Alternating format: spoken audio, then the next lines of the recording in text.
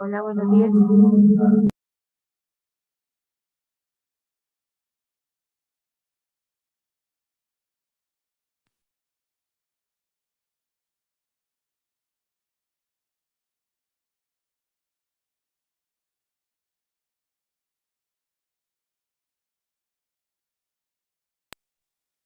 Hola, buenos días.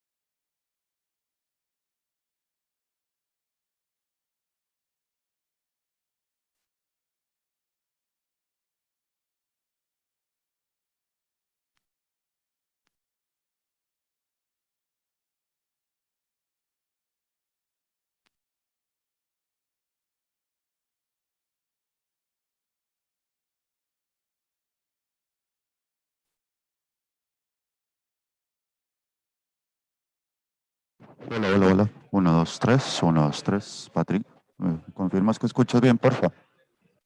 Hola, hola, hola, hola. 1, 2, 3, 1, 2, 3, sí. Hola, hola, hola, hola. Sí.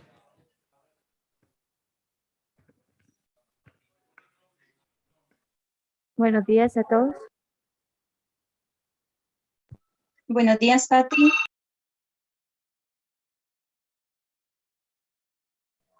Hola, hola, hola.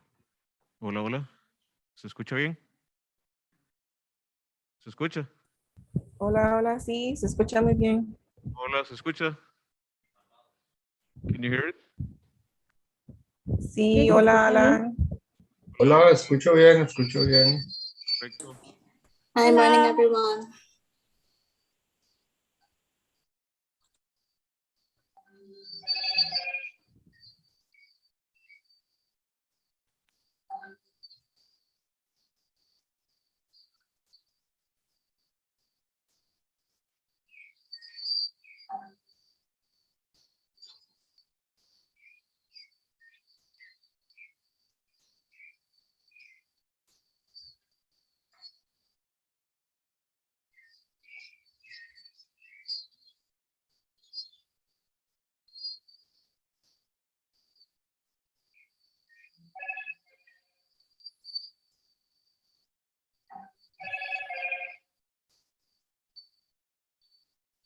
Yeah, you can understand.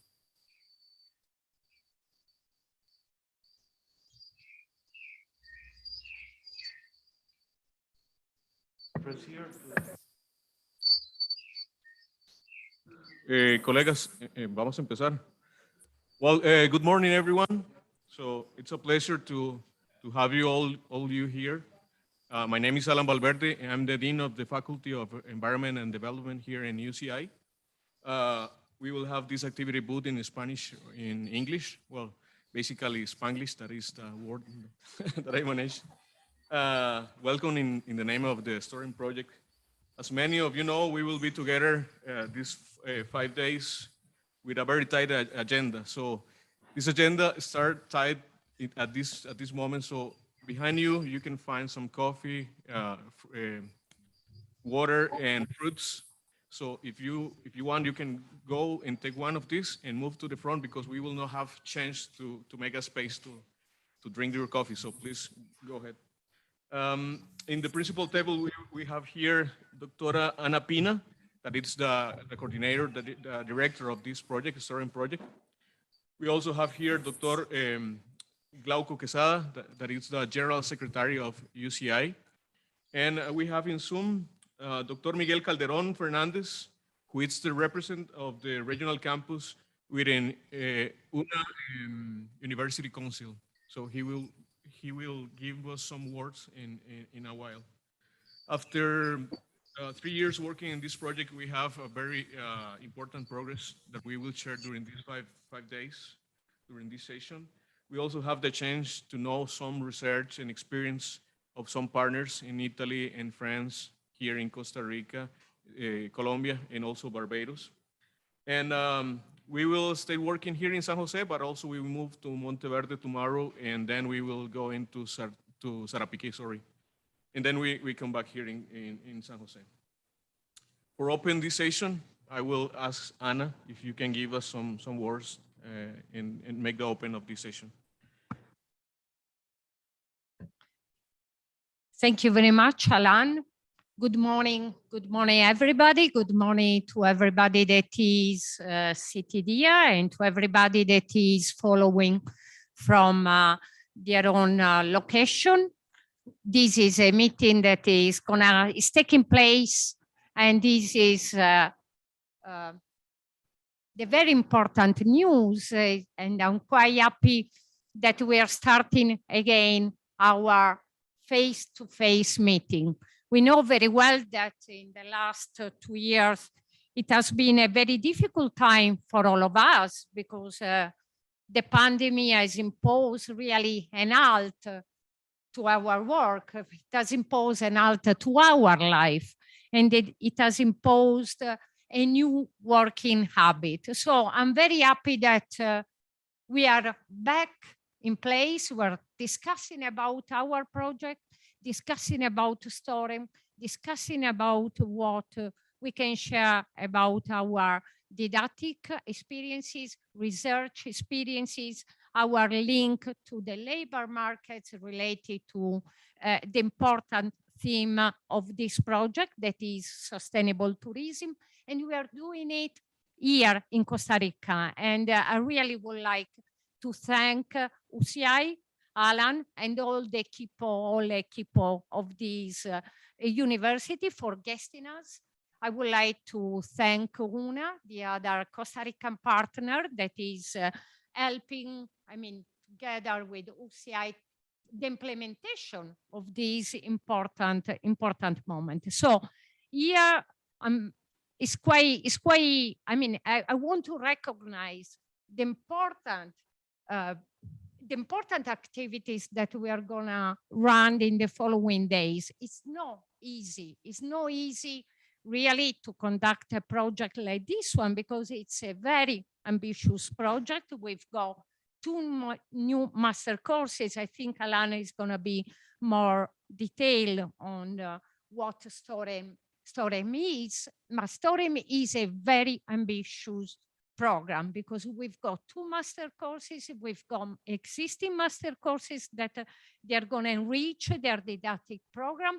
We've got the program of establishing what we can call observatories within each institution. And we also talk about the integration of the vulnerable student population. So it's very ambitious program, but any program like this would have been, it would have been difficult in a normal time. With a pandemic, with a situation like the one that COVID imposed on our life, it became very difficult, but we are back here in place, running our activities. So I'm very happy as a coordinator of this project to introduce these working days.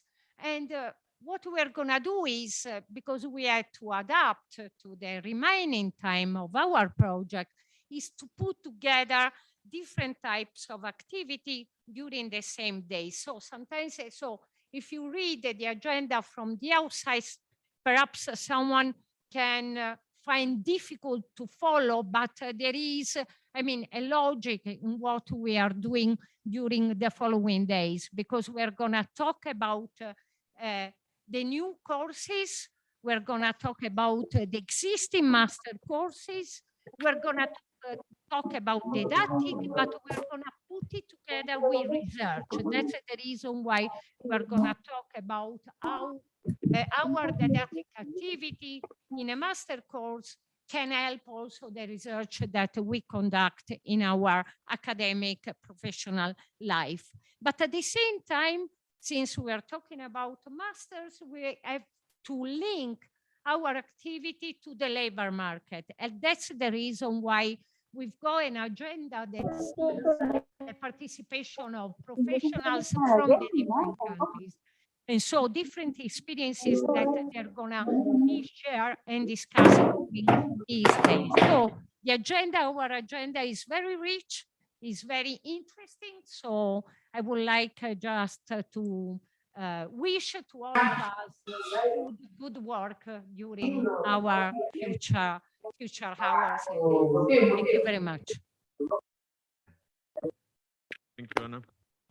Now we have the words of Dr. Miguel Calderón. Miguel, can you hear us? Escucho poquito. No sé si usted me escucha bien.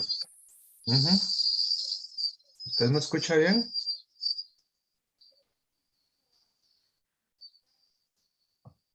¿Ahí sí me escucha? Te escuchamos, sí, adelante. Puedes proyectar. Bueno. Muy buenos días de parte de la Universidad Nacional y del Consejo Universitario. Un gusto compartir con ustedes. Adelante, Miguel, le escuchamos. ¿Me escuchan bien? Estoy tratando. Ahí ¿cómo se oye el tono? ¿Bien? Creo que no me escuchan. Sí, lo escuchamos bien, Miguel. Sí. ¿Me escuchan bien? Sí. El Consejo Universitario, yo soy representante del Consejo Universitario de la Universidad Nacional en el ámbito Un regional. momentito, Miguel. Ujú. Qué pena, es que no lo escuchamos. Los que no Algo sí está estamos en el pasando. Zoom no se escucha. Algo pasa, sí. Yo te escucho bien ahí, pero... ¿Ahora? Sí.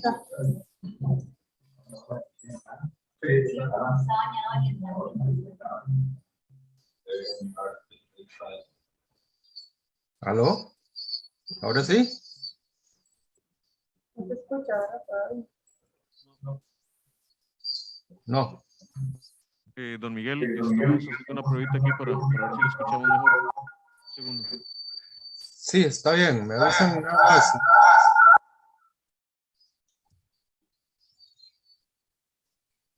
Háblenos ahí, don Miguel, por favor. Ahora sí, vamos a ver si me escuchan.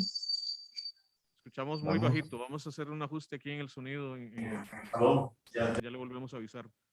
Perfecto.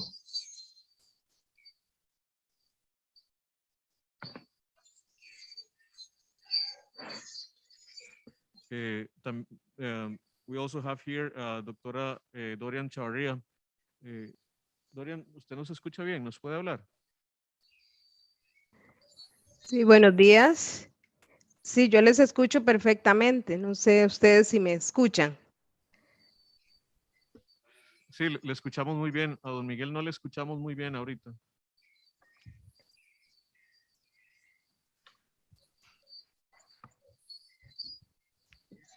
Don Miguel, mientras revisamos qué pasa con su audio, le vamos a pedir a Dorian si nos regala unas palabras ella en nombre de la sede, de la UNA. Sí, bueno, muy buenos días. Tengan todos y todas. Para la Universidad Nacional, sede regional Chorotega, es un gran honor el poder el día de hoy dar inicio a esta serie de actividades del taller que inicia en el día de hoy. Fruto de las alianzas y de las articulaciones a nivel interno, pero también a nivel externo, ¿verdad? Sobre todo en el marco del proyecto STOREM. Desearles que sea una jornada de mucho éxito, ¿verdad? Una jornada que sobre todo en el marco de los compromisos y del entregable, sobre todo que se va a producir pues ya como fruto de toda esta jornada de trabajo y por todo el recorrido que van a realizar, iniciando hoy, ¿verdad? También con la acogida de la universidad para también para la transferencia internacional, que eso es fundamental, estos lazos también interinstitucionales y el recorrido que van a realizar, bueno, por Sarapiquí, por Cartago, por Monteverde, ¿verdad? Todas las diferentes estancias, ¿verdad? Y sobre todo la gestación de ese conocimiento que sé que va a nutrir muchísimo, ¿verdad? Pues todos los insumos para y generar, sobre todo desde el emprendedurismo también, los insumos necesarios para alimentar, ¿verdad? Para alimentar pues los productos en el marco de este proyecto STOREM. Agradecerle enormemente al equipo también que lidera desde la sede regional Chorotega estas iniciativas y en el marco del proyecto STOREM, liderado y coordinado por el doctor Alfonso Lara, el doctor Juan Carlos Picón, el doctor Esteban Barbosa, ¿verdad? Laura Obando también, la doctoranda Laura Obando, ¿verdad? Y todo el equipo que está también pues acompañándolos en toda esta gestión. Un agradecimiento también a doña Ana Pina y a todos los que nos acompañan, ¿verdad? Y que van a estar a lo largo de esta jornada de trabajo y de veras que desearles que sea de mucho éxito y que esperamos que pues ya muy pronto también ver el producto final, ¿verdad? De la maestría en turismo en marcha y también pues alimentada por todos los insumos generados de este taller y con el aporte y el conocimiento de todos ustedes y que sabemos que va a aportar no solo para el desarrollo del turismo a nivel nacional y a nivel internacional en estos tiempos tan complejos, ¿verdad? Y que requieren el concurso pues de todos los actores sociales, ¿verdad? Para pues poder generar los cambios y las transformaciones que se requieren en este momento. Muchísimas gracias, que tengan unas jornadas de trabajo muy exitosas y de veras que desearles pues el mayor de los éxitos nuevamente en esta jornada. Muchísimas gracias. Thank you, Doctora Dorian Chavarría. Miguel, can you try it again? Me he conectado del teléfono, compañeros y compañeras. No sé si... Escuchamos mejor ahí. Vamos a ver. ¿Ahí sí me escuchan? Adelante, sí, lo escuchamos. Puede ser que la computadora o haya alguna configuración que no me esté dando sonido, pero el teléfono creo que sí me lo da. Me parece que sí me escucha. Bien. Escuchamos, adelante. Gracias. De parte de la Universidad Nacional, de parte del Consejo Universitario, pues un saludo cordial. Decirles que estamos muy atentos a todo el proceso que se va llevando a cabo desde mi participación como Consejo Universitario, atendiendo las regiones. Para los que no están en esta sintonía, bueno, yo represento a las regiones en el Consejo Universitario de la Universidad Nacional y me integro a estas actividades en la medida de lo posible, pero sobre todo me informo de lo que está sucediendo y colaboro en lo que se pueda intervenir para que las cosas vayan saliendo en caso de que algo no parezca ir en esa dirección. Hago lo posible. Pero decirles que es un gusto compartir aquí con ustedes, con la comitiva, los compañeros, compañeras, los aliados, como tantas frases y dichosamente en el castellano podemos decir de nuestros aliados y aliadas internacionales, llámese desde la Unión Europea y desde América Latina y sobre todo Centroamérica y el Caribe. Estas alianzas son importantes, son muy fundamentales para el crecimiento de estos proyectos o de estos programas, especialmente en la línea que se han desarrollado y los objetivos que se han planteado, que tienen que ver mucho con la investigación, con la innovación, con el desarrollo de estas comunidades, tanto en el ámbito sociocultural como socioeconómico y por supuesto en el tema ambiental. A mí me parece maravilloso este programa en el sentido de que cubre o enmarca todos estos elementos de la vida humana, especialmente en una región caribeña y centroamericana donde los índices de desigualdad son impresionantes, donde los índices de pobreza y déficits en el desarrollo humano son impresionantes. Así que viendo el programa, viendo los contenidos, viendo los objetivos, trabajando con ustedes, se da uno cuenta que tenemos ante nosotros un programa que se integra complejamente con la sociedad y que abarca todo este estudio desde un pensamiento complejo, no desde una unidireccionalidad de un tema. Por tanto, me parece fundamental, me parece maravilloso que la sociedad centroamericana y caribeña se vean bajo este concepto de complejidad. Estamos albergando solo Costa Rica, uno de los países más desiguales del mundo, más desiguales de América Latina.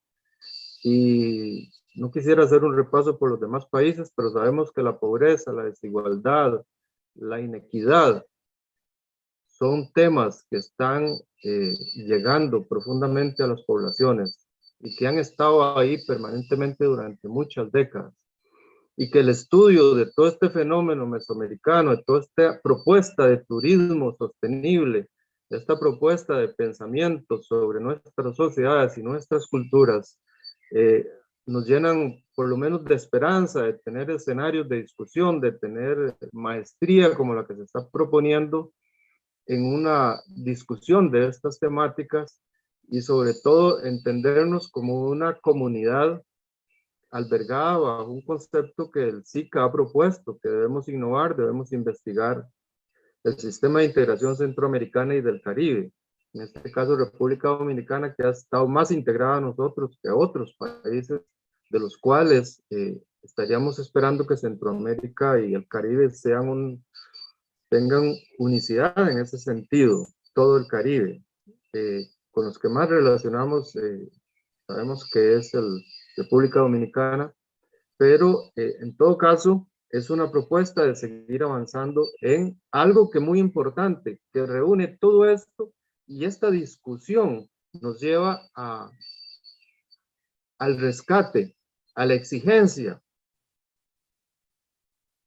a la obligatoriedad de exigir los derechos humanos para nuestras poblaciones. Y en esto, desde la Universidad Nacional, son principios de humanismo, principios de equidad que se manejan y por los cuales se ha fundado. Por tanto, es una universidad que, integrada a todos ustedes, está obligada, está llamada a dar lo máximo para que estos proyectos se lleven a cabo y sobre todo para que estos derechos humanos, que incluyen también la defensa del ambiente, con proyectos turísticos de pensamiento, de mejor análisis que otros que han surgido en la región y en nuestra región también, en nuestro país, y que puedan generarse estas propuestas a partir del rescate de los derechos humanos. Éxitos en este desarrollo. Yo voy a estar por acá integrado en lo que pueda. Tengo otras reuniones inmediatamente, pero bueno, vamos a estar al tanto de todo lo que va pasando porque es muy importante. Muy importante desde nuestro quehacer universitario. Muchísimas gracias. Thank you, Dr. Miguel Calderón. And last but not least, we have Dr. Glauco Quesada, who is our General Secretary. Glauco. Morning, everybody. I'm going to speak in Spanish. En nombre del señor rector de la UCI, el doctor Eduardo Müller Castro, reciban una muy cordial bienvenida. Y reciban en particular una calurosa bienvenida a participar en estas jornadas de trabajo y aprendizaje conjunto y cooperación que sobre las múltiples dimensiones del turismo se realizarán a lo largo de esta semana con este equipo en estas instalaciones y en otros espacios que se estarán visitando. Para nosotros es un honor y una gran satisfacción saludar a las personas representantes de la Universidad de Cagliari en Italia, de las universidades colombianas de Magdalena y AFIT, así como a los colegas de la organización italiana trabajando en Colombia, Unidad de Planificación y Desarrollo, y también a nuestros compatriotas de la Universidad Nacional de Costa Rica, la sede Chorotega en Guanacaste. A la distancia, pues también saludamos a los representantes de la Universidad Paul Valéry en Montpellier, de Francia, y a la Universidad de la West Indian University en Barbados. Desde la UCI nos emociona participar activamente en una actividad con tan importantes y loables objetivos como lo son no solamente la actualización, sino la creación de nuevos programas y componentes educativos de turismo, así como de formalizar instancias de investigación y del intercambio de experiencias para el fortalecimiento de capacidades desde la experiencia vivencial de los socios que hoy se encuentran aquí. lo cual conlleva el impulso y consolidación de un observatorio de turismo. Esperamos aportar desde nuestra perspectiva y experiencia en turismo sostenible y desde nuestra concepción de desarrollo regenerativo como parte del compromiso que tenemos con el fortalecimiento del sector turismo y con los socios con los que conformamos todo este consorcio. Ha sido nuestra pretensión estratégica, sostenida desde nuestra fundación hace 28 años, la promoción de la cooperación como una herramienta para co-crear soluciones educativas y de cooperación que contribuyan a la construcción de una sociedad inteligente con ética universal mediante alianzas participativas, responsables y solidarias. Nos satisface saber que con ustedes compartimos una visión global de innovación educativa al servicio de una sociedad de conocimiento que sea inclusiva, que aborde los retos actuales desde la complejidad, la diversidad y los contextos cambiantes en los cuales nos encontramos. Gracias por visitarnos y por construir con nosotros, alentando a las comunidades de aprendizaje, pensando en los más vulnerables. Cuenten con nosotros siempre.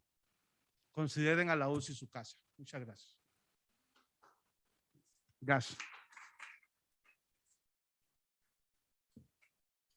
Thank you, Dr. Glauco Quesada. Well, as Dr. Ana says, this project is focused in four objectives. One of these is focus on master curricula development. Basically, there are 2 universities that already don't know a master degree program in tourism. This is UNA and also Unimagdalena. They are creating a new master's degree in tourism. In the other universities involved on this initiative, we already have a program and we are trying to update in this program based on the interchange of experience. And that's why it's very important for us to have all you here and also the ones that are following us in Zoom, because it's the space in the way that we are finding the way to updating our programs. There, as Ana and also Glauco says, we are creating an observatory for sustainable tourism. That's the other part where all the partners are trying to define what are the interest areas. And through this information or through this knowledge, we are trying to make the third objective, that it's trying to work with the public and private sector involved in tourism. So this is the way that we are trying to link the different objectives in this project. And we also,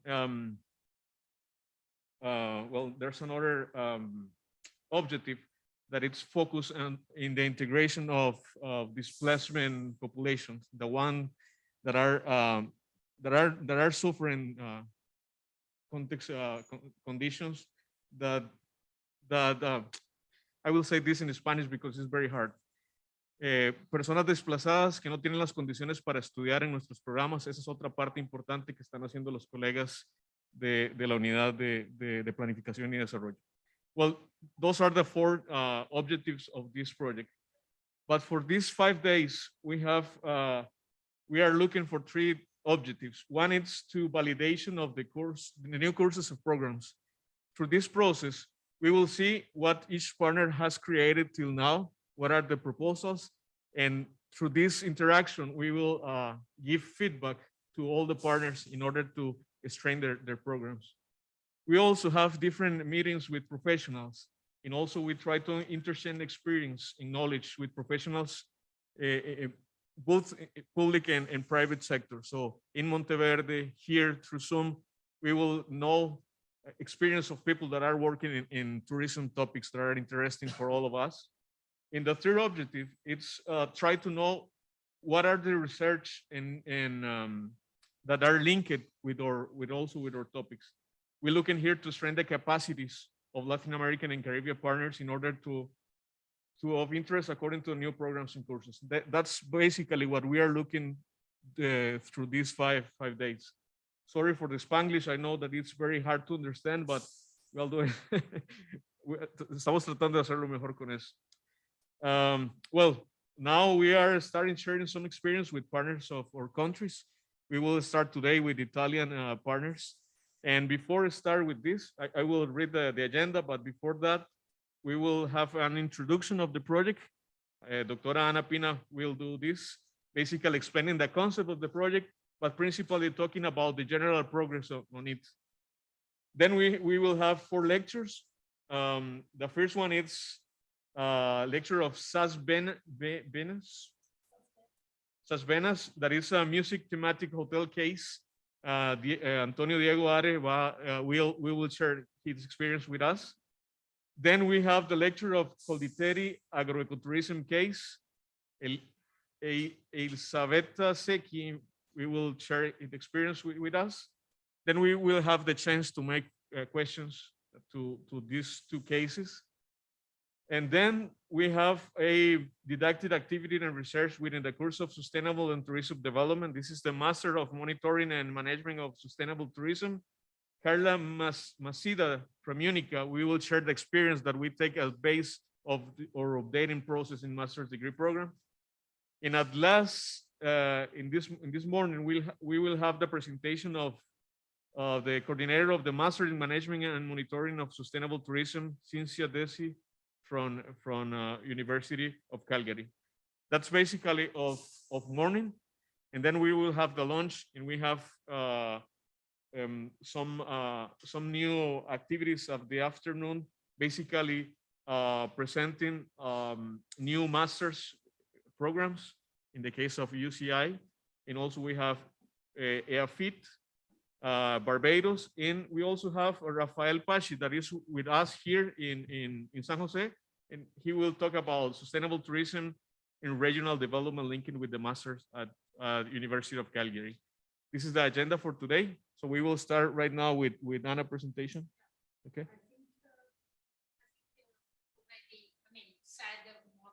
Okay. Most of the information that.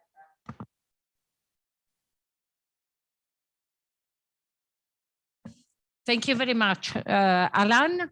I think, okay, I'm now, Paula, can you help me with managing the presentation? Just a recap of what we are doing with Storem, which is the position we arrive till this day.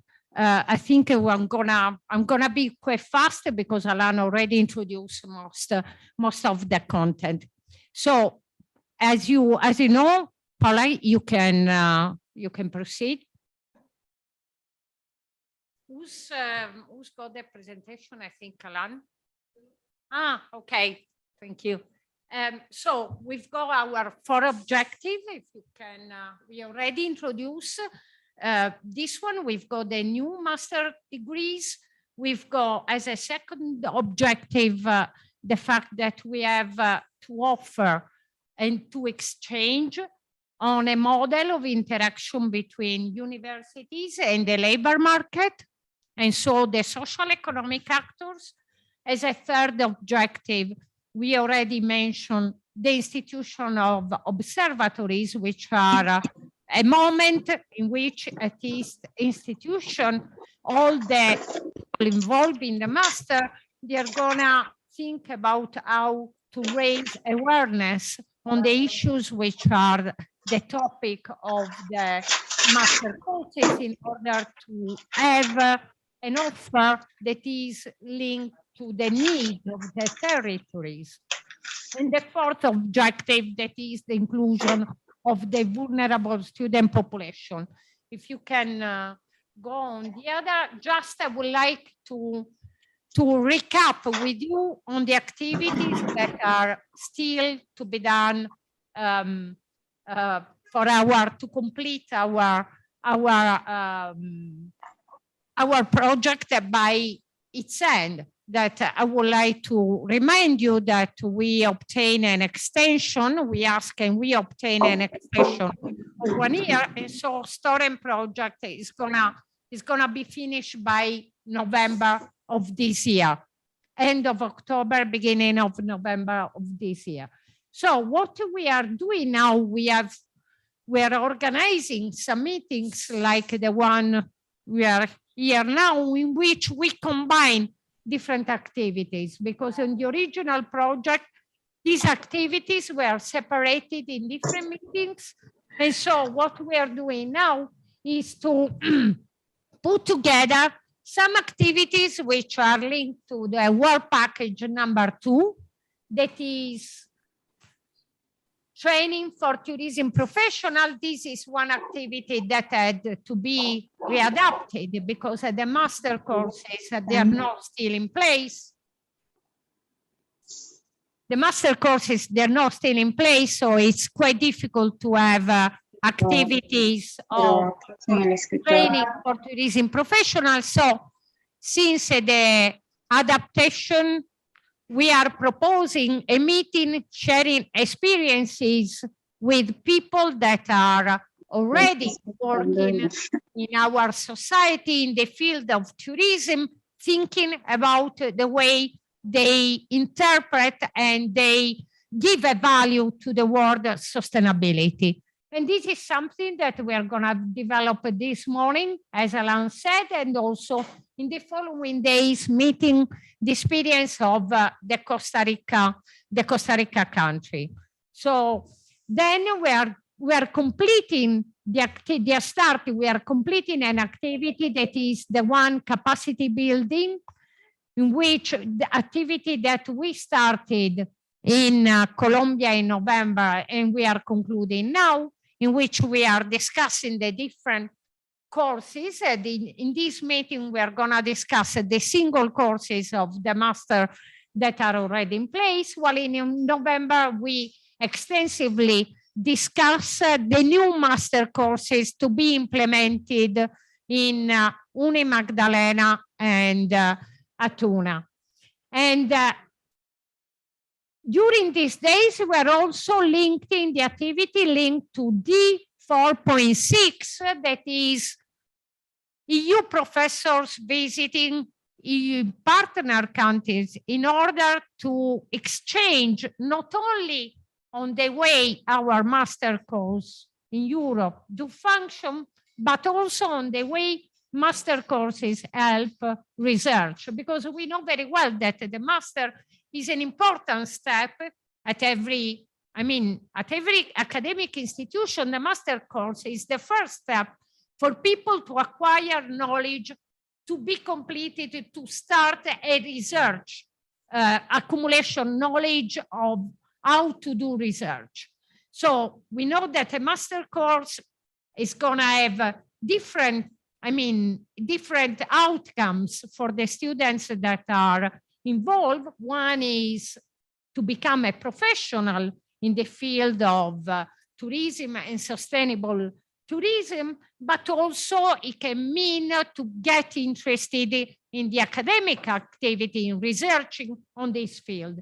So we preview this activity to be quite important to be shared. So that's the reason why we are putting together these two activities during this meeting. So at this moment, we are at this stage, and we've got some other meetings. 3 other meetings are in our work program of our project. One is exactly linked to what is called career development. So we have to discuss how we interpret these fundamental activity for our courses. And the other 2 activities are the visits of EU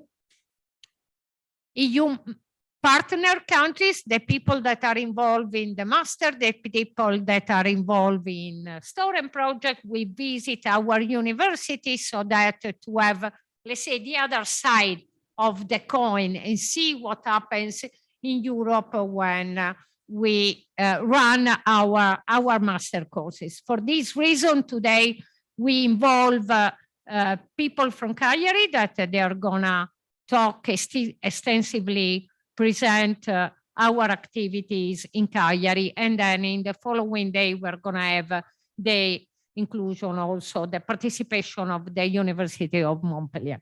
I think I'm done till now. We can start with our work for today, and so I leave to Alan to present the following steps of our agenda. Thank you very much. Okay. Yeah. Thank you, Dr. Ana. Remember that we have coffee behind you. Please don't be shy. We need to empty all the coffee. So we need Antonio Diego is not here at this moment. Okay. In 5 minutes. Okay.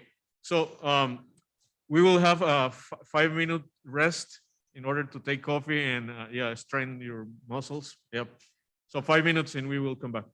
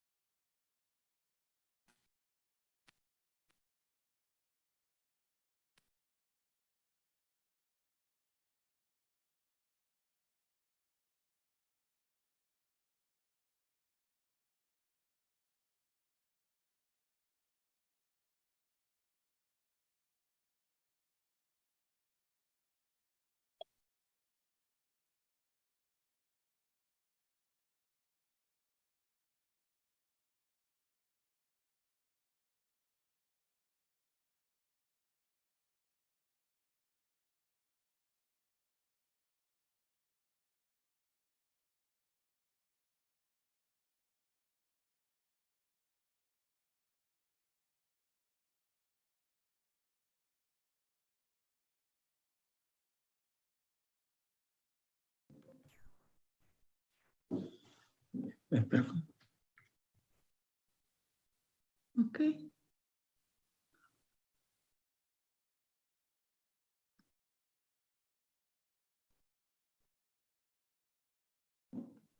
Ah, forse perché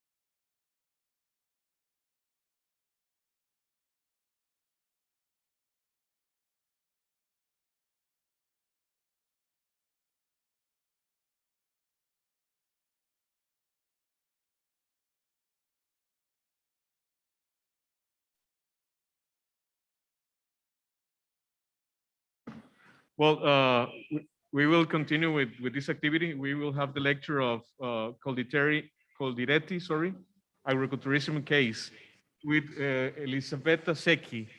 Elisabetta, we will talk with us in Italian, so we have the best translator that we can get in the project, that it's Matteo Belinzas, so he will help us with the translation to Italian to English. So Matteo and Elisabetta, welcome.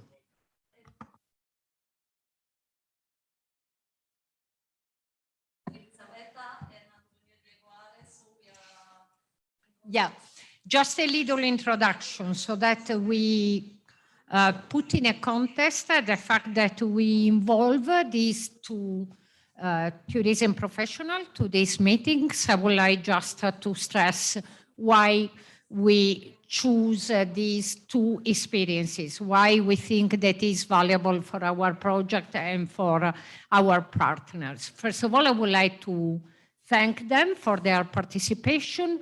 When you think Sardinia, you think, the majority of the people, of those people that globally know Sardinia and know the fact that Sardinia is a touristic destination, usually Sardinia is known for the fact that it's got fantastic beaches, and tourism associated to Sardinia is the one of sun and beach. So the typical touristic offer of a location that is blessed by the fact of having good weather. But tourism in Sardinia is not only this, and that's the reason, and we know very well that we have to share about our experiences on this type of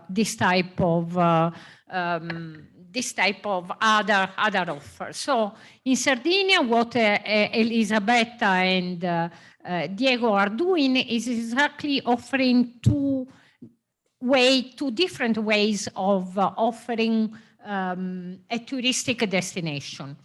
And they are dealing with some important specificity about Sardinia, the fact that we need to be more inclusive of the territories. That means that Sardinia is not only coast, Sardinia is also villages in the internal part of the island, for example, and those villages are risking to disappear because people in the last 50 years have started to leave them. So the experiences that we are gonna hear from Elisabetta and Diego are the experiences of two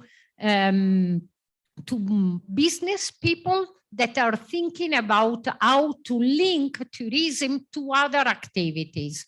And so Elisabetta, she's gonna talk about the activity linked to the agriculture sector, the activity of offering products that are clearly connected to the gastro offer. And she's gonna talk us about how to connect it to tourism. While instead, Diego is gonna offer the experience of the activity Isbenas, that is located in a small village in the center west of Sardinia called Santo Lussurgiu, where the idea is to offer a type of accommodation that involves the original houses of the village. So it means that this does not mean constructing a new hotel. This does not mean constructing a new building, but offering the existing one as a possible accommodation for tourists. And this experience is gonna tell us better. This experience has been successful in time and has been also becoming bigger and involving other realities in the island. So just an introduction, we'll leave the word to them now. Quiero presentar Elisabetta Secchi, tiene 42 años, es la presidenta de los agricultores directos, una asociación que trabaja en Cerdeña y reúne, una cooperativa que reúne los agricultores para que puedan producir y comercializar mejor sus productos. Ella tiene una maestría en agricultura de calidad y disfrutó su maestría y conocimiento hace muchos años, más de 20 años, para desarrollar nuevas actividades. Ella también tiene una empresa que trabaja en bioagricultura y por medio de esta empresa realizó hacer nuevas actividades. Se volvió esta empresa como multifuncional. Esta multifuncionalidad es también direccionada hacia el turismo. Así que tiene productos de calidad que hacen promoción del territorio de Cerdeña, sobre todo como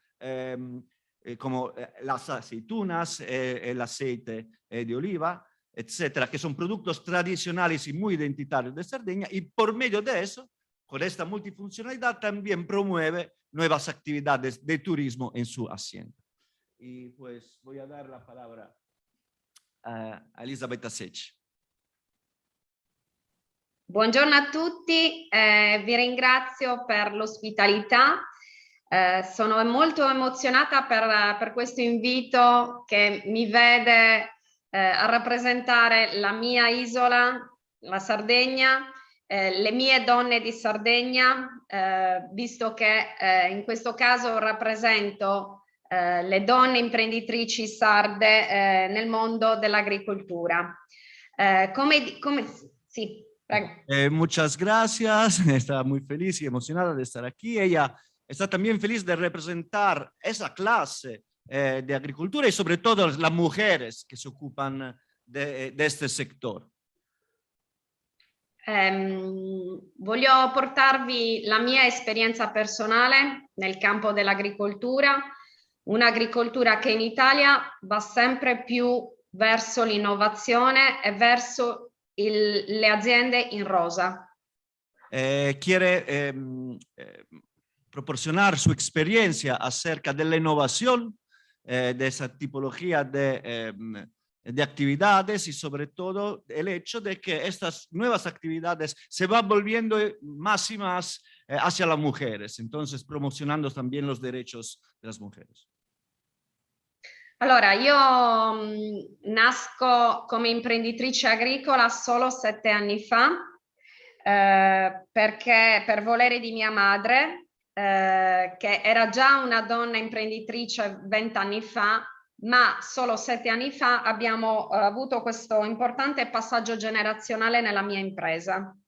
Ella se volvió empresaria en agricultura solo hace 7 años, lo tenía de familia, pero como el cambio generacional, ella tuvo la oportunidad con eso de tomar la rienda de las actividades de familia y pues desde 7 años está adelantando esas actividades.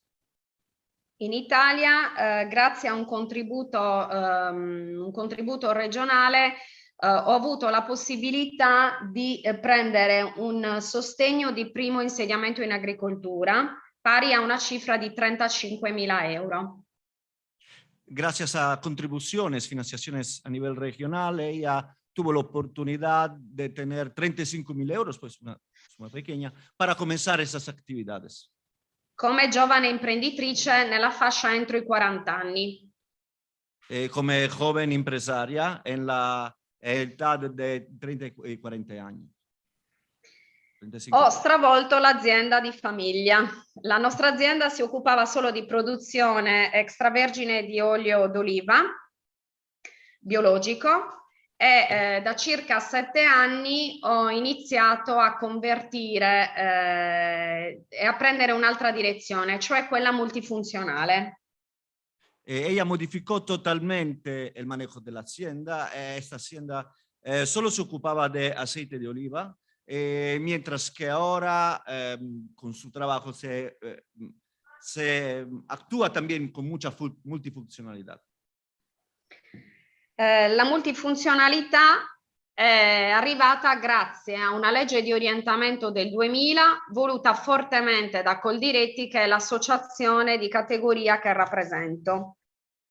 Sí, esta multifuncionalidad llega por medio de una ley que fue empujada por la misma asociación de coldirectos, se llama así, ¿no? De los agricultores directos, pues impulsada por esa misma cooperativa para lograr esa multifuncionalidad.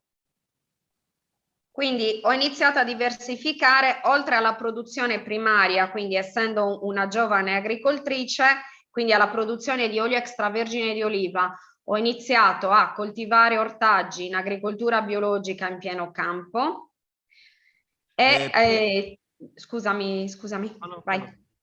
E anche tutta una parte dedicata alle culture delle leguminose per conservare alcuni semi antichi. Pues comenzó por medio de esta ley, de esta contribución, a no solo, claro, seguir con el aceite de oliva, pero diversificar. Diversificar también cultivando hortalizas y leguminosas. Ovviamente per poter essere un'azienda multifunzionale bisogna essere un agricoltore puro secondo un articolo di legge che esiste in Italia che è il 2135. Poi sì, vai.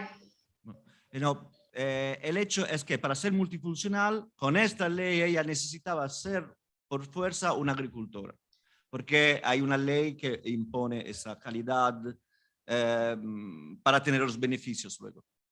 Esatto, la mia azienda, oltre a fare produzioni primarie, oggi è una fattoria didattica che accoglie circa 650 bambini l'anno. Pues aparte de esas cosas, su empresa ahora ya es también una granja didáctica que acoge, ¿cuántos? 650 bambini 650 niños al año. Da 2 anni abbiamo dedicato una parte di un oliveto alla nascita di un agricampeggio, una forma di turismo rurale differente. Y también comenzaron a dedicar una parte de la granja al desarrollo de un agricamping, Yes. entonces para tener más multifuncionalidad y diferenciar la oferta. Oggi il turismo rurale è un turismo che ha preso molta conoscenza, soprattutto nel campo della vacanza esperienziale. El turismo rural ahora está tomando, está logrando ser siempre más competitivo. También por medio de estos servicios, pues está creciendo el sector. La mia azienda offre la possibilità a chi ha voglia di una vacanza esperienziale, quella di vivere nei campi, vivere la quotidianità che offre l'azienda agricola, portando a casa e conservando un'emozione e un'esperienza. Su empresa se está desarrollando hacia el turismo experiencial, entonces nuevas experiencias que se van a desarrollar allá mismo en la empresa y que van a hacer ver cómo funciona la vida de allá. Entonces la gente se va enriqueciendo con la experiencia de la vida rural. Questa formula di turismo ci permette di incrementare di turismo e di multifunzionalità, ci permette di incrementare il nostro reddito aziendale. Esta tipología de multifuncionalidad le hace lograr una mayor, ¿cómo decir? Un mayor crecimiento a nivel económico de la empresa.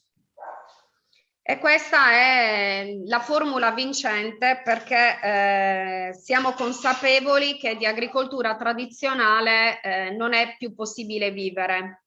Este es el éxito de esta estrategia porque sabemos que ya de economía tradicional, de agricultura tradicional ya es muy difícil vivir. Entonces esa es la estrategia que les permite de ir adelante y tener un buen negocio.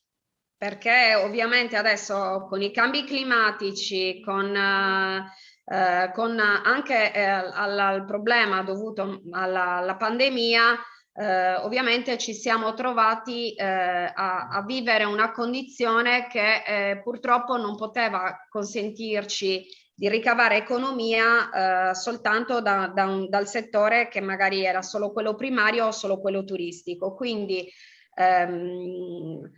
diversificando abbiamo la possibilità di poter incrementare o incentivare quello che è il nostro lavoro e il nostro reddito.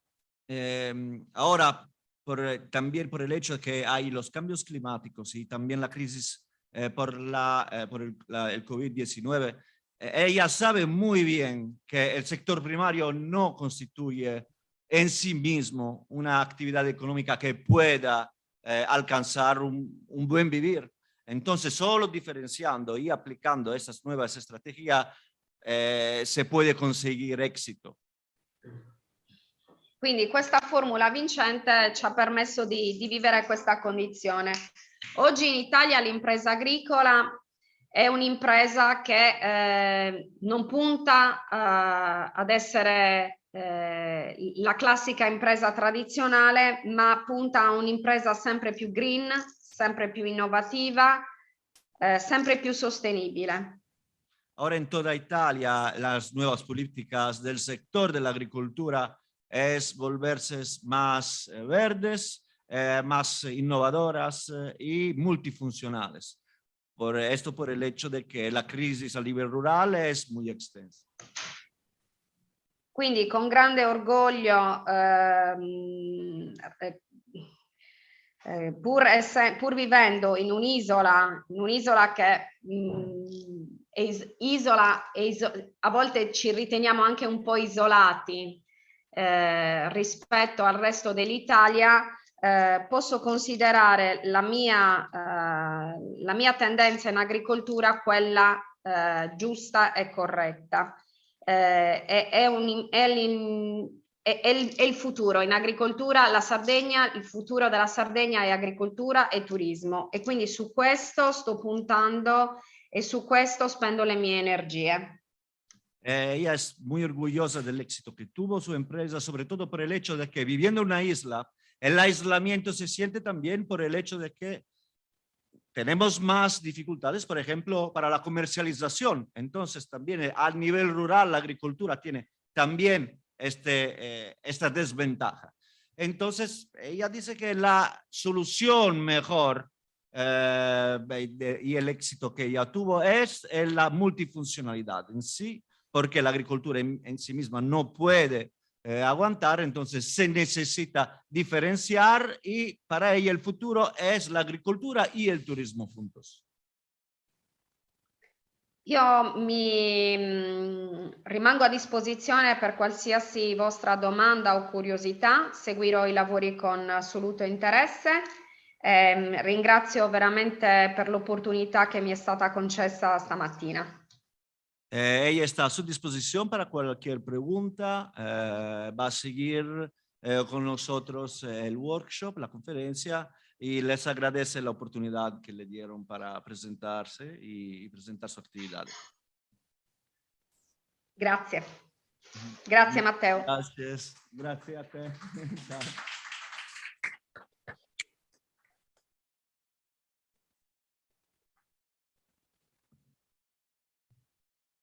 Bueno, muchas gracias, Elizabeth. Y muchas gracias a Mateo también. Sí pasó la prueba de italiano, Mateo. So, we will continue with Antonio Diego Are, that his lecture is of Saez Benas, Music Thematic Hotel Case. After the Antonio Diego presentation, we will have a space for questions and answers for the two presenters. So, Antonio, can you hear us? Senti? Sì, sì, sì, sì. Antonio, sì. Sì. Hai una presentazione in PowerPoint da poter condividere o presenti senza? No, facciamo vedere qualche immagine in PowerPoint. Perfetto. Verónica, ¿puedes por favor permitir que comparta pantalla? Gracias.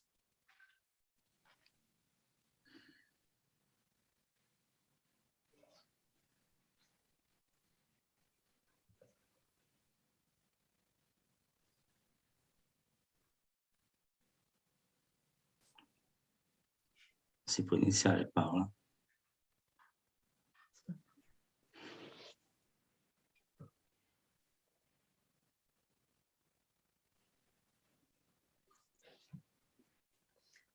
Antonio, ti chiederei di andare, come dire, di non Inizia. esprimere troppi concetti di fila in modo da poterti tradurre nel migliore dei modi, e qui abbiamo la collaborazione di altri colleghi che possono completare con il mio Benissimo. spagnolo. Possiamo iniziare a condividere, sì? Certo. Sì, sì, puoi iniziare. Allora, sì, posso anche iniziare. Bene. Allora, io sono Antonio Diego Are, sono qui con Marianna, che è una delle mie figlie. Sono un insegnante di musica da diversi anni. Marianna invece mi dà una mano nell'attività riguardo la comunicazione. Lei ha fatto studi di architettura e al momento dà una mano a me nel lavoro della struttura. Antonio Diego Are es el director del Hotel Las Venas, es profesor de música y a su lado está su hija, Mariana, que es arquitecto y en este momento lo ayuda en gestionar y en las actividades de comunicación y difusión relacionadas al hotel. Il nostro paese si chiama Sant'Ursurgiu, è un paese della provincia di Oristano che si trova nel centro della Sardegna, rivolto a ovest a circa 30 km dal mare. El pueblo donde opera Las Venas, donde se encuentra el hotel, es Sant'Ursurgiu, en la provincia de Oristano, en la parte oeste de la isla y a 30 kilómetros del mar. È un paese medievale, risale a circa il XII secolo.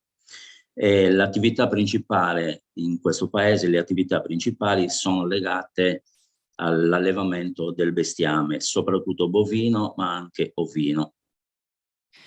Es un pueblo de origen medieval del siglo XII y las actividades principales son relacionadas al allevamento. Sì, bovino. Alla ganaderia. Alla ganaderia.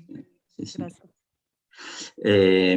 Il territorio è un territorio che fa parte del Montiferru, di cui fanno parte diversi paesi, e il nostro paese si trova a circa 600 metri di altezza. Este territorio pertenece a un territorio que se llama Montiferru, donde pertenecen también otros pueblos y se encuentra a 600 metros de altitud.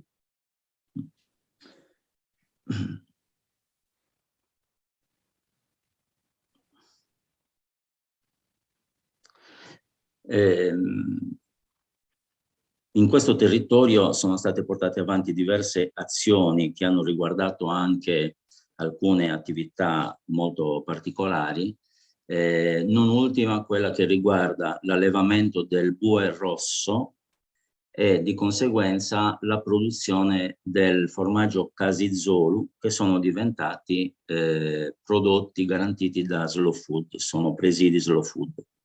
En este territorio fueron desarrolladas varias actividades y entre estas hay que mencionar la ganadería relacionada al buey rojo. No estoy tan segura de la buena traducción de esta palabra, y a la producción del Casizolu, que es un queso típico de Sardeña que tiene un origen muy antigua y que Diego nos va a explicar un poco mejor para que nuestros colegas no puedan entender, y que ha sido reconocida y que ha sido integrada por Slow Food.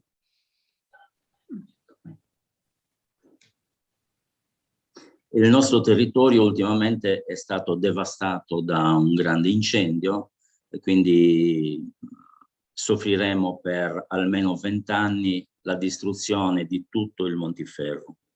Este territorio ha sido devastado por un gran incendio y la consecuencia de este incendio se verán por los próximos 20 años. O sea que el territorio necesitará mucho tiempo para poderse recuperar. Sì. Ecco, in questo contesto, nei primi anni '80, dopo che io sono un po' grandicello già, ho qualche annetto, quindi per me gli anni 80 erano gli anni della mia giovinezza. Ho iniziato a frequentare diversi corsi musicali. I miei studi sono andati avanti tra Sassari, Roma e Urbino. En este contexto, bueno, Antonio Diego en los años 80 empezó a estudiar música y lo hizo en varias ciudades de Italia. E ho iniziato a organizzare a Sant'Ursulgio dei seminari internazionali di musica antica, in particolare sulla musica del 1600 e del 1700. Y empezó a organizar seminarios de música antigua y en particular de la música del 1600 y 1700. Sí. En su territorio organizaba esto. Sì, in tutti questi anni sono arrivati a Sant'Ursulgio studenti e maestri da tutte le parti del mondo. Abbiamo avuto allievi che sono arrivati proprio da tutte le parti del mondo, America, Asia, Africa, dappertutto. Y gracias a estas actividades, a Sant'Ursulgio empezaron a llegar estudiantes de verdad de todo el mundo, de los varios continentes del mundo. Come organizzavo l'ospitalità? Io chiedevo la cortesia agli abitanti di Sant'Ursulgio, soprattutto alle signore di Sant'Ursulgio, di ospitare gli studenti che arrivavano un po' dalle diverse parti. Antonio nos está explicando cómo empezó a organizar el hospedaje para las personas que llegaban. Entonces preguntaba sobre todo a las mujeres del pueblo de poder hospedar a la gente que estaba llegando de todo el mundo. E questo è andato avanti fino agli anni 90. Verso la fine degli anni 90 c'è stato un progetto della comunità europea che si chiamava Leader 2.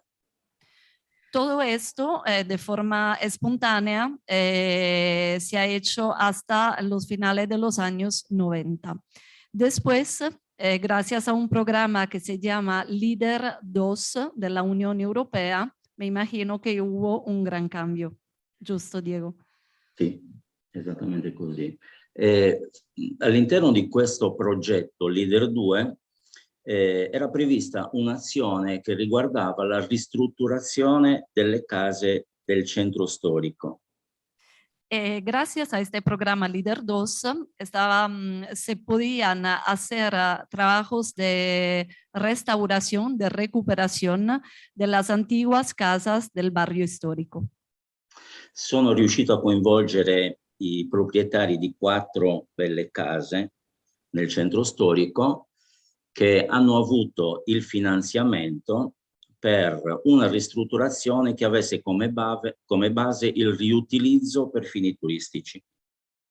Antonio logró involucrar otras 4 casas del centro histórico para que presentaran una demanda, una solicitud de restauración para poder utilizar las casas con fines turísticos. In questo modo, creando una società con altre persone del luogo, siamo riusciti a far partire un progetto che era il progetto dell'albergo diffuso, di cui noi siamo stati i primi autori in Sardegna. De esta manera, y creando una sociedad, una empresa con otros privados, lograron dar forma a la prima experiencia de hospedaje difuso en el territorio de Cerdeña. Esta ha sido la primísima experiencia gracias a Leader 2 y a la coordinación y cooperación entre privados que se asociaron. Sì, abbiamo dato a questa iniziativa il nome di Sasbenas. Sasbenas, le vedete nell'immagine, sono uno strumento della tradizione popolare sarda. È uno strumento molto semplice, costruito in canna, ma le benas, nella nostra lingua, in sardo, sono anche tutte le tipologie di vene, comprese quelle artistiche e comprese chiaramente le vene dell'acqua. Quindi abbiamo trovato un termine che accomunasse tutte queste cose. El nombre que ha sido dado a este nuevo emprendimiento, esas venas, que quiere decir, por un lado, es un instrumento musical antiguo de Cerdeña, que como pueden ver del dibujo está constituido por 2 cañas, entonces un instrumento a viento. Y por otro lado, esas venas en el idioma sardo quiere decir venas, o sea, la vena donde circula el sangre, pero también las venas donde corre el agua. Entonces, los varios sentidos que tiene esta palabra hicieron que fuera la palabra perfecta para este emprendimiento. In questa struttura è nato il primo ristorante. Non era nostro perché era una delle case che noi abbiamo ristrutturato, era una casa di cui eravamo in locazione e quindi si pagava l'affitto, ma dopo 10 anni questa casa l'abbiamo acquistata. En esta estructura que ven aquí se creó el primer restaurante. No era de propiedad de esas venas porque era una casa que estaba en locación, que habían alquilado. Y después de 10 años, después de la restauración y de alquilarla para poder hacer la restauración, lograron comprarla. Sì, e dopo 10 anni abbiamo lasciato le locazioni, cioè quelle vecchie case che avevamo preso chiaramente in locazione dai privati, e abbiamo acquisito nuove strutture. Questa è la nuova struttura. Después de 10 años, entonces lograron dejar las casas que habían tomado en locación, en alquiler, y finalmente lograron comprar las estructuras donde se sitúan las diferentes, ¿cómo decir?, entidades del hotel difuso. Questi sono gli interni della struttura principale. È una Estos son struttura los un po' interiores de la particolare, estructura principal, dove si trova il ristorante e dove ci sono le diverse camere. Le camere sono, abbiamo cercato di dedicarle, non tutte, vediamo se riusciamo a dedicare anche le altre, ma a figure di musicisti molto importanti. Aquí en esta estructura se encuentra el restaurante y también las habitaciones. Y como pueden ver, las habitaciones son temáticas. Intentaron dedicar a cada habitación a un músico importante, famoso. Sì, abbiamo chiaramente Johann Sebastian Bach, abbiamo Vivaldi, abbiamo Monteverdi, che sono tutti musicisti chiaramente europei che probabilmente non so se da loro sono conosciuti o sono conosciuti così tanto, ma credo di sì. In ogni caso il settore musicale che io ho portato avanti era soprattutto quello, e quindi abbiamo cercato di dedicare le stanze nominandole con i personaggi, con i musicisti. La dedicaron bueno, a los grandes músicos europeos y bueno, me imagino que aquí también se conocen los que nombró Antonio. Y bueno, entonces el intento ha sido de dedicar cada habitación a uno de esos grandes músicos. Abbiamo sentito in questo momento male, non so se anche voi sentite noi male. Vi sentiamo benissimo, Antonio. Sì, va bene. Cosa cerchiamo di portare avanti noi a livello di ospitalità, ricettività e ristorazione? Anche noi, come la persona che mi ha preceduto, come Elisabetta, chiaramente cerchiamo di garantire agli ospiti quello che il nostro territorio produce. I nostri prodotti locali sono questi. Noi peraltro siamo anche titolari di un piccolo salumificio per la produzione della lavorazione e la produzione della carne suina, quindi i prodotti, quelli che possiamo, ce li facciamo noi. Antonio ahora nos está explicando cuál es la filosofía que está tras al producto que ofrece, o sea, en términos de no solo de hospedaje, también de comida, de restauración, cómo organizan la oferta. Usan obviamente todos los productos locales y a esto le suma que tienen también una empresa, ellos mismos, una empresa familiar de producción de salumi, che si combina ovviamente con la offerta del ristorante. Oltre a questo abbiamo realizzato una vigna, una piccola vigna, stiamo parlando di 1 ettaro, ma che ci permette di garantire agli ospiti un prodotto che anche in questo caso è il nostro prodotto. Tienen también un viñedo que es chiquito, tiene 1 hectárea nomás, pero este viñedo les garantiza de poder ofrecer un ulterior producto, que es el vino de la casa, de verdadera producción casera. Ecco, questo è il nostro progetto. Ci sarebbero tante cose da dire riguardo quello che è successo ieri e quello che sta succedendo oggi, soprattutto riguardo gli aspetti economici e finanziari. Este es el proyecto que nos ha presentado Antonio Diego Are. Como nos dice bien, habría que abrir una discusión, una reflexión sobre cómo era ayer y cómo es hoy y toda la parte económico-financiera que está en este medio, cómo se ha evolucionado. Sì, perché quando si è partiti, oltre all'entusiasmo, si è partiti anche con basi finanziarie solide. Nel corso degli anni, in questi ultimi anni, soprattutto l'economia, soprattutto l'ospitalità, chiaramente risente del calo di numeri, soprattutto quelli provenienti dall'estero. O sea que cuando el proyecto empezó, la base financiera era sólida. Después con el tiempo y sobre todo en estos últimos años se ven como que es complicada la gestión porque los números de los turistas bajaron de manera evidente y entonces ahí se abre como una reflexión. Noi non perdiamo però la passione e l'ottimismo e speriamo che le cose vadano un po' meglio. La pasión y el optimismo nunca van a morir y entonces hay una gran esperanza que pueda evolucionar en positivo la situación. Grazie. Se voi non volete sentire altro, io avrei finito.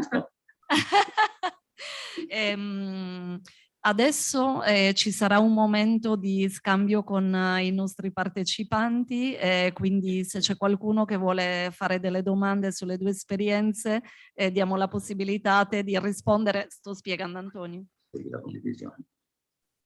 No, sorry, lo estoy explicando en italiano, Antonio, para que pueda quedarse un poquito más con nosotros. Si hay algunas preguntas, así que él nos pueda contestar. Y Antonio y Elisabetta. Gracias. Thank you, Antonio. So as Paola says, this is the moment to make questions, both to Antonio and also Elisabetta. So any of you have questions, comments?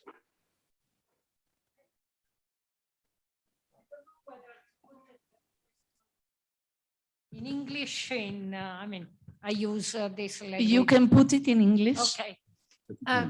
Here we've got together people that are working at the university, including we are going to hear also the coordinator of the course on management in sustainable tourism in Cagliari, Cinzia De C. So it's quite important for me to understand from people that work in this field, which are the competencies that the university, I mean, the experience is very clear and is very interesting, the fact that the type of offer that you are presenting us is linking different sectors, let's say, of the economy. So he's talking about tourism, he's talking about agriculture, and he's putting together, trying to link, I mean, the benefit, the positive of tourism to other sectors. But if we have to go back to the people that have to work in this field, thinking about your activity, pensando alla vostra attività, che tipo di competenze mancano? Thinking about your activity, which are the competencies that the university that is working with a master student should provide? Which are the experiences that should be the students coming out from this course should have in order to be able to work in the labor market? Non so se è chiara la domanda sia Antonio che Elisabetta.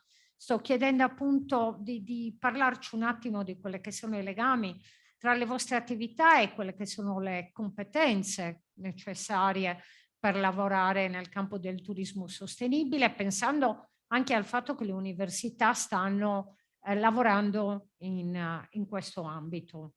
Non solo in Sardegna, ma qua abbiamo delle altre università che stanno andando a formare degli studenti in questo ambito. Se posso rispondere, poi Matteo, chi per lui può tradurmi. Io personalmente ho studiato il mio campo da ragazza, adolescente, e poi i primi anni della giovinezza sono stati quelli nel campo dell'economia aziendale. Poi ho intrapreso subito una carriera lavorativa come dipendente di strutture, di aziende dedicate al mondo della logistica alimentare. Quando poi sono diventata madre ho avuto l'esigenza di tornare a casa a occuparmi dell'azienda di famiglia. Elisabetta nos está explicando cómo ha sido su experiencia personal, o sea, ella estudió economía haciendal y después ha sido empleada en empresas que se ocupan de logística alimentar, y después cuando tuvo sus niños, cuando fue mamá, se convirtió sintió la necesidad de dedicarse a su empresa familiar. E allora ho intrapreso anche un nuovo percorso di studi, perché anche se venivo da una famiglia di agricoltori, di fatto mi mancavano delle basi tecniche. Y entonces, en ese momento, después de este ITER, empezó un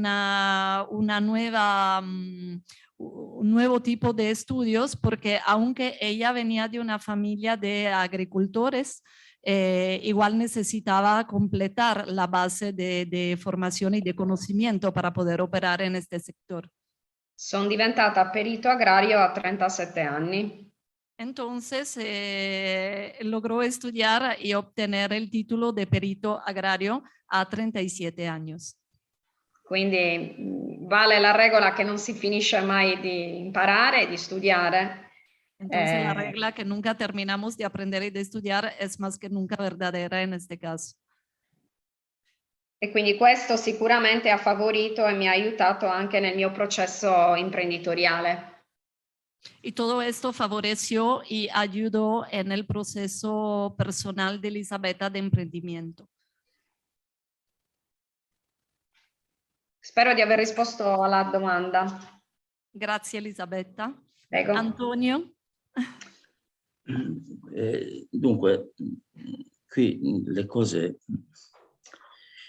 diciamo così, che intanto anche io l'esperienza nello specifico me la sono fatta sul campo, cercando di valorizzare il territorio. Abbiamo sempre cercato di valorizzare le figure umane del territorio.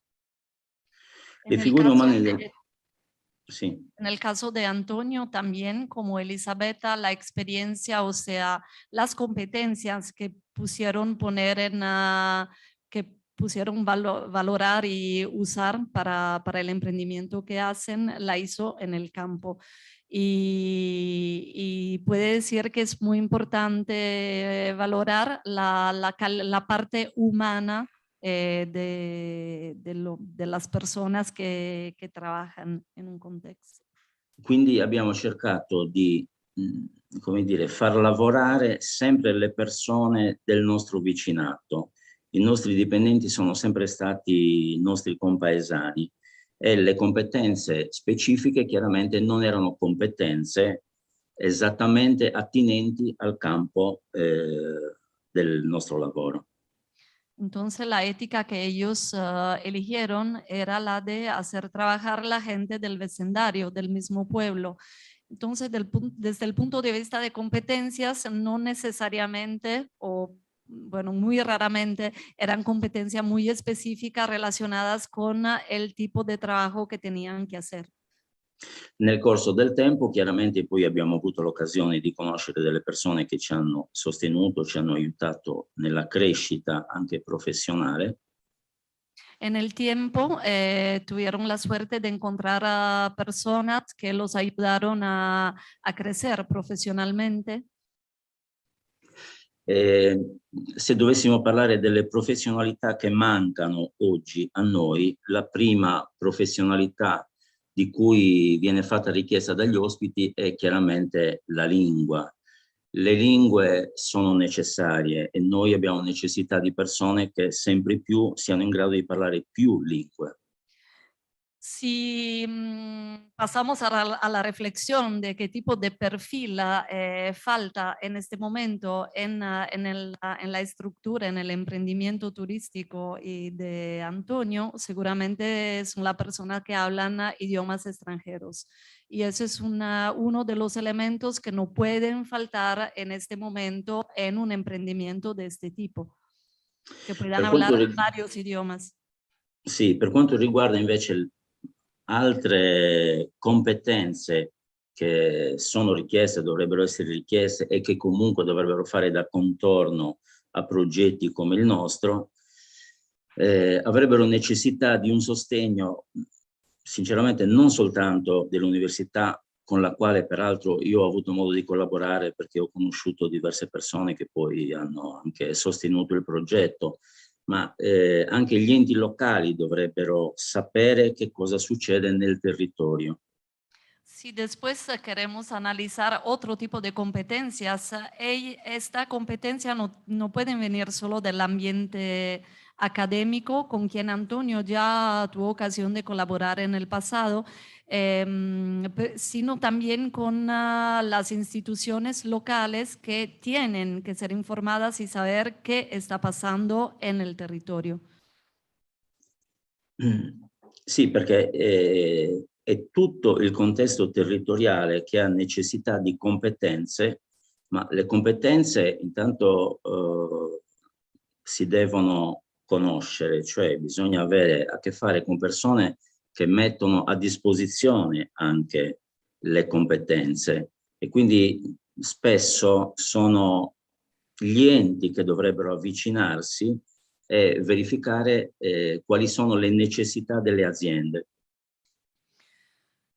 Hablamos de competencias y en todo un territorio está relacionado con esta problemática. Entonces, ¿por qué hablamos de las instituciones locales? Porque ellas tendrían que ser protagonistas en este sentido, o sea, acercarse a las realidades de un territorio y averiguar qué tipo de competencias se están necesitando, se están requiriendo. E comunque in generale mancano competenze sicuramente amministrative, gestionali e comunque dicevo prima linguistiche. Si podemos sintetizar, lo que seguramente hace falta son competencias a nivel administrativo, gestional y, como dijimos antes, de idiomas, o sea, capacidad de comunicar. Grazie Antonio, grazie mille e grazie Elisabetta. Any other persons have a question? Mario. Abbiamo una domanda da parte di Mario Socatelli, un collega del progetto e un grande protagonista dello sviluppo turistico qui in Costa Rica. Hello, and thank you very much for your presentations. Want me to ask in English or Spanish? Or? As you wish, Okay, Mario. okay. como quieras. Okay, two questions for the two of them. I would like to know where's the clientele? What is the type of visitors? Where are they coming from? And the second question related to that is how in the two initiatives you are running, how you put in value sustainable tourism. When we are saying your projects are based on the concepts and the principles of the sustainable tourism, what is the core of that proposal? How you can tell your clientele that what you are doing is sustainable? Thank you very much. Allora, le due domande sono, la prima, che tipo di turisti avete e da dove vengono? E la seconda è come tu puoi valorizzare il fatto che stai offrendo un'esperienza di turismo sostenibile. Come la definisci, come la comunichi?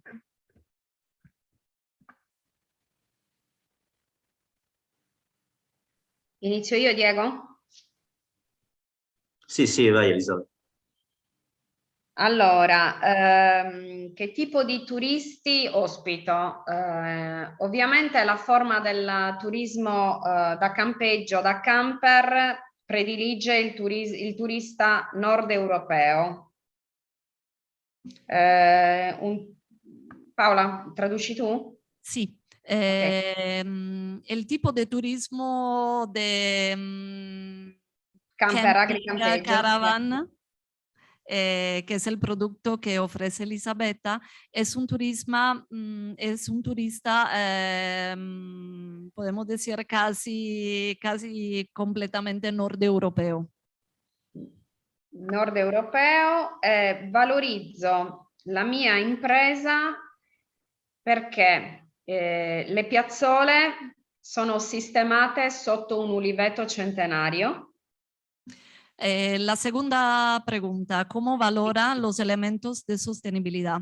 Las áreas de cada parking de caravan, de camper, está bajo un oliveto centenario. Quindi la formula di sostenibilità e di turismo rurale per chi arriva da paesi freddi dove l'ulivo non esiste, è quella formula che ci permette di dare una vetrina alternativa. Este primer elemento de poder hacer conocer esta parte naturalística a alguien que llega del frío del norte de Europa, donde hay un panorama completamente distinto, es un elemento que garantiza una oferta de turismo alternativo, este primer elemento.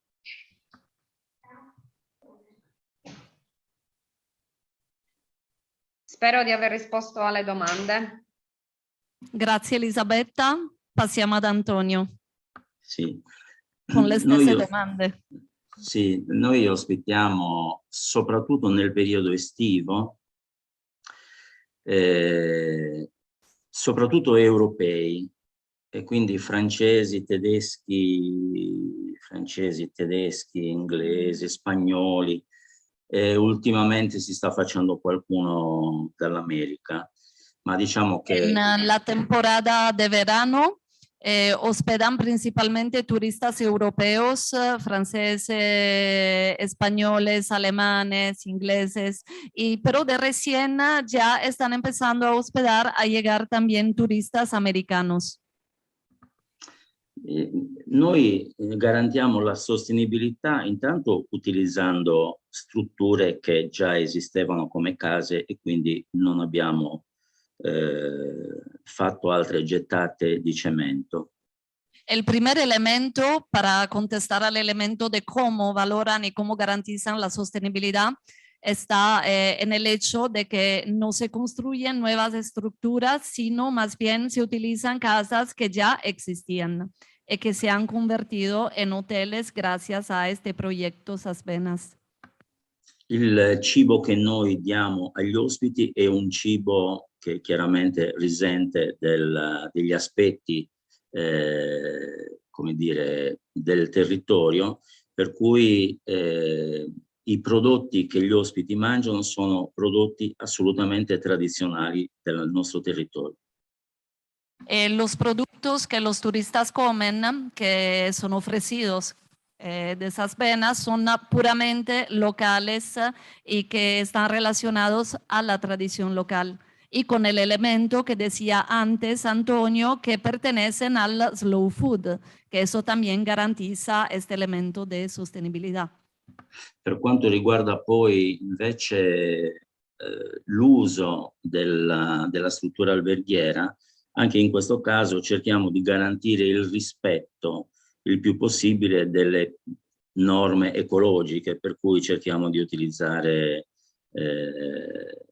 oggetti che non devono essere, come dire, dannosi per l'ambiente, evitiamo la plastica, cerchiamo di risparmiare sui prodotti energetici e quindi cerchiamo di dare all'ospite la garanzia di una ospitalità che non è un'ospitalità alberghiera, ma è una ospitalità casalinga.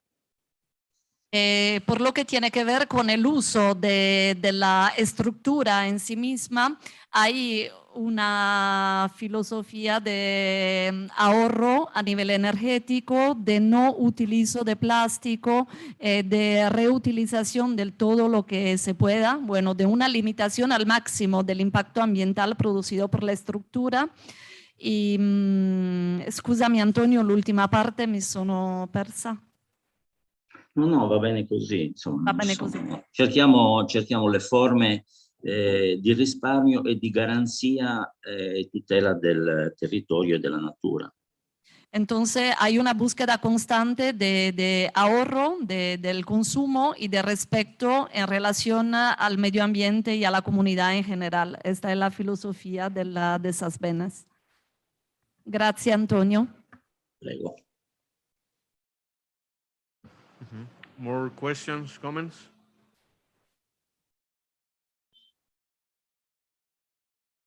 Okay.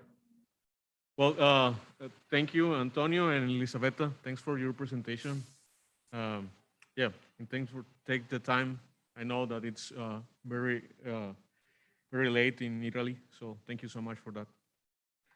Grazie per il vostro tempo e la vostra disponibilità. Sappiamo bene che in Italia è tardi, quindi insomma vi ringraziamo veramente tanto per averci supportato in questa prima giornata di capacity building in Costa Rica nel progetto STOREM.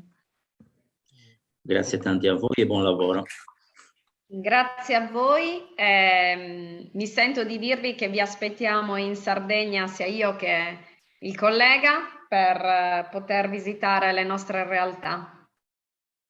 Elisabetta y Antonio los esperan en Sardegna para que podamos visitar estas dos experiencias que acaban de presentarnos, y eso será posible en el próximo evento que organizaremos allá. Y gracias.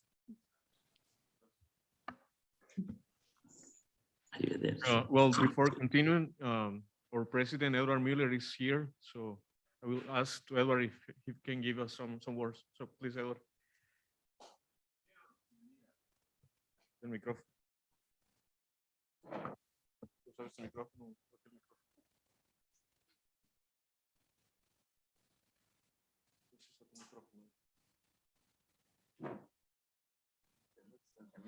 Ponte el punto rojo. Ahí. Bueno, de nuevo, bienvenidas, bienvenidos. Es un gusto tenerlos aquí. Welcome. Nice having you here. It's been a while, this project, and I think it's been going pretty well. I'm happy to see that. I'm sorry I haven't been able to participate more, but we're into big things in transformation of the university and transformation of our activities, our new educational programs. We are trying to rush and educate thousands of people in regeneration. And that is a big challenge. And not only educate them, but demonstrate that regeneration is possible. And Mario and Alan have been working on regenerative tourism. I guess you probably have read Mario's documents.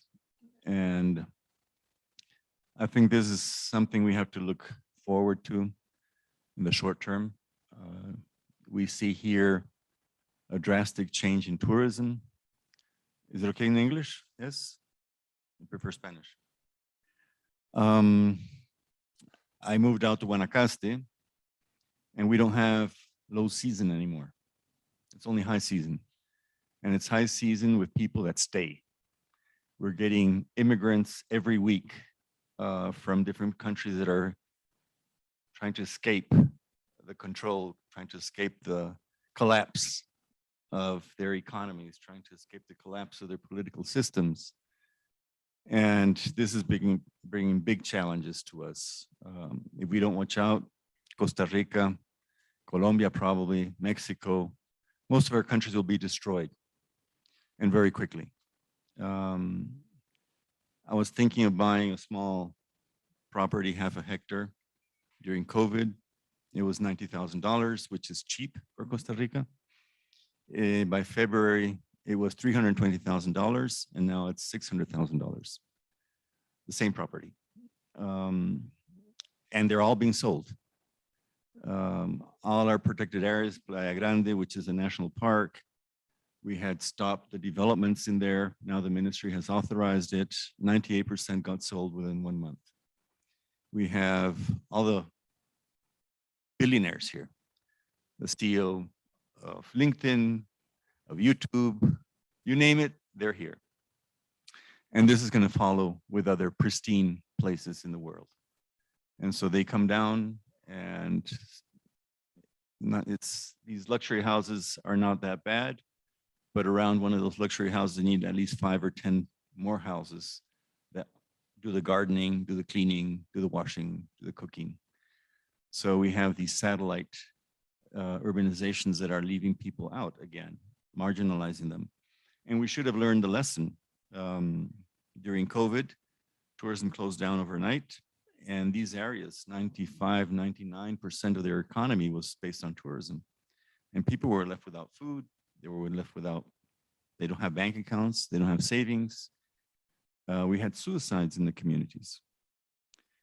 And that's where we started a lot of different projects to produce food. After having given out about 30,000 meals. And now a lot of these farms are slowly losing their importance because people are going back to tourism, to their old jobs, and we could face another collapse.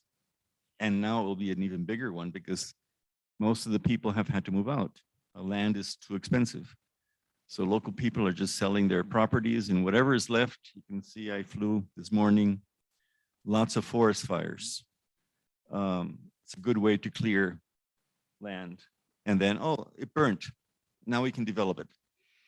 And this is happening at a rate which I have not seen before. In 2008, before the economic collapse, we had something similar, but it wasn't as damaging as what I'm seeing now. And I just see this all over the place. Many pristine areas outside of Costa Rica are also suffering. Uruguay, southern Argentina, southern Chile, they're all being bought out by people that are escaping their countries. So we need to build that into the tourism component. How do we develop a tourism system that will not exclude local people, that will actually enhance and integrate local communities? That's what regenerative tourism is about. It's not only producing local and consuming local. There are many, many other angles to it. What about the culture? We see our culture disappearing so quickly. You go to a place like Santa Teresa. I don't recognize Santa Teresa after 10 years. It's a totally different place. It's destructive environmentally, and it's destructive socially. And these beaches are considered dangerous to swim in because of the pollution from all this development. In my area near Tamarindo, I've been snorkeling over the last 30 years there. Now you see green algae. and very few fish. And the reefs are dying because of the amount of development that just pushes all these nutrients into the ocean. Really need to think harder. It's not only about recycling. It's not only about using something that's not plastic. We need to go beyond. And that's what regeneration is about. It's going beyond sustainability. The damage that we've inflicted to the planet is so big that just talking about sustainability and doing less damage, that's what sustainability is about. And minimizing damage, that chance is already gone. And so we really need to strengthen. I think this is a very good platform because it has several countries involved with people that have a lot of experience. And I think we can keep on working for a long time with you all in an exchange of experiences, and we should tell these stories and get them out there so we can actually have a future to show in terms of tourism. And that's what we've been doing over the last, especially 4 or 5 years at UCI. And it's just exploding. Over the last 3-4 months, there's an explosion of regeneration.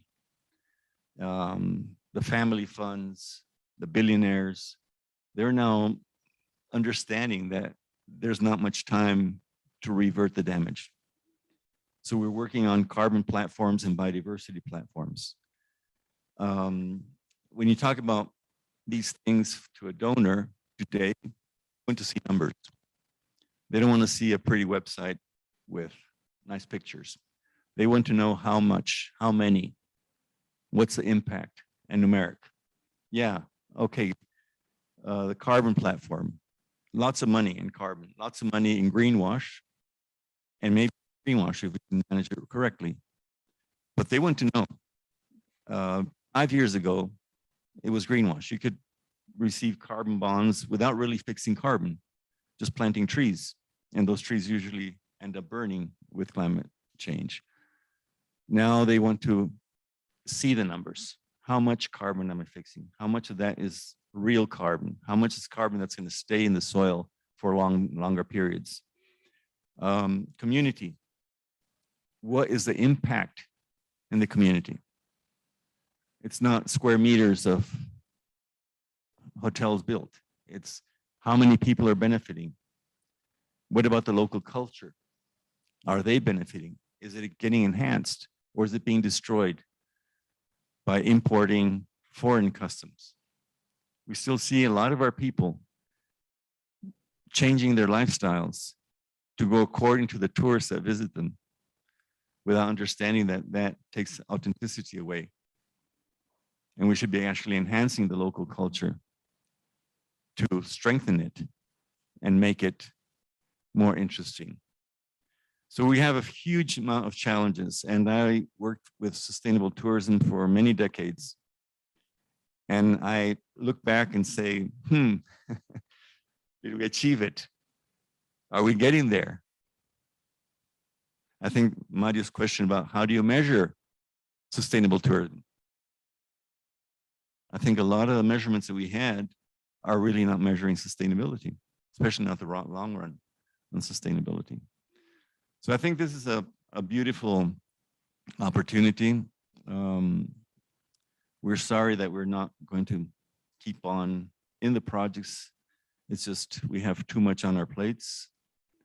We're now launching Chile Regenerativo, Mexico Regenerativo, Colombia Regenerativa, Denmark wants to be part of the regeneration movement. And this is a huge demand. Alan, I don't know how he divides himself in our own projects here, monitoring biodiversity, monitoring bats, monitoring butterflies, monitoring insects, arthropods, to really see if we're regenerating or not. Before we could just show photos and show green and show things. Now you really have to go down to the details, and it's critical. Even countries like Costa Rica, we've lost more than half our biodiversity over the last 20 years, and it's exponentially getting lost. some countries, I mean, Europe lost it quite a while ago, but the diversity is what gives us resilience.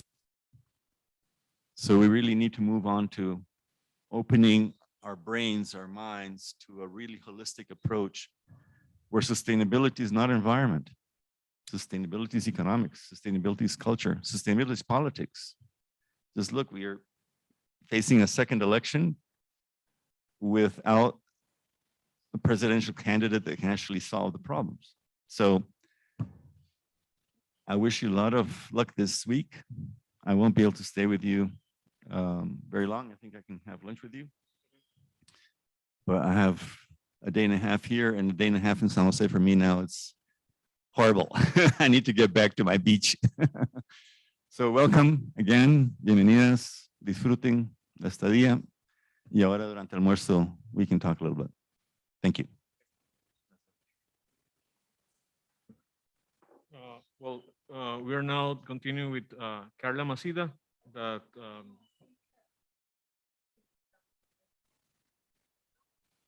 okay, so we're going with Cynthia Desi, who works as coordinator of the Masters in Management and Monitoring on Sustainable Tourism in University of Calgary. So Cynthia, please. Yes, I'm here. Thank you. I want to give you my greetings. Thank you for, I'm very happy to be here. And I am the coordinator of the master degree in Sustainable Tourism Management and Monitoring. I would like to share with you a brief presentation of our course. I'll try to do it.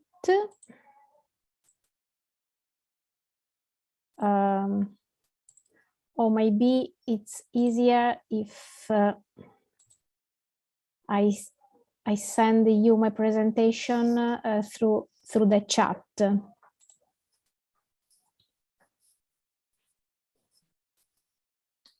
Give me a few minutes. Okay.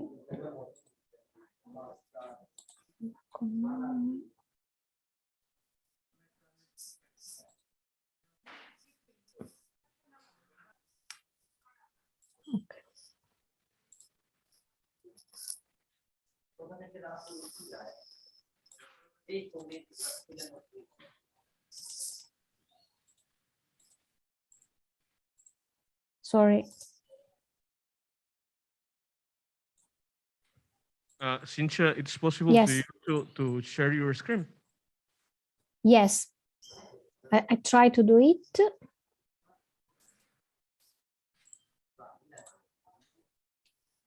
Sorry.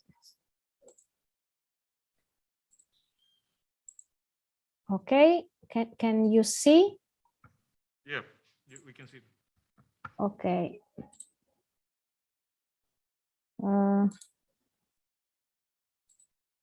Okay. Okay, so the master is called, as you know, Sustainable Tourism Management and Sustainable Tourism Management and Monitoring. Here is the link of our course, and our course prepare professional managers in monitoring, acquiring, processing, and interpreting tourist data to advise and support decisional processes. This is both in public and in private fields, in public and private organization. Our course, in fact, is teaching in English and in Italian. The first year is in Italian, courses are in Italian, while the second year is taught in English. And our courses are divided in 2 semesters because we decided to plan courses taught in 2 different ways. In fact, in the first year, our first semester is a focus on understanding tourism and sustainability as socio-cultural and scientific categories. This means that our courses that are inserted in this module develops the knowledge necessary to understand what is the sustainability in the tourism. It tries to consider which are main actors, which are main stakeholders of socioeconomic and international, national and local system. While the second semester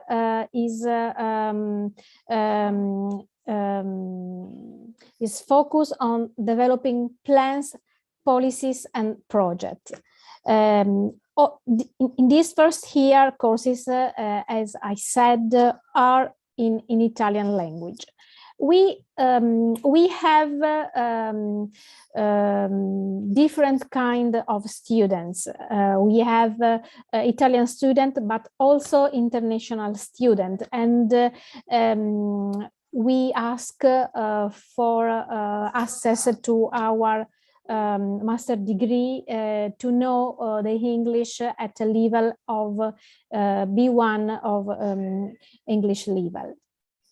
The second year is taught all in English, and it is focused the first semester to the understanding of monitoring and the sustainable tourism.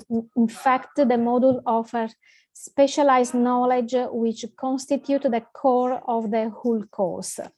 In this module, we identify and monitoring the leading indicator of sustainable tourism, the information system supporting decision, and the computerized management of data that come from regional and local country. The second semester is the final module. In this case, we would to provide a comprehensive overview of the international legal framework regulating environmental protection and policies. In this second semester, students have to make, for example, exam like international environmental law and policies, or they can choose other exam that they prefer. Then they have to make a period inside an organization, public or private, to develop their competencies as a tirocinio. And finally, they have to prepare their final thesis. We also have a double degree. This double degree is in agreement with a partner, another university that is in Belarus, exactly in the city of Minsk, the Belarus State Economic University. And we prepare 5 students that come from Cagliari and 5 students that come from Minsk to attend our courses. Moreover, I would like to tell you that we are very interested in making relationship with the external from our university. We have a committee, a steering committee that is composed by a manager, by policymakers, by other stakeholders that come from the sector of tourism, but not only. In fact, for example, we have an agreement with the airport, so with the organization that work inside the tourism sector. Our class are not very big, are small. We have about from 15 to 20 students. And the course is quite young. In fact, this current academic year is our 5 year of starting of our master degree. And in the last 2 years, caused by the pandemic and of COVID, we taught through the web, online. At the moment, we are doing lesson both in presence and online, hoping that the situation could get better to make lesson only in presence.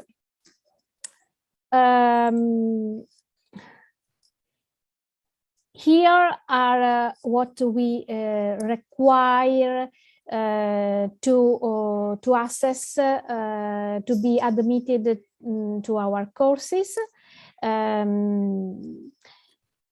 This is just a few details, few technical details related to our undergraduate degree through the bachelor. But we welcome different international students, and this is an overview of our course. I don't know if there are a few questions that you want to ask me. Thank you, Cynthia, for your presentation. So we will have a space for questions after the Carla Macida presentation, but she will also tell us a little more about the same master that you already present. So Carla, are you with us? Yes, I am. Can you hear me? Yeah, we can hear you very well. Okay, good morning to everybody. And I would like to share my screen if it is possible.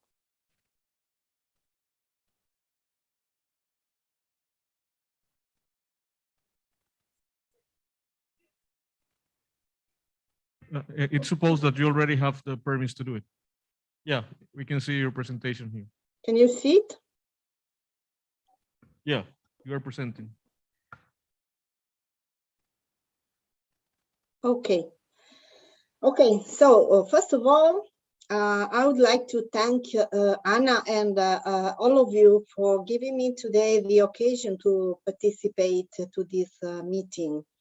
The topic is very relevant, research linked with new courses and programs, interesting and stimulating.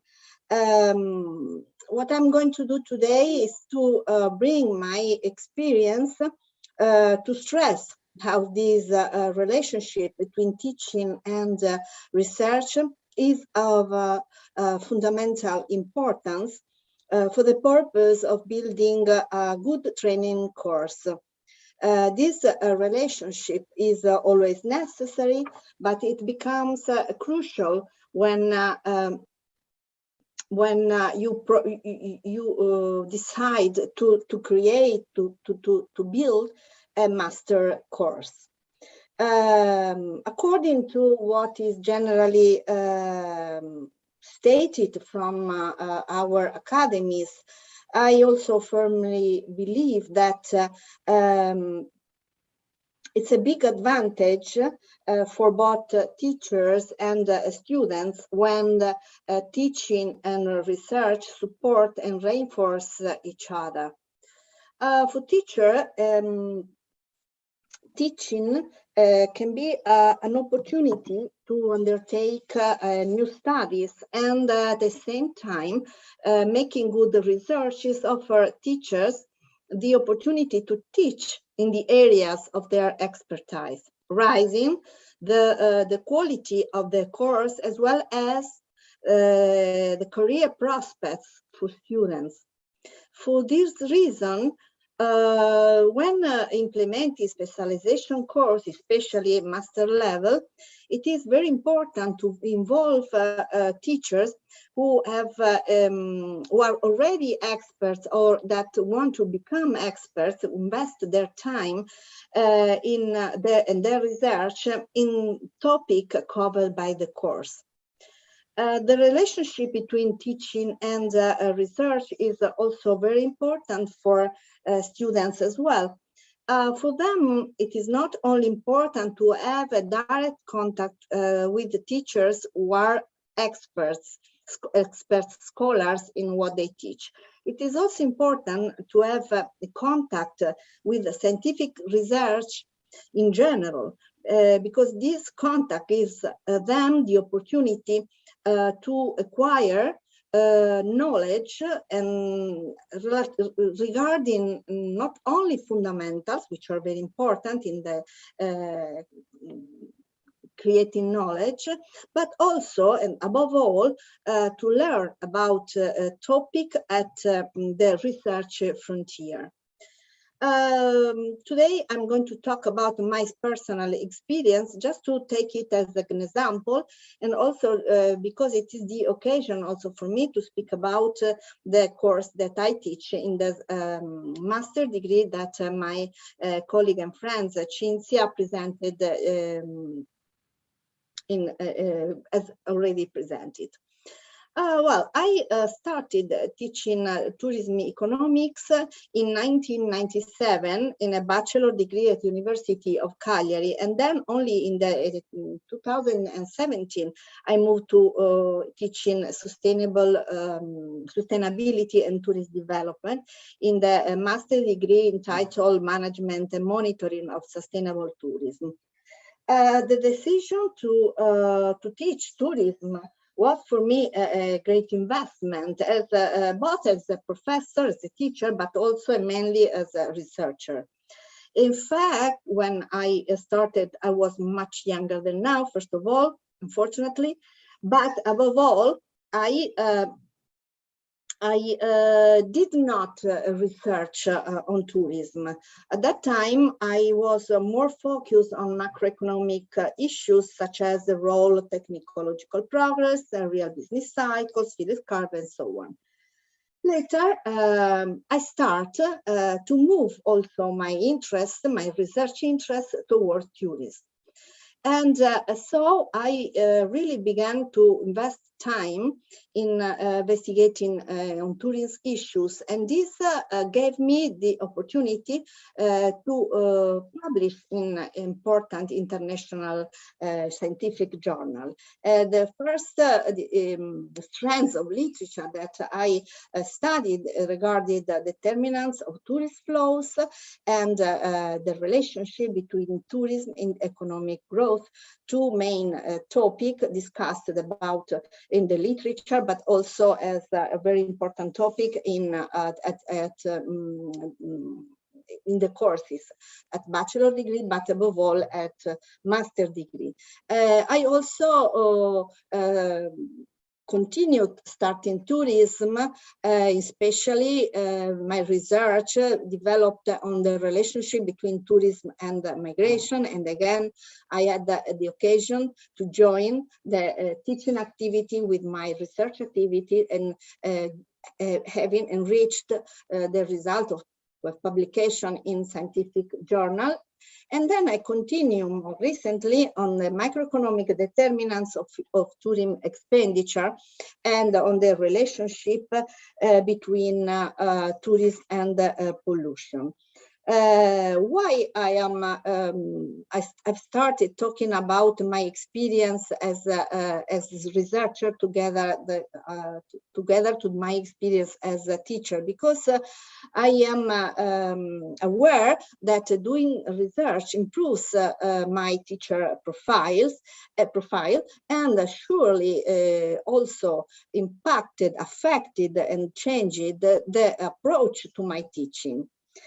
So I can tell that really when I started with a bachelor degree course, I started with a very standard course, and where I mainly relied on books, on text written by other colleagues, scholars, experts on tourism.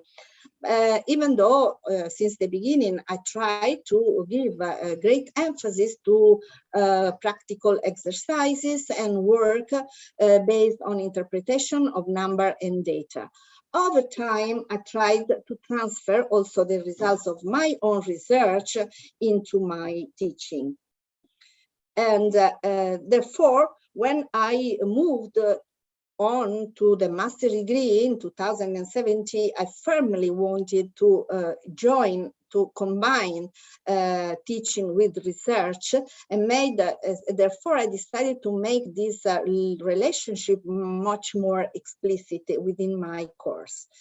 What I did when I was involved in deciding about my course about sustainability and tourist development, surely I sketch here 5 main steps just to make examples, to make clear what I want to say, to tell you. But surely the first step was to start from the expectations of achievement, doubling descriptors of the master as a whole. And this is a very important first step to build a master course, to decide which profession, which job you want to create, and then to decide which type of expectation of achievements are necessary to build this kind of professional, this kind of career.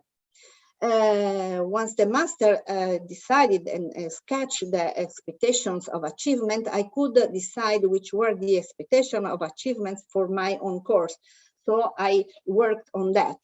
Once I decided for the expectation of achievements, then that I could decide about the contents of the course, and consequently about bibliographic material, and then about my teaching method.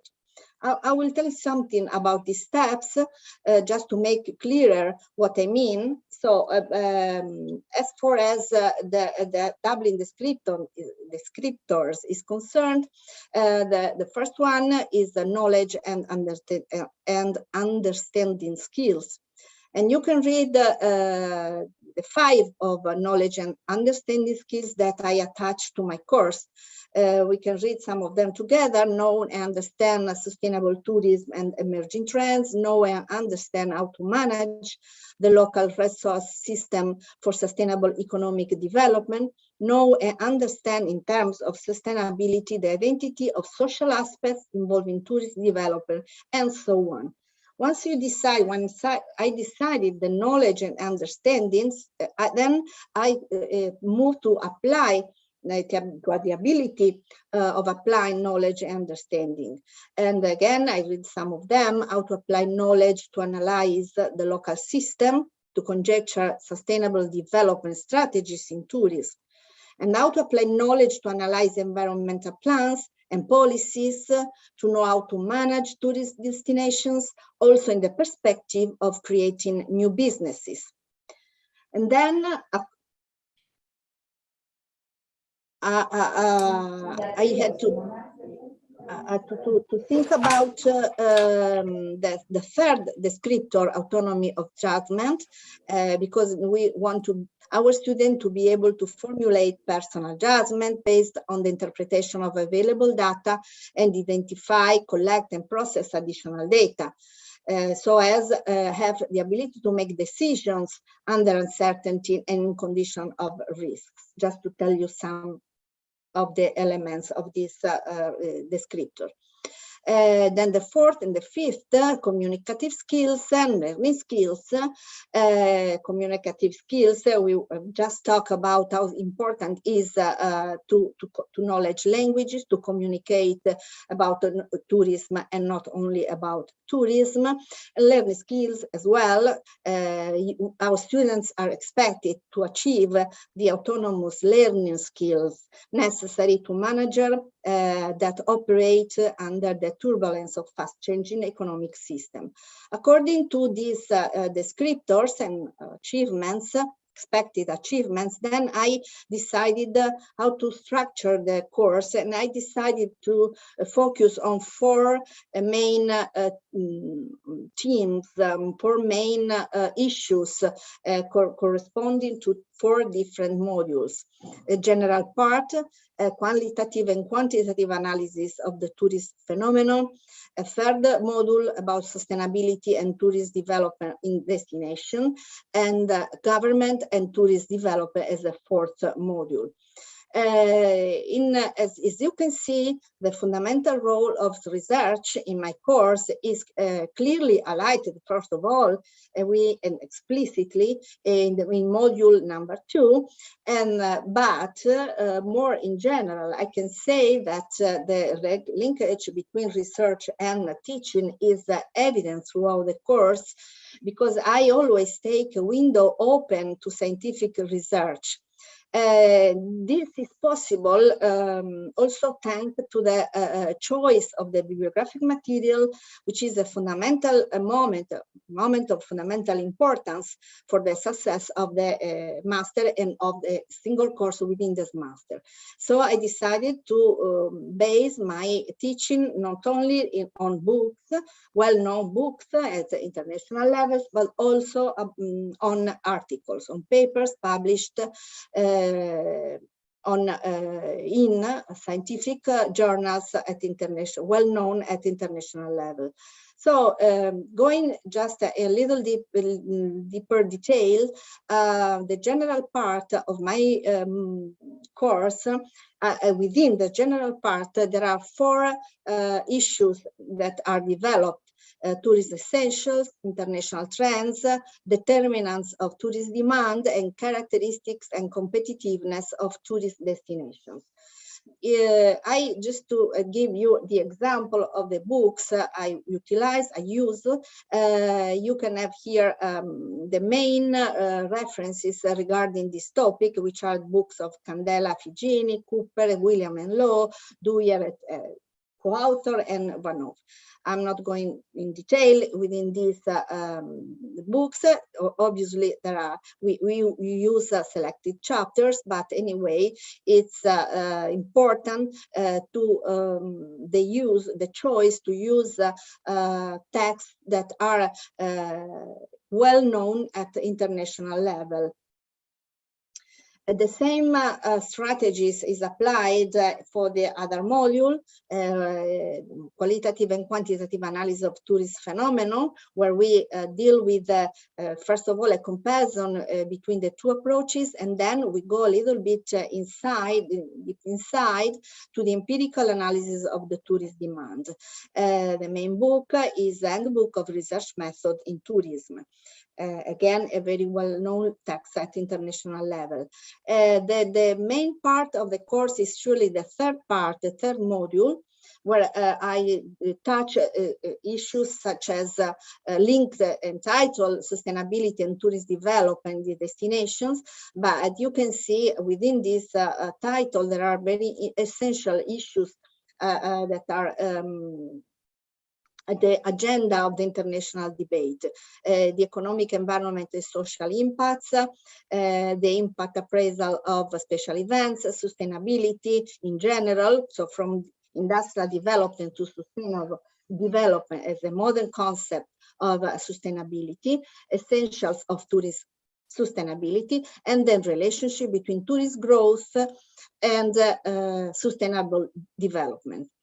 Again, you can see the chapter, the book from where I choose the chapter for students, and to go at the other, the fourth module of the program is government and tourist development. Again, it is organized in 4 different issues, and again, books are the main reference in terms of book. But as I said, the choice of my bibliographic material, besides book chapters, regard also several articles that complete the reading list of this course and that represent the main sources for some of the issues. I cannot go in detail for all the issues, all the arguments that I teach in the course. So I take as example or some of them. For instance, in the topic determinants of tourist demand, besides books, I consider the recent publication of myself and colleagues, Brida Scuderi and Wong and Davison, which help to make to have content of the recent debate regarding this topic. As the same for the relationship between tourist growth and sustainable development, where I use a long list of articles that cover a period of time that goes from the 2013, as you see, since 2021.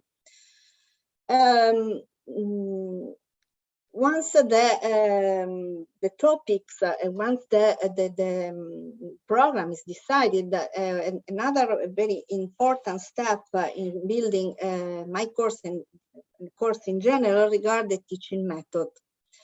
The teaching method in my case consists of 54 hours divided in 36 hours of lectures on the topics summarizing the syllabus and 24 hours of laboratory activities.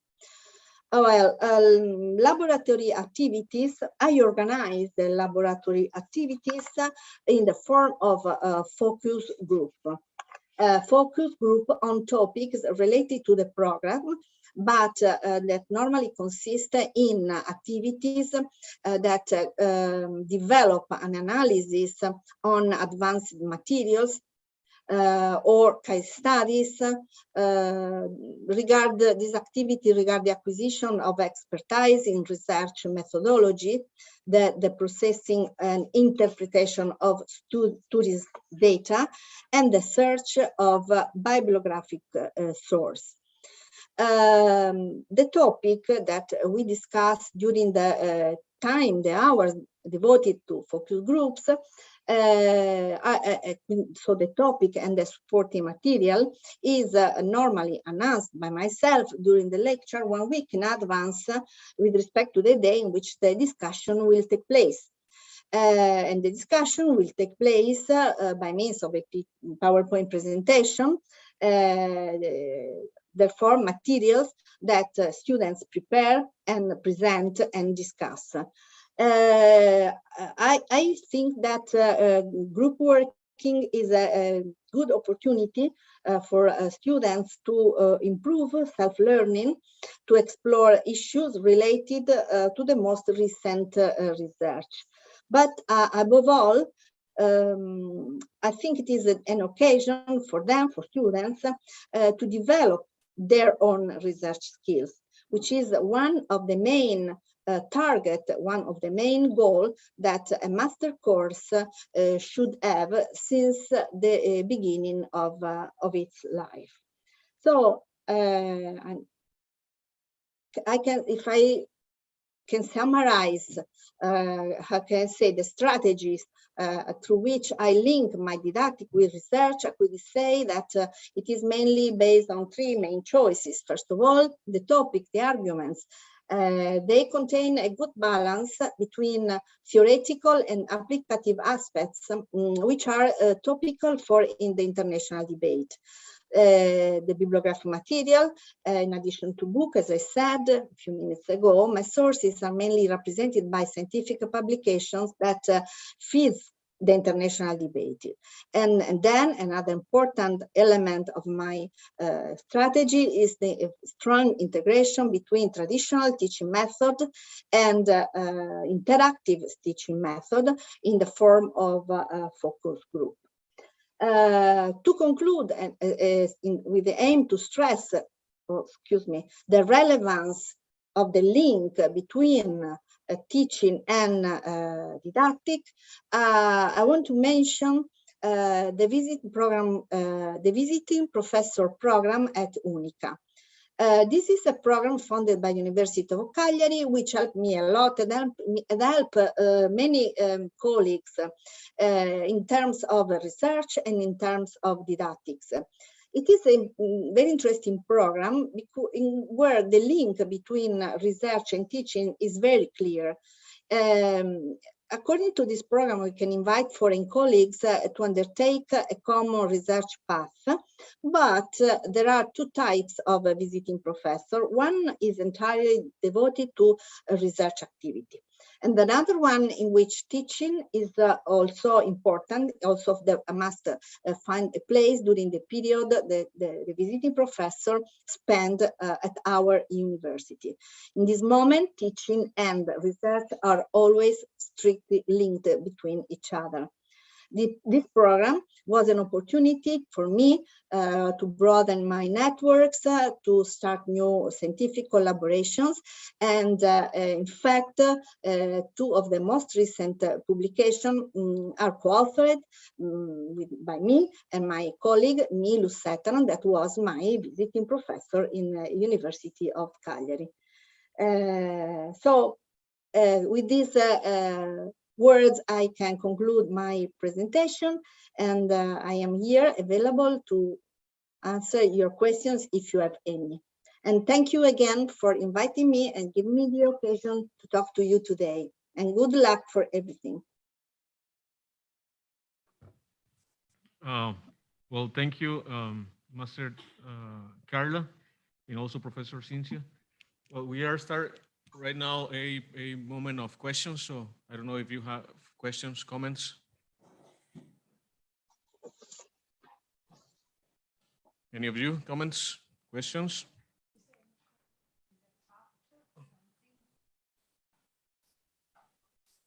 Vero, ¿puedes revisar el chat?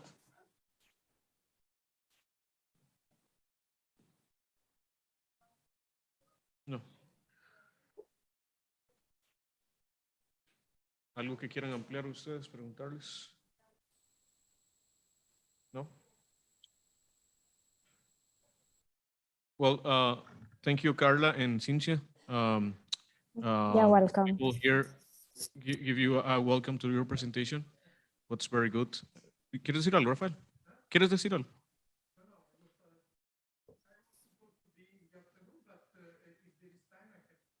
No, that's okay. Because we're going to, well, Cynthia and Carla, thank you for your presentation. Please give a applause to her.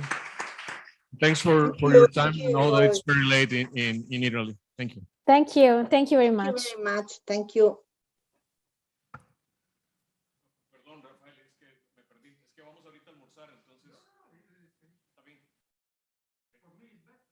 Okay. Entonces, so right now we are making a break here. We are taking our lunch, 1.5 hours exactly, to come back. Yeah. Good night to everyone in Italy. We're starting with our lunch right now. Thank you so much.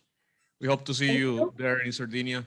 Almost me in the other group is not going. Thank you. Thank you. Enjoy your lunch, and I'm going to enjoy my dinner. Me too.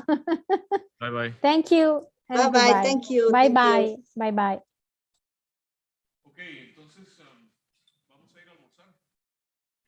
Estamos a 5 cuadras de aquí, vamos a ir caminando para estirarnos un poquito. Okay. Esperemos que esté casi que listo. Si quieren invitar una cerveza, más que bienvenida.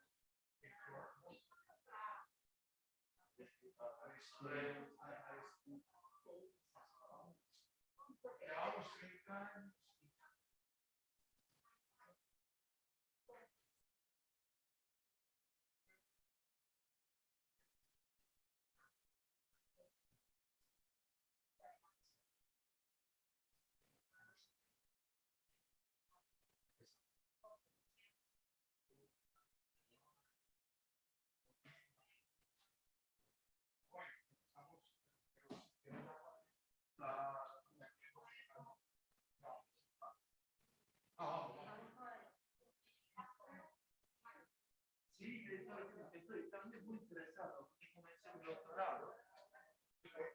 Yo soy muy bueno en estadísticas, esas cosas, y lo estoy haciendo en esas cosas. Sí, vamos a cerrar. ¿Cómo llegaste? ¿No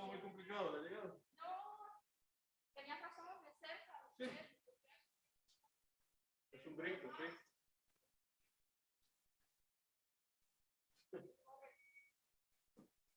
He dicho, ¿y el vuelo ahí? Ok, bueno. Rebe, ¿será que me ayudan diciéndole a alguien, no sé, que si lo que pusimos allá afuera, nos lo pueden poner en un clavito en algún lugar de eso, visible? Pues un clavito en algún lugar. O aquí, o aquí. Es más, ¿sabes si hay clavitos aquí? Si hubiera un clavito en un martillo, de nuevo.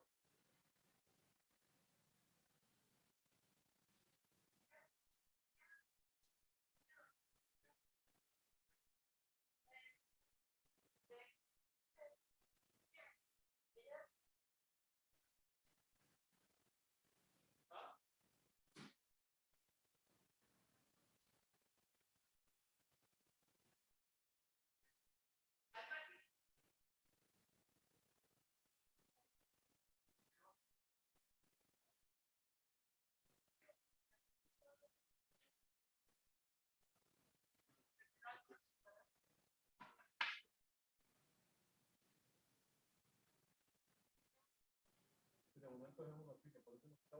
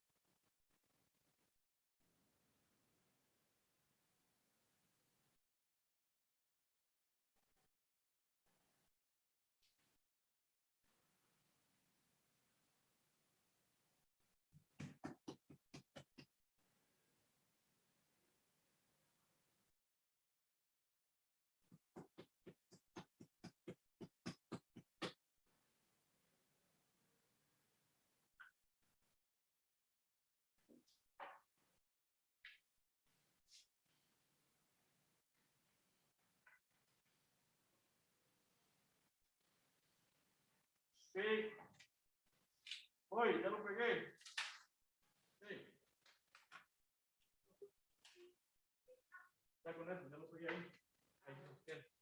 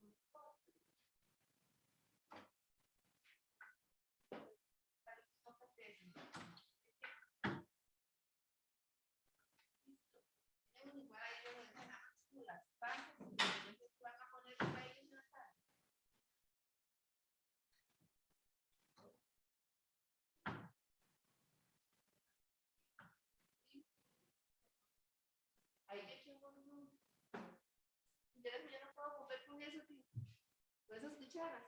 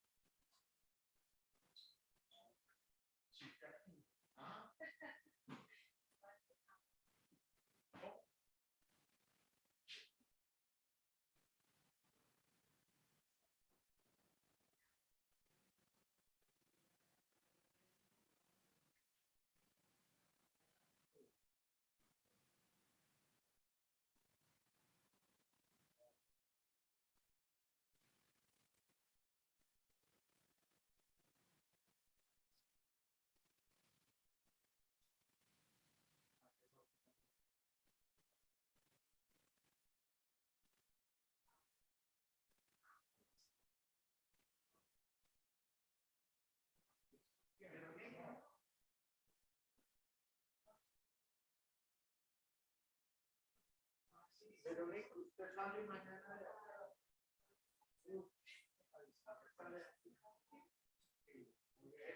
usted sabe dónde vivo yo, ¿eh?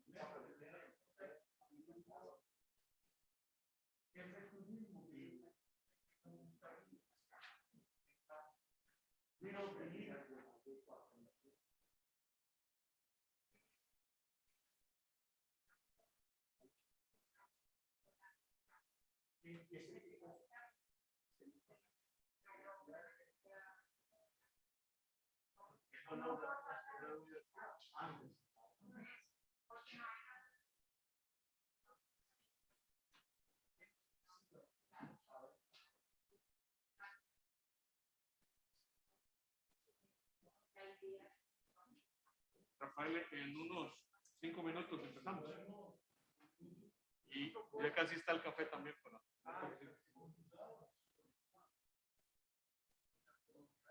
Io sono già collegato.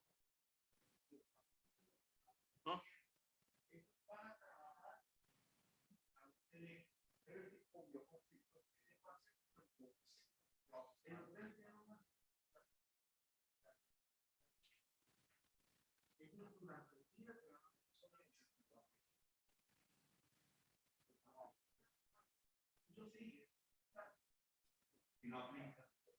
No vive, trabaja,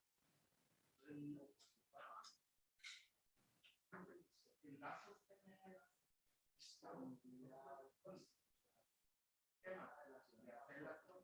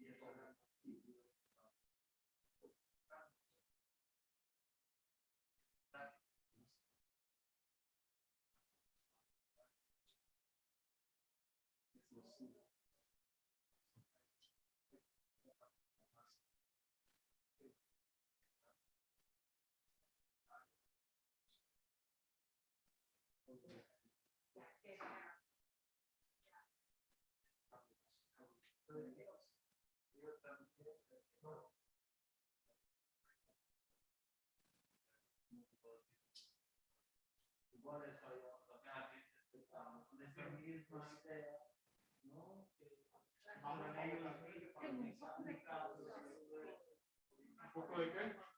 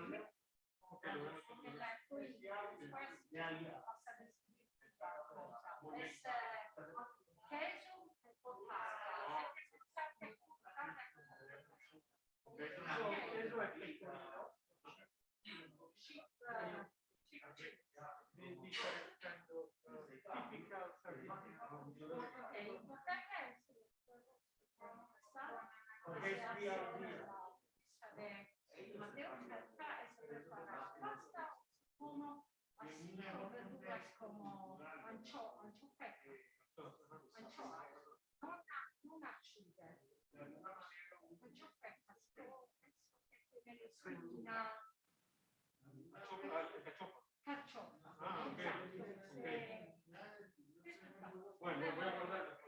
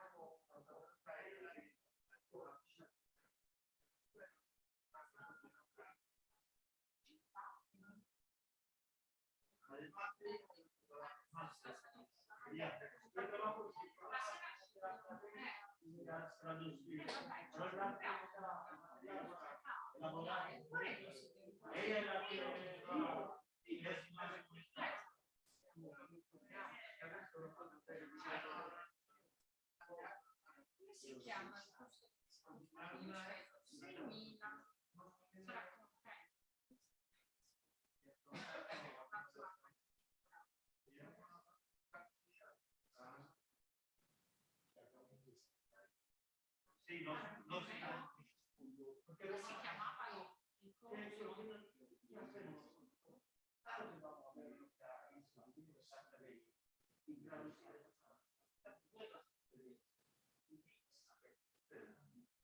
viene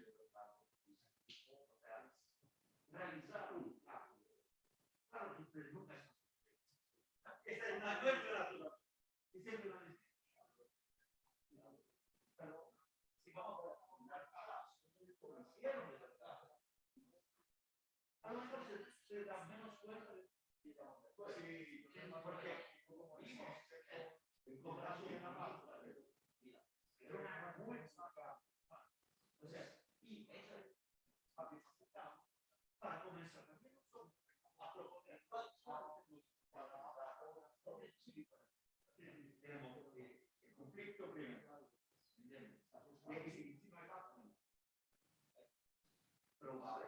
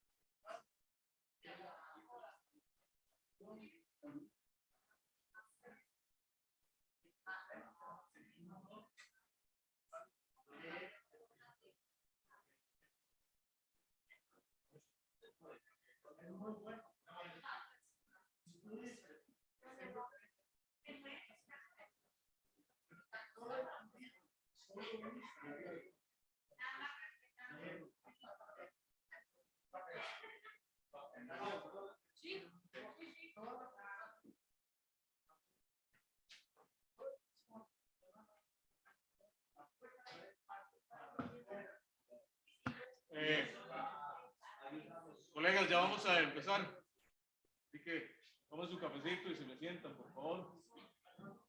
El grupito complicado de ahí a la izquierda. Good afternoon to everyone.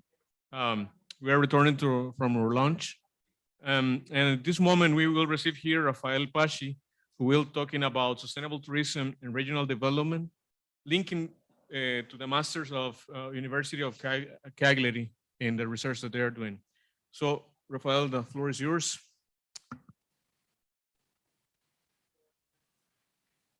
Thank you, Alan. First of all, let me say thank you for your hospitality. You, all your UCI group, I really enjoy to be here for my first time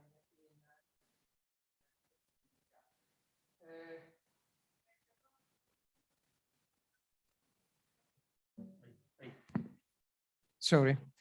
Okay, so the idea of my presentation today is to present some research that I have done in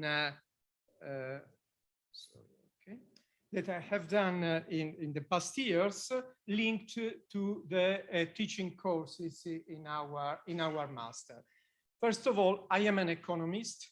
I am not an environmentalist.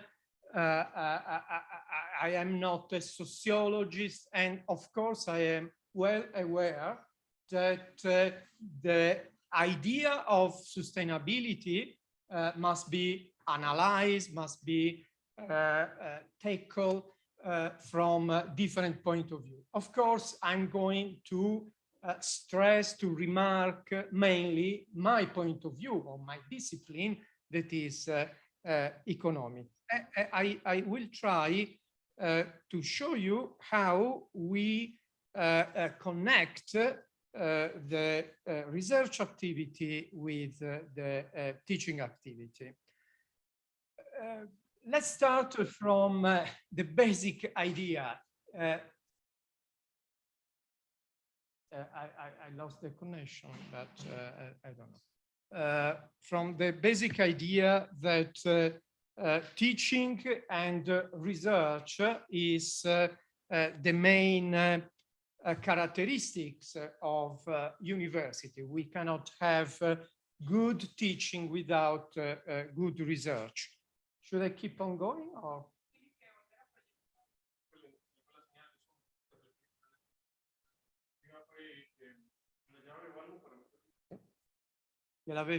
Paola, gliel'avevi già mandata la mia presentazione?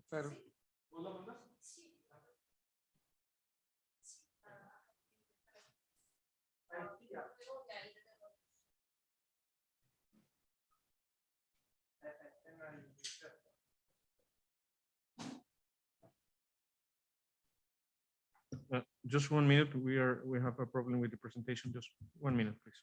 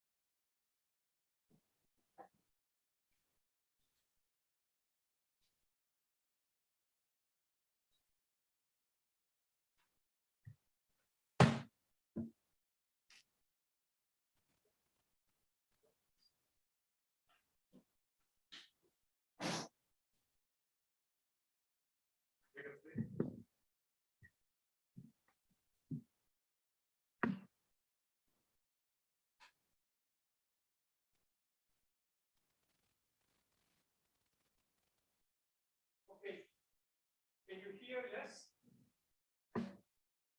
Okay. Yeah, I'm sorry for. So as I was saying, I will try to show how we can link teaching and research.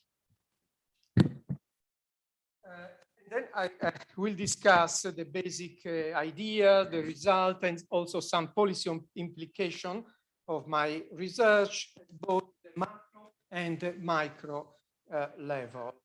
As you know, master's students has to present a final dissertation. And in our experience, it takes at least 4 months.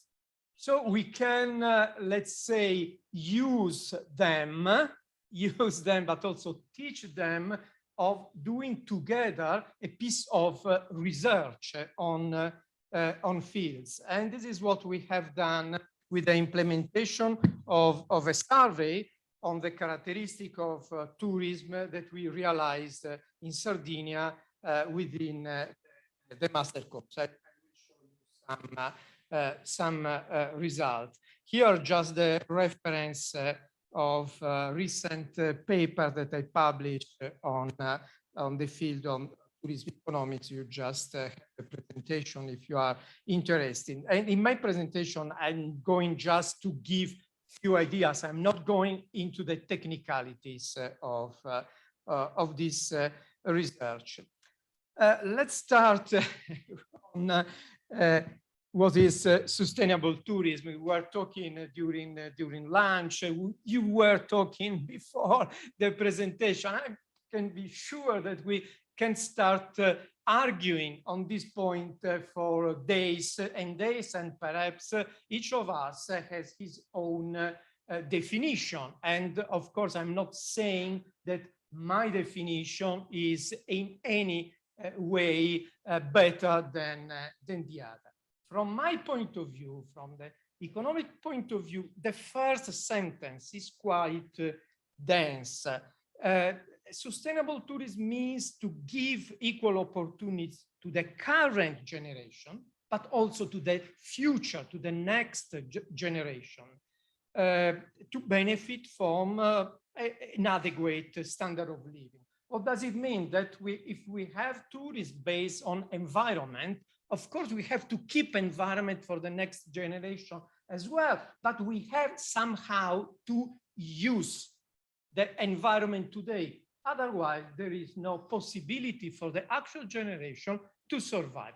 I understand that from an actual point of view, it's not easy.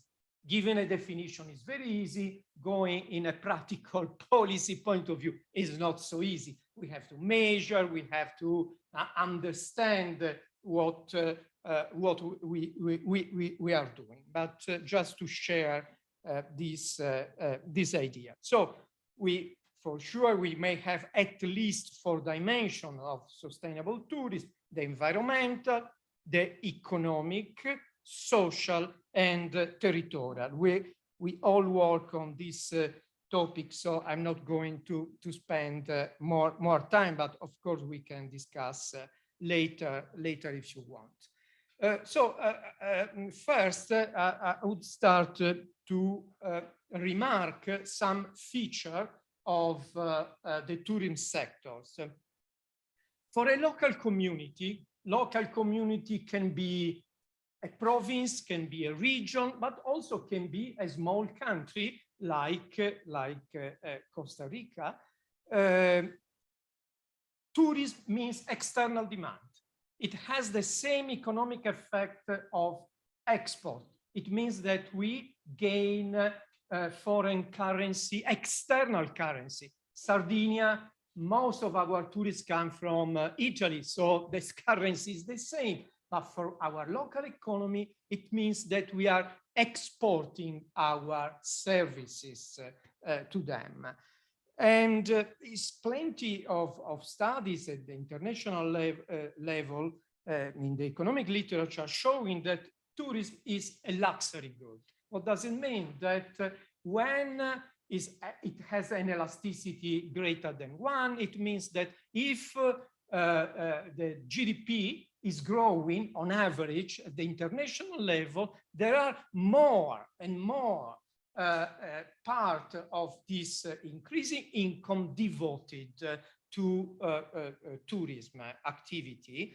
It means that the idea of a tourism-led growth hypothesis that is largely studied in the literature can be effective, especially for small economy.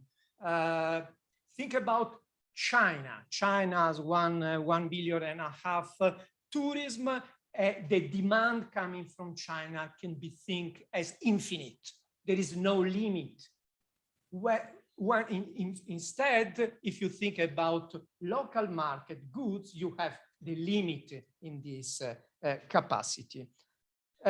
Another important point is that tourists also are important channel to expose local producers to international preferences. And this is the main idea of this paper on tourism management I published a few years ago, where we study how tourists act as a channel of information to the local economy. Because local firms, even if they are small, and if a local firm is small, cannot start a trade operation because it's too small. The scale to go abroad doesn't, it makes not possible to export. Instead, in this way, there are local demand coming here, and it's an important channel of information for tourists. I just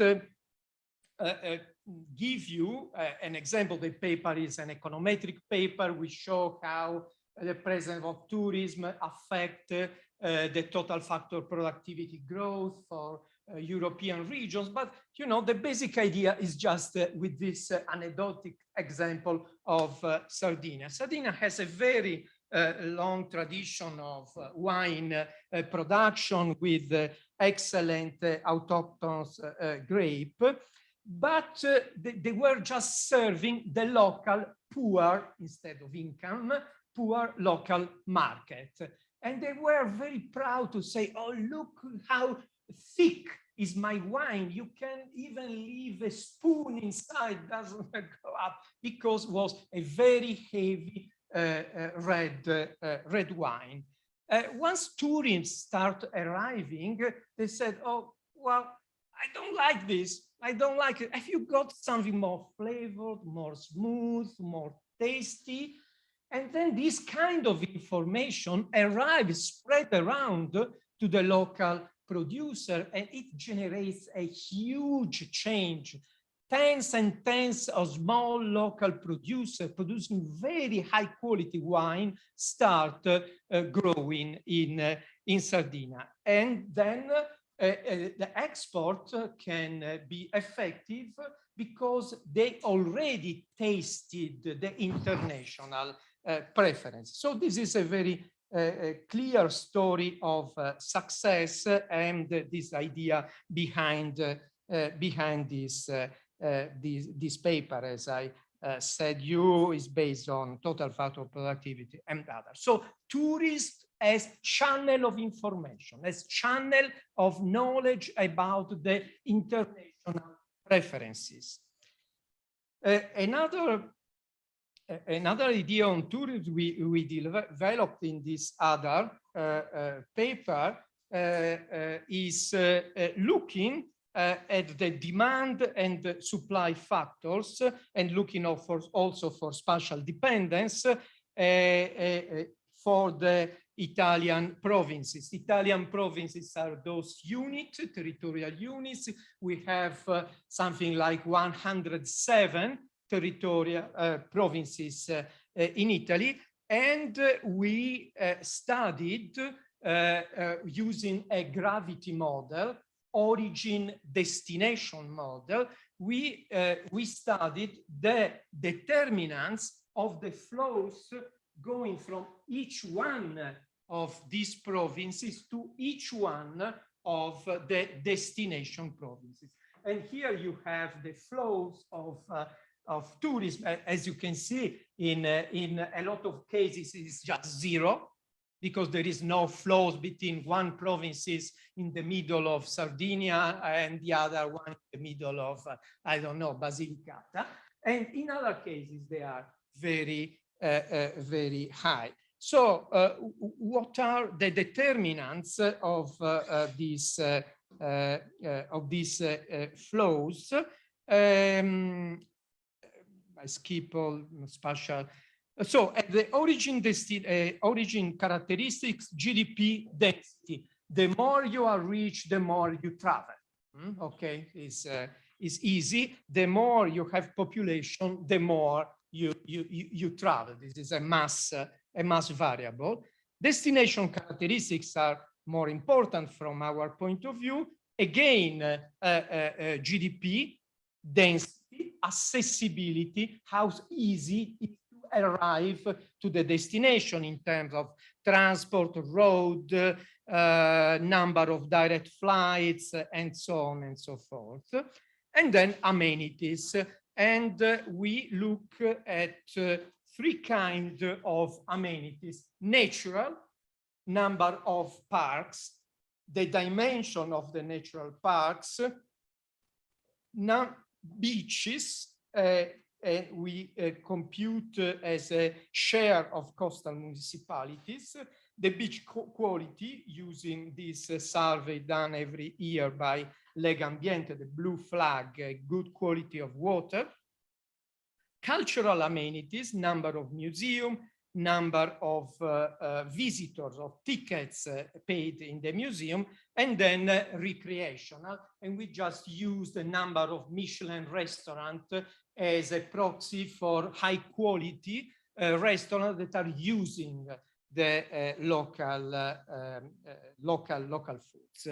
And then origin, destination characteristic, the distance, the relative prime. Main result confirmed that amenities, in particular environmental characteristics, are very important in these flows of tourism, and also are important the cultural characteristic, the cultural asset of the territory. There are, of course, policy implications. We also found evidence of spatial spillover. Once you go in a province, it's more likely that you move also to other provinces. This is destination spatial spillover, but you also have origin spillovers. If I go to Costa Rica, be sure that when I go back to Sardinia, I will say to all my friends, oh, look, Costa Rica is a wonderful place. I strongly suggest you to go there. So there is also this spatial dependence in the origin, in the province of origin. Okay, so these two studies were at the macro level, at the territorial level, and as I said, they confirm this idea that tourists are looking for environment. They are also a good channel of information on the international taste. Let's now move on to micro studies, and here we heavily use our master students. We ran a survey organized within the master courses. At least 30-40 students in both our universities, Sassari in the north and Cagliari in the south, were involved. First, they were trained to do the interview. The interview were in 3 languages: English, French, and German. And we had around 2,000 interviews, and from them we extract 1,400 interviews were approved. think this is very, very important, this idea of having students do this kind of research. They were, believe me, really, really happy, and they participate strongly in the idea that they were doing a piece of research for the master course and for the department. We did we did the interview through a quite large period, April to October, because in Italy, in all Europe, there is the peak season, that is summer. So you have most of tourists, they arrive in July and August, and then you have the low season, and the characteristics of these tourists are totally different. In the low season, you have mainly international tourists. They come from Scandinavia, let's say, or Germany. They love more the environment, the cultural attraction, and they are less interested or just lie down in the beach, not the sand beach product. So we had to do interview through all the period.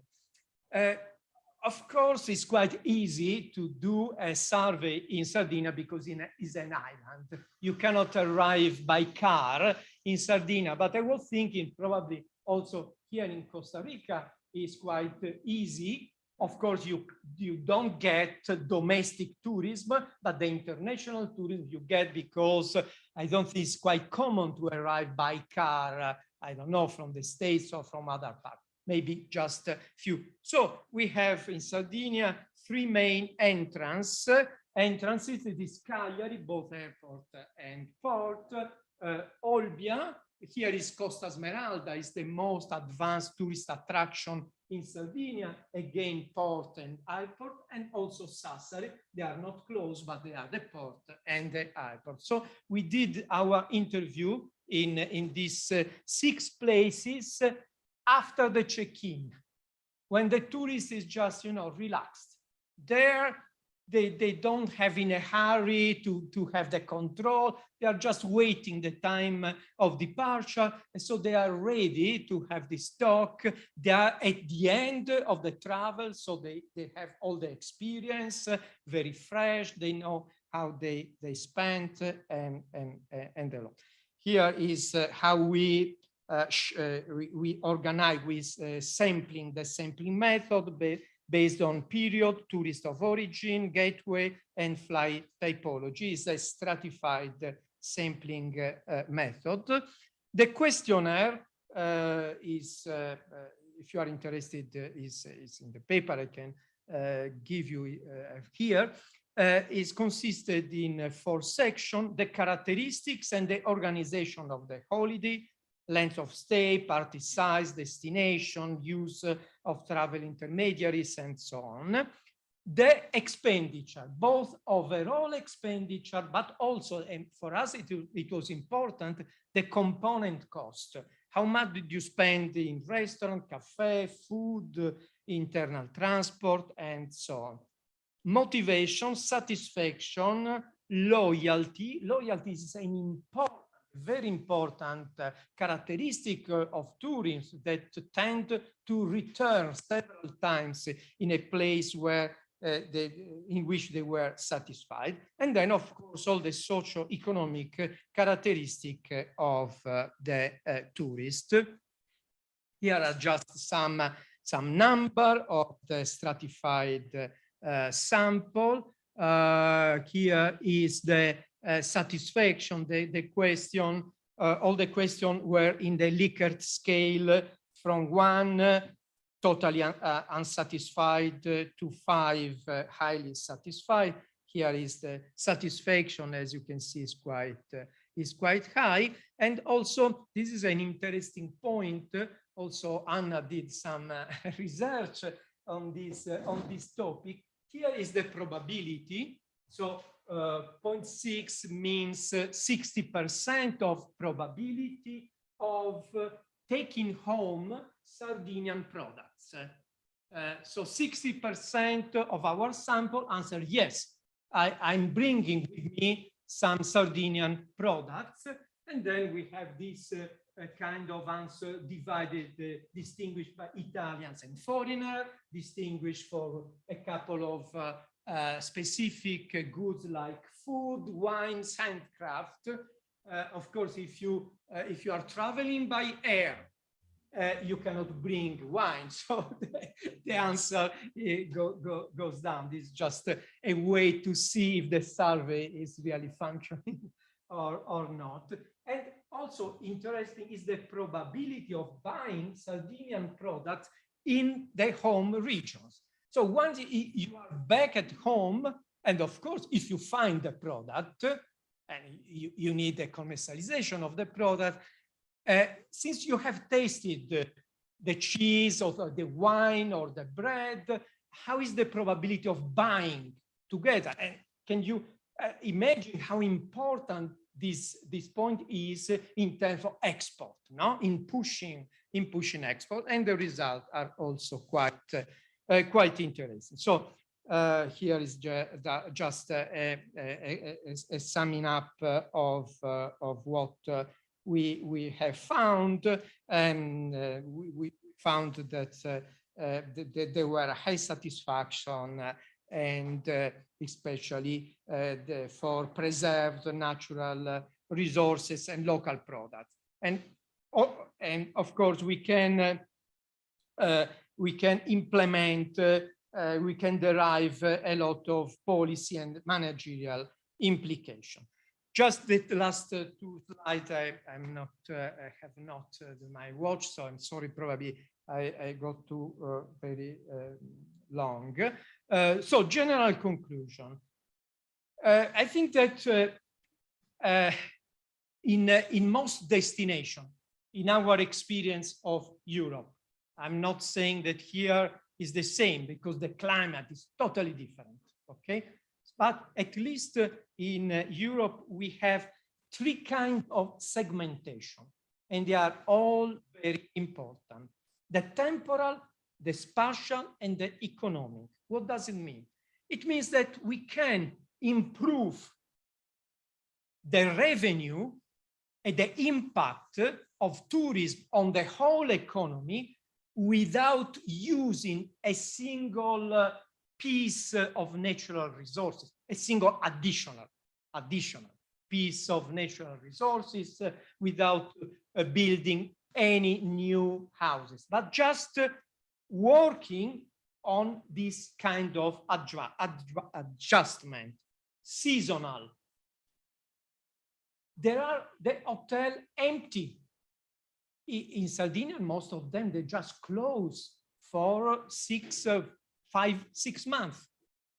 But in April, the weather is wonderful. I'm not saying in January. January is quite cold.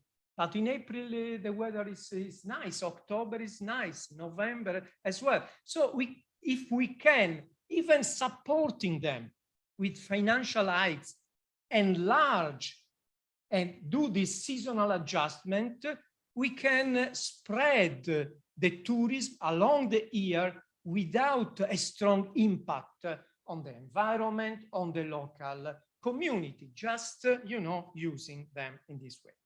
Spatial adjustment, something that Diego this morning was telling us, albergo diffuso. What does it mean? That we have plenty of very nice small villages, i borghi in Italian, il borgo, no? Very ancient places, but without any population.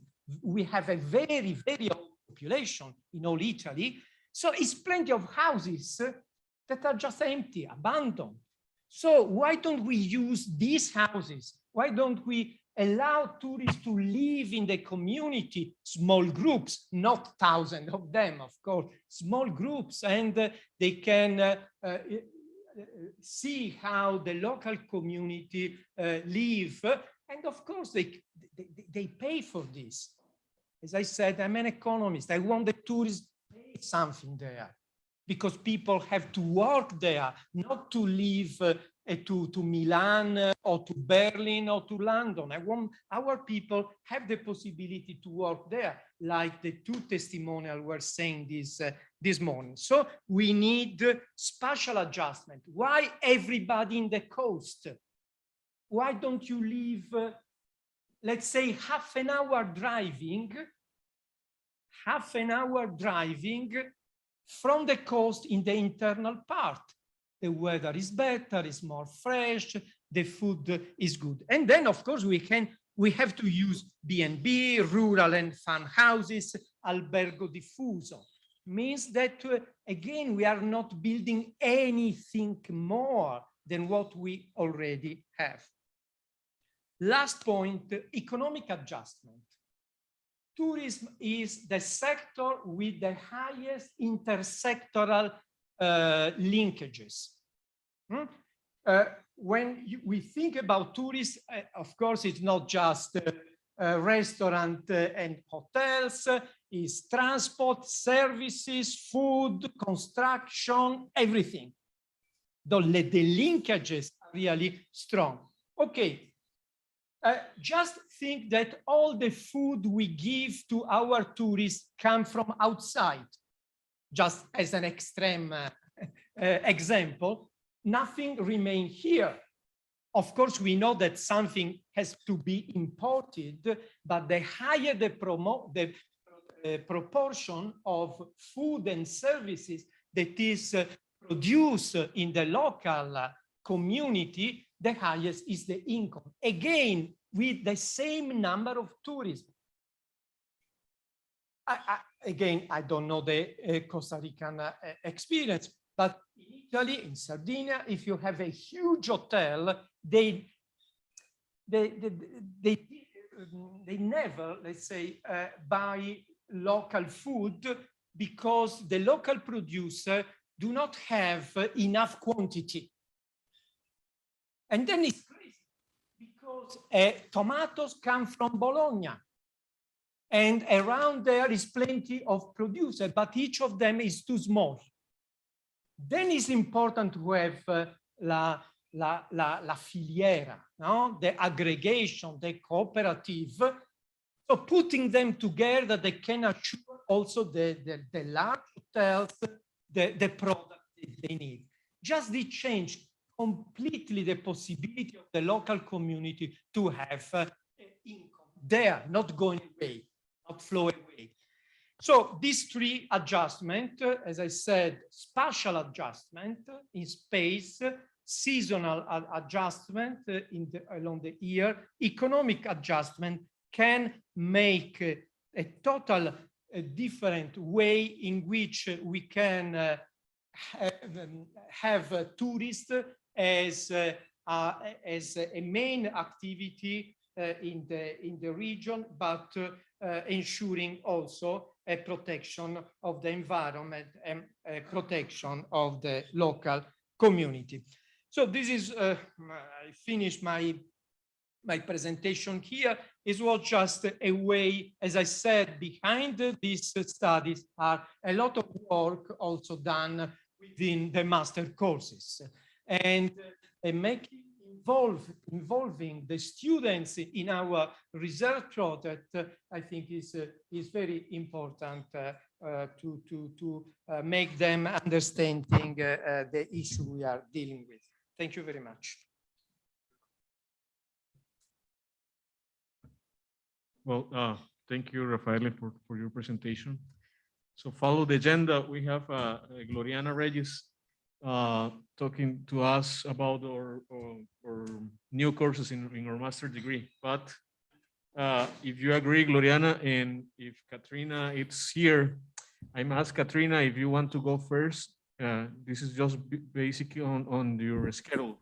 I know that it's a little late in Barbados, so I'm asking if you want to continue, Katrina. Hi, good evening, everyone. Yes, Alan, we'll go now. Actually, Janice and myself will be presenting. Please go ahead. So let me try to share my screen. Thanks, Katrina. Hi, good afternoon, everyone. So at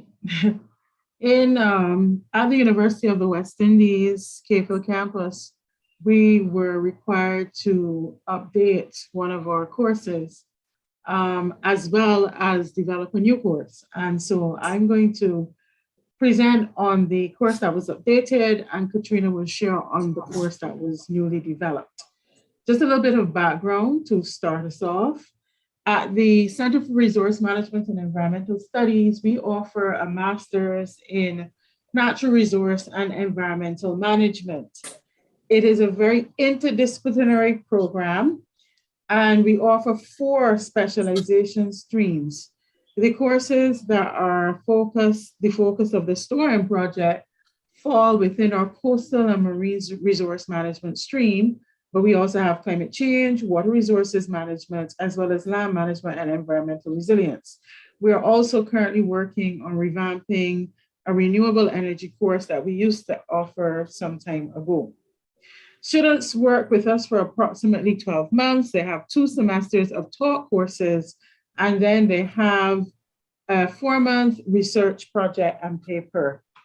And we teach in a modular format, so every course lasts for about 2 or 3 weeks, and then students have an exam or some sort of other assessment before they move on to the next course. Even before COVID, we taught in a blended format. So some of our courses were face-to-face and some were online, or a mixture of the two. And of course, you're more than welcome to visit our website and learn more about our taught program, as well as several of the projects and research opportunities that we're engaged in. For the taught program, we use the My Cave Hill e-learning platform, and this is just the entry page that you use. You go onto your dashboard, you open your course, and you lay it out in a course shell that is set up. And so every professor, every academic at the University of the West Indies has access to this site, so that even if you're teaching a face-to-face course, you can use this to share materials with your students. But if you're doing a fully online course, then this is the platform that we would use. In addition, our library is very integrated. All 5 of the university campuses, there are 5 campuses. There are 4 that are face-to-face, and there's 1 online campus called Open Campus. And all 5 of our campuses are linked. The libraries are linked through UE Link. And in addition to linking our libraries online, it also provides access to a diversity of journals, including Emerald Journals, EBSCO, Science Direct, and some others. So our students have very good access to online learning materials. Speaking specifically to the course that was updated, I started teaching this course more years ago than I care to remember. And so it was a good time to update it and make it more current, using the opportunity of the resources and the experiences in the STOREM program. The course is a 2-week course. The students are awarded 4 credits, and it is a diversity of activities. There are online lectures, there are field trips, there's practical work, and of course the students' own online private study. There are no prerequisites for this course. And as I said before, this falls within our tropical coastal stream. Why are we teaching a course in sustainable tourism in our program? Well, the Caribbean is one of the most tourism-intensive regions in the world, and the majority of our tourism activities are focused or located in the coastal zone. And therefore, we need to train both tourism managers as well as coastal managers to be able to deal with the many, many issues that arise when you have tourism infrastructure occurring within the coastal zone. And so we seek to provide the students with information and help them to build up their skills in order to effectively manage the coastal resources that are a critical part of the tourism product in the Caribbean. The course has several learning objectives. We start by making sure that the students, and I should say that our students don't all have a tourism background. or an environmental background. We've had students from public policy like Katrina. We've had students with business backgrounds. We've had students with legal backgrounds. So not all of our students come with an environmental background. And in fact, several of them do not come with a tourism background. Many of my students come from an environmental or natural resource background. And so their attitude when they get into a tourism course is tourism is the enemy. Tourism destroys the environment. And so it's usually a journey to helping them understand what tourism is much better and getting them to understand sustainable tourism and regenerative tourism. And so we talk about how tourism came about and the role of tourism planning. We talk about sustainable tourism and how it's really a good strategy for development and conservation. And as a consequence, we try to make them understand tourism better. Many of them come in not understanding this, but they leave certainly with a far better appreciation.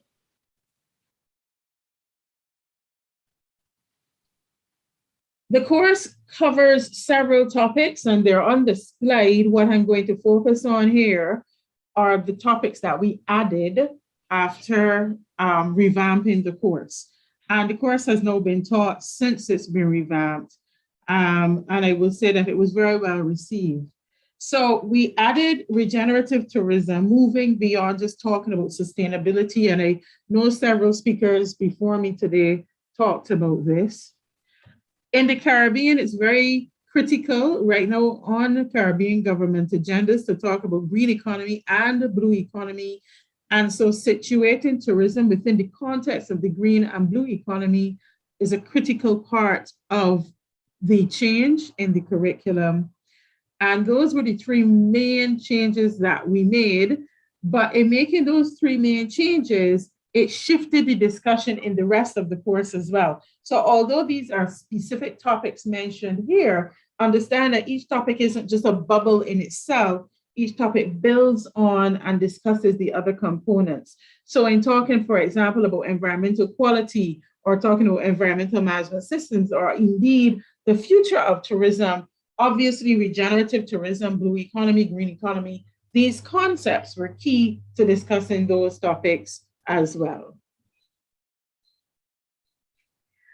The mode of delivery is very, very diverse, but of course in COVID, it became very much online, and that created quite a challenge for me because I treat Barbados as a laboratory. And because we are a tourism island, in teaching a tourism course, my objective is to take my students into the field. I do not think that if I'm teaching a tourism course in a country that offers tourism, that I should teach from the classroom. My objective is to have my students outside. But COVID, of course, made that a bit of a challenge. So we have an extremely well-developed drone program. We have a drone team, and they do a lot of research, especially with sargassum now being a big issue. And I turned to them and I asked them if they would assist me in creating online field trips. In other words, they went outdoors. Many of them were former students, so they knew the types of things that I liked to have in my course. And they developed material for me that I could then use online and create online videos to create online field trips. Because I figured that people were also getting incredibly tired just sitting in front of a computer all the time and just reading the same, just reading papers. I got very creative in the design of my assignments. I started mirroring some of the things that happen within the tourism sector. So for example, any of you who have been to any resorts for a holiday would know that sometimes they'll have a scavenger hunt or a treasure hunt at a resort. And so one of my assignments became a scavenger hunt. It actually was a treasure hunt, and the students had to find clues. All of this was part of a research into regenerative tourism, and they had clues and they had to do the research. And we were also very creative in how they had to present it. They weren't allowed to just give me an essay. They had to come and present it in diverse ways. And they got very creative. I got all sorts of interesting performances, and someone wrote a really lovely poem. But it was a change. It was essential to keep them alert and involved in a situation where everything had now become their computer screen. So in addition to revamping the course, I was forced to revamp the way in which I delivered the material and engage the students in their assignments. And even when we go back to a face-to-face or a more face-to-face environment, it is my intention to keep several of those approaches because I think the diversity is very useful and very beneficial. Is that my last slide, Katrina? I think there's just one more slide, maybe with materials. Yeah. So we have an extensive reading list, very diverse. We go from peer-reviewed, obvious peer-reviewed documents to gray literature, and it's tourism. So students need to also read industry literature. So there's a very diverse set of literature. We use a lot of videos, and I try to have active discourse and argument and this debate in the classroom. The whole idea is that there is no stupid idea. It's just something different, and we all can discuss it, and maybe we'll disagree, but we will learn something. So that's just an overview of how we revamped an existing course. I know Katrina will talk about the new course that will be delivered in May this year. Hi, thanks, Janice. Good afternoon or evening, everyone, again. So the new course is called Disaster Risk and Resilience in Caribbean Tourism. And this semester is going to be offered as an alternative to the Sustainable Tourism course Janice just outlined. Again, this is 2 weeks in duration and it's worth 4 credits. The same breakdown of contact hours. So we have online sessions, there's going to be time for practical work as well as private study. And there are no prerequisites for this course. One difference is that while the Sustainable Tourism course is offered within the coastal stream, this one will be offered to both students in the climate change as well as the coastal stream. So why is this course important or relevant at this time? Some of you may know that the Caribbean is one of the most hazard-prone regions in the world. So if we take a look at the past 5 years, we saw that islands like Dominica and parts of the Bahamas were significantly impacted by 2 major hurricanes. And last year alone, while Barbados tends to lie outside the main Atlantic hurricane track, we did have a direct hit with a Category 1 storm, which did lead to significant or considerable property damage for some.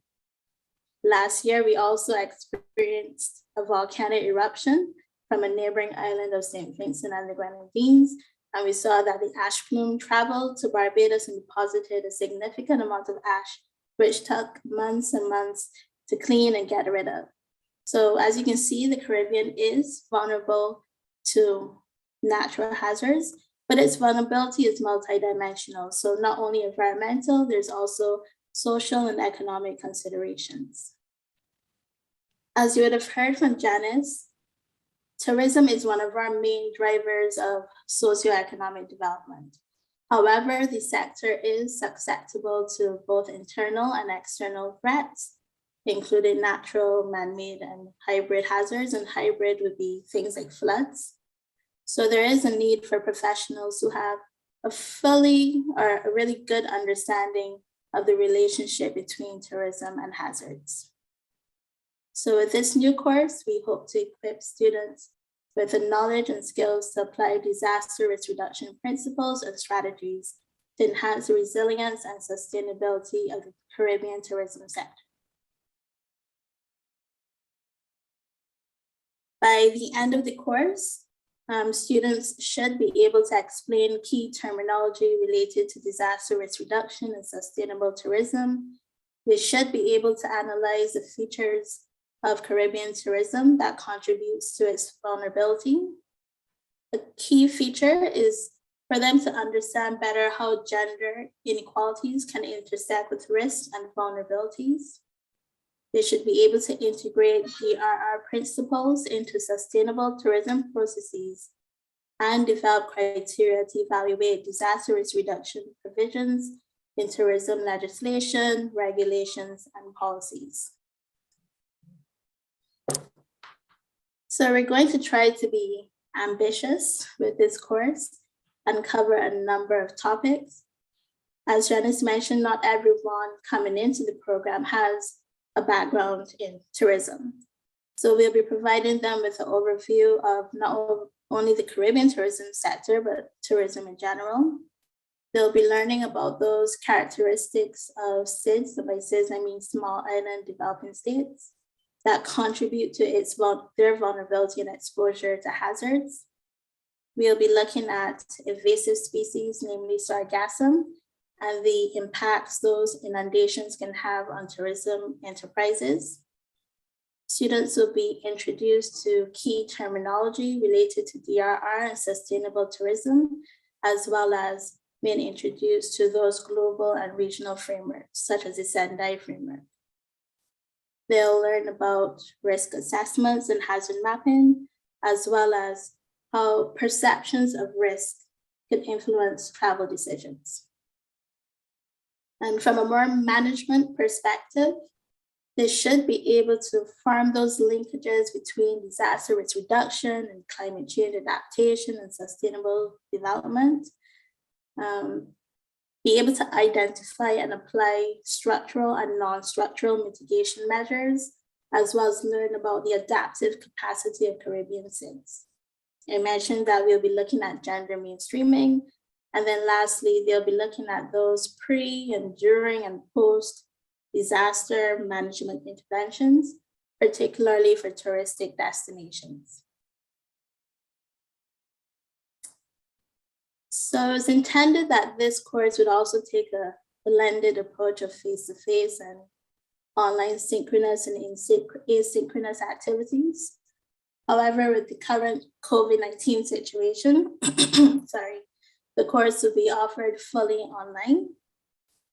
We'll be taking a learner-centric approach, which means that students will be more actively engaged and responsible for their learning. So they'll be reflecting on topics, evaluating the evidence, and engaging in peer discussions.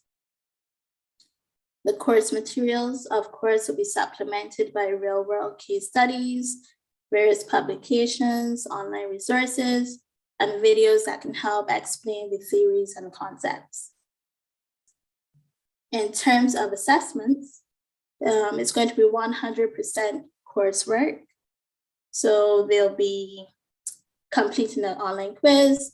They'll have to undertake a group assignment, a research paper. And as I said, participation is key in this course. So 10% of their grade will be based on their class participation or engagement on the online discussion forums. And in order to pass the course, they will be required to get a grade of at least 50%. In terms of teaching and learning resources, there's no set textbook for this course. But of course, the students will be provided with a list of recommended readings. You can see some examples here. And we'd either upload the material to the learning management system, My eLearning, or the students themselves will be able to access the articles or publications from our UE Links online library portal or from the World Wide Web. And that's it. Thank you guys for listening, and we now open the forum for any possible questions.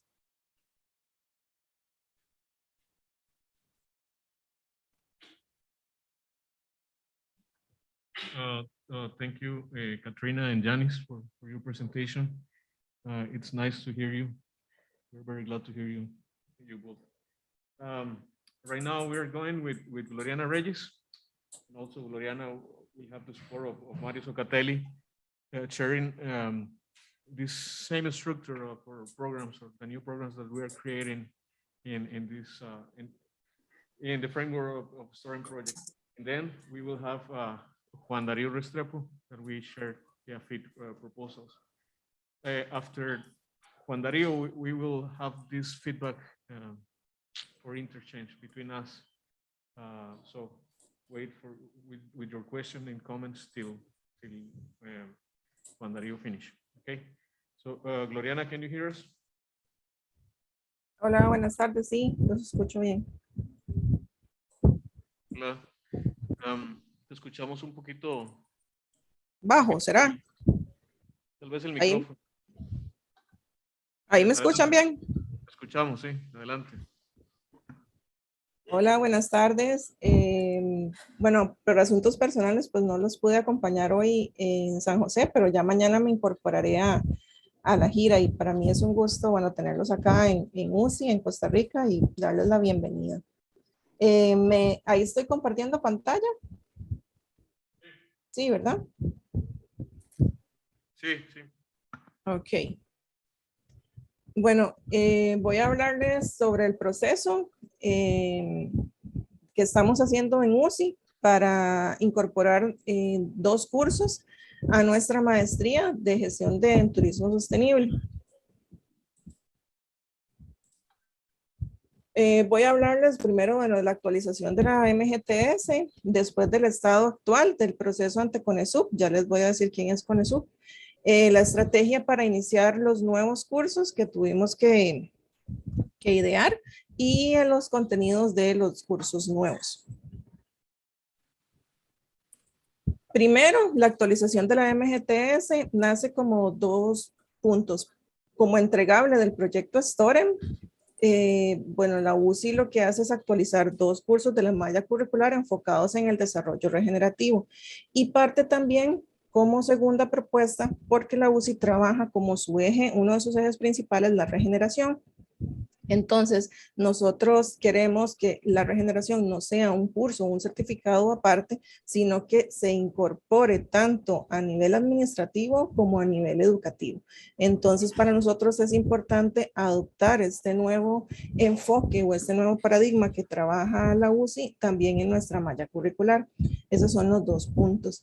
Entonces, ¿cuáles son estos 2 cursos? Uno es desarrollo regenerativo como agente e innovación en el desarrollo turístico y el otro es la construcción de productos y servicios turísticos de carácter vivencial. Esos son los 2 cursos que estaríamos poniendo en práctica en nuestra maestría. ¿Cuál es el estado actual y por qué les hablo de CONESUB? Bueno, CONESUB es el Consejo Nacional de Enseñanza Superior Universitaria Privada. Es el que nos aprueba a nosotros la maestría en Costa Rica. Nosotros presentamos una solicitud para modificar nuestra maestría en septiembre del año 2021. Esta solicitud fue inadmisible, o sea, no fue aprobada en una primera convocatoria, una primera opción por motivos de incumplimiento del reglamento, pero no incumplimiento específicamente en 2 aspectos, en uno que es la base de datos y el otro en la metodología de evaluación. Para CONESUB es importante que nosotros tengamos un usuario, una base de datos o que nuestros estudiantes puedan acceder a una base de datos. Sin embargo, la política o la estrategia o nosotros en UCI lo que queremos es que toda la información sea de libre acceso. Entonces, tenemos un reservorio de información con ayuda de Mario Socatelli, que es el docente que está a cargo. Tenemos textos actualizados para trabajar en los cursos, pero entonces estamos de momento dando un nuevo empuje para presentar la actualización ante CONESUB nuevamente. Y la otra es por la metodología de evaluación, porque ellos decían que no es competente para un nivel de maestría. No así, nosotros trabajamos en dar mejores opciones, en no quedarnos en las típicas evaluaciones o metodologías de evaluación, sino creemos más en un trabajo de co-creación y de trabajo en equipo. Entonces, nuestras metodologías de trabajo son muy actualizadas o tal vez muy modernas para el nivel de trabajo. Entonces, vamos también estamos en este momento haciendo cambios en este documento para presentarlo con mayor fuerza y que este sea aceptado. Ay, perdón. No obstante, no nos quedamos a la espera de que CONESUB nos aprobara.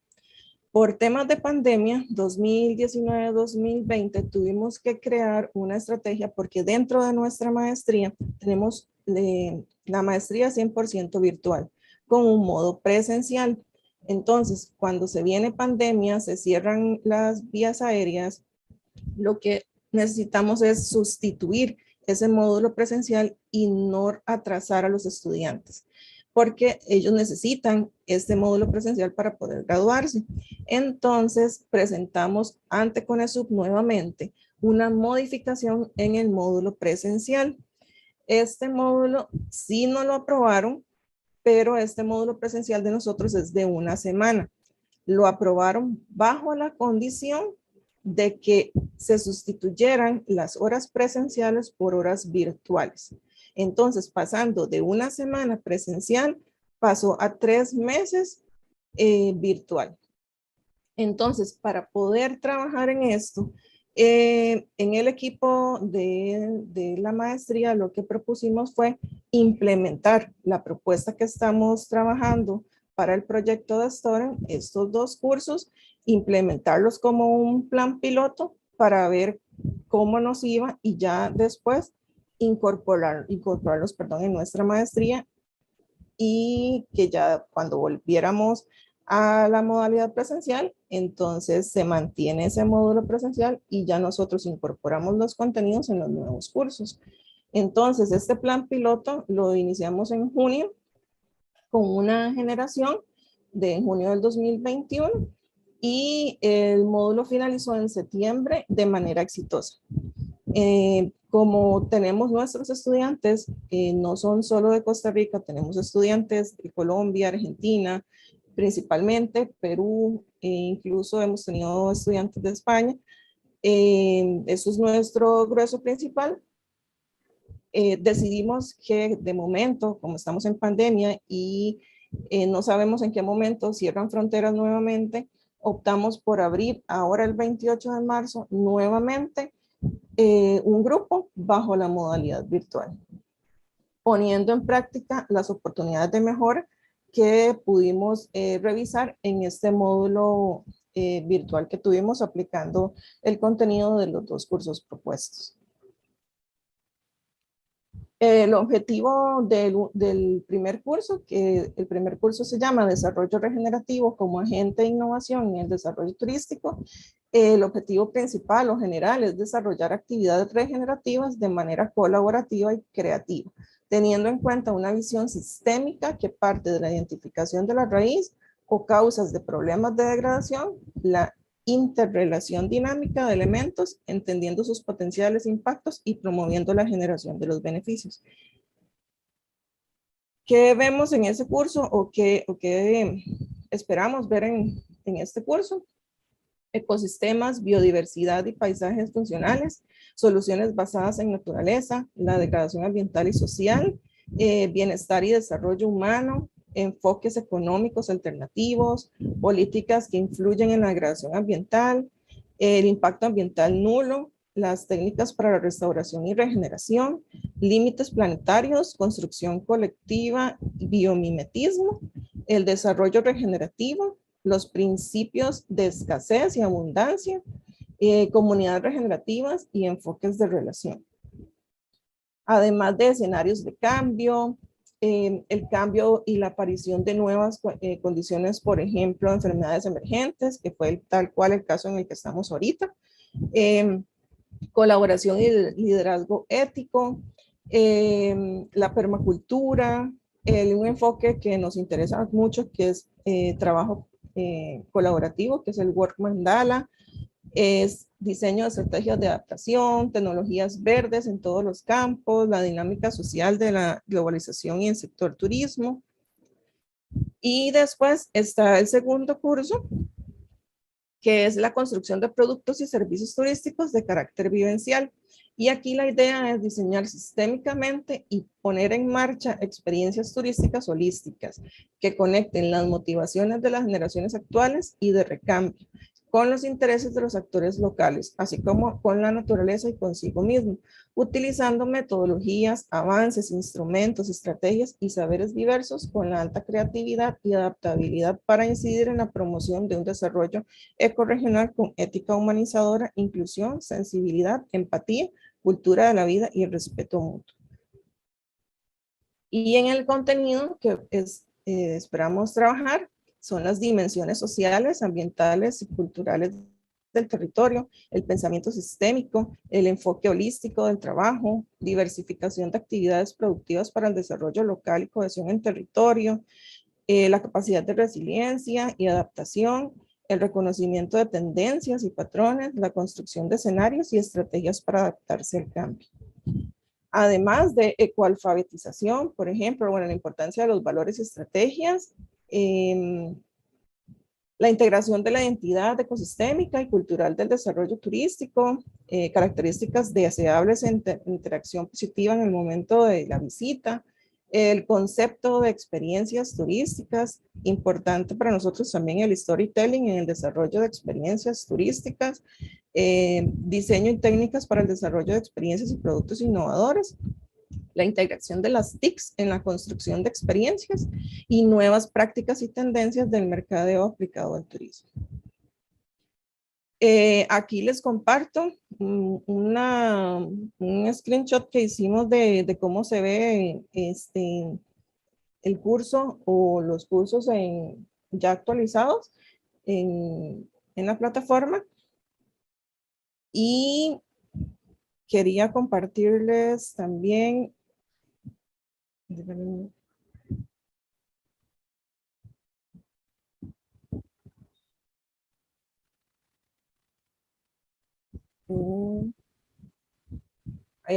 este es el plan de estudios de la maestría, para decirles cuáles serían bueno, los cursos que estamos impartiendo, tal cual está, y con la propuesta. Se compone de 16 cursos, cada curso es de 5 semanas.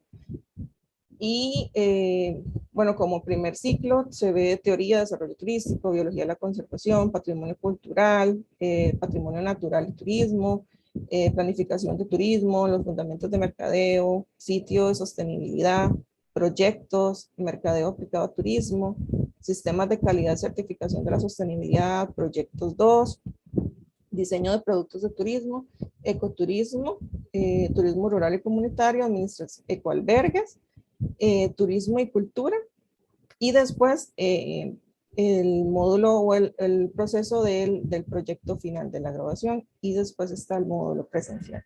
Entonces, esto fue lo que tuvimos que modificar por tiempo de pandemia, que en esto con el sí nos aprobó y tuvimos la oportunidad de poner en práctica los 2 cursos que queremos sustituir de la malla curricular. No sé si Mario está por ahí. Si quiere agregar algún aporte, no sé si la experiencia de los estudiantes anteriormente, cuando llevaron este plan de estudio.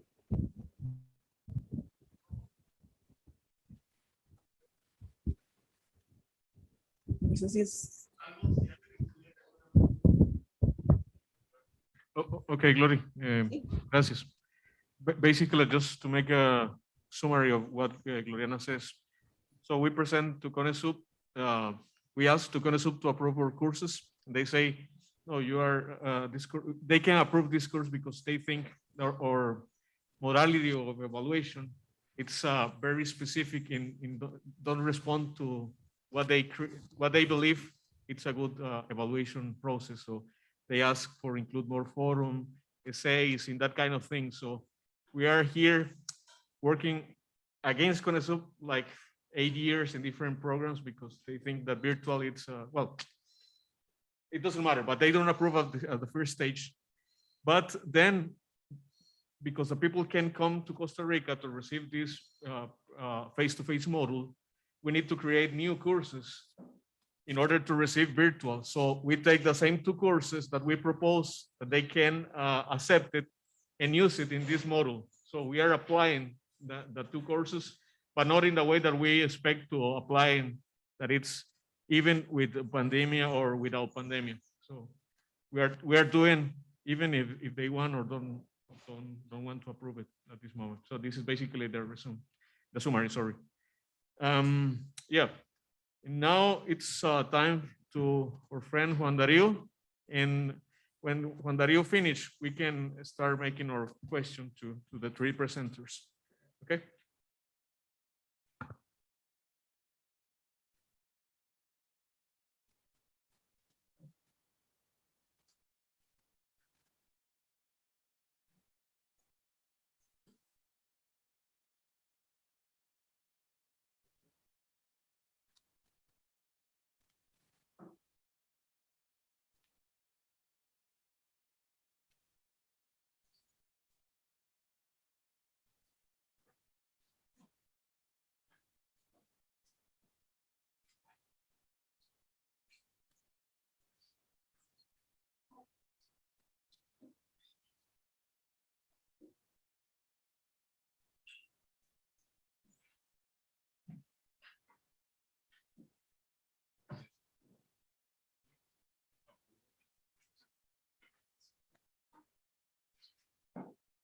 More coffee right there.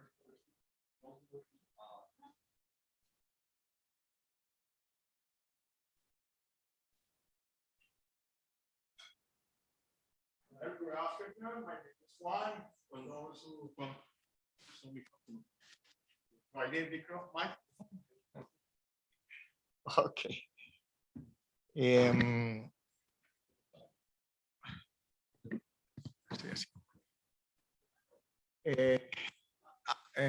Juan Restrepo from EAFIT University. All of you have been already in Colombia in EAFIT, many of you. So today I'm going to show you what we got in our two courses in STOREM. These courses are already involved in the Master of Earth Sciences in EAFIT, at the EAFIT University in Medellin. So the first course is watershed basin management for environmental protection.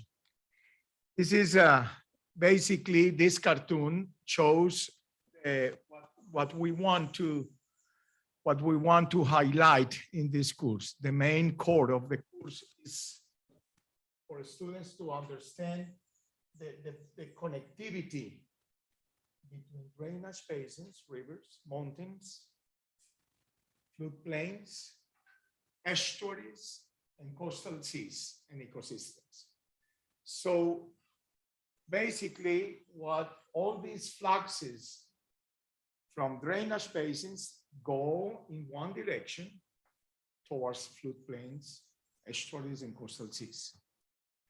So we have climate change, but we have also anthropogenic impacts in these fluxes. So the main objective here is to show the Caribbean drainage basins and see if students can analyze data, recognizing the main impacts, if the impacts are from climate change or if the impacts are from human-induced activities. So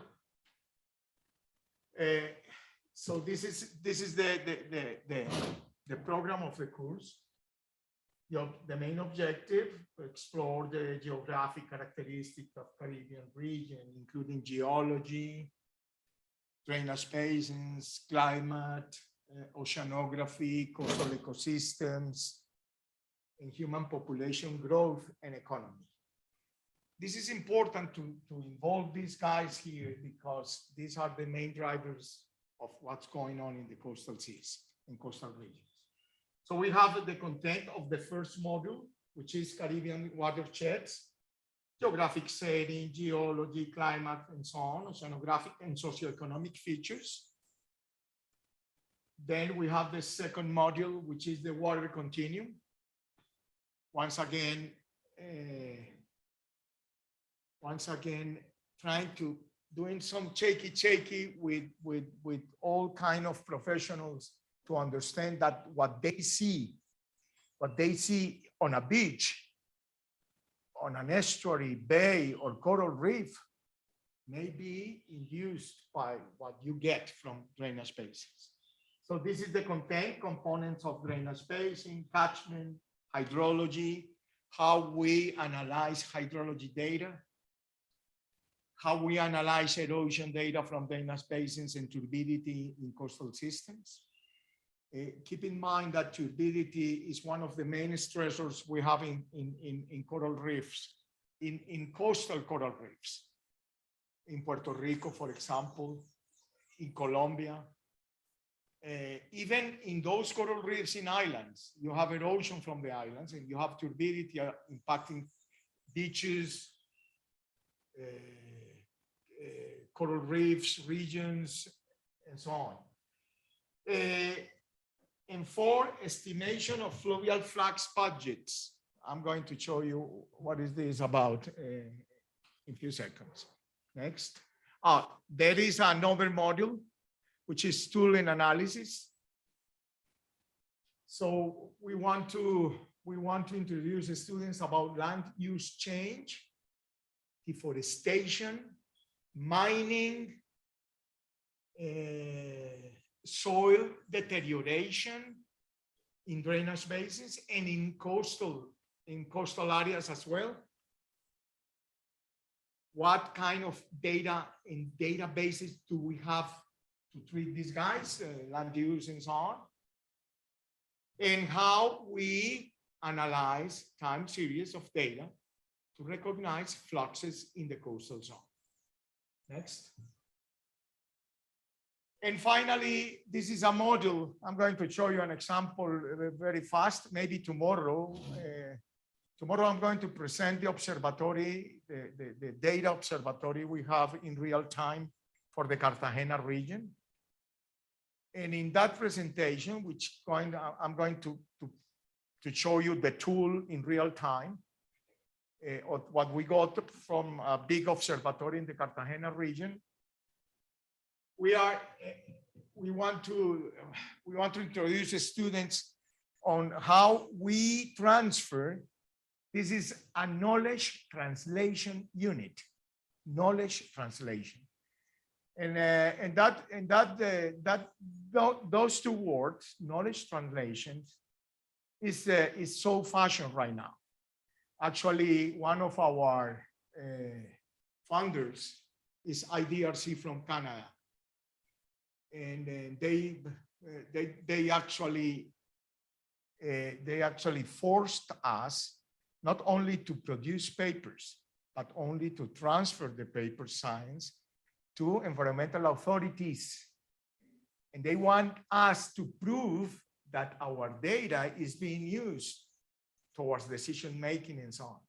So this is knowledge translation. So we are introducing the students to this final module about how to translate knowledge to make decision-making. Okay, next.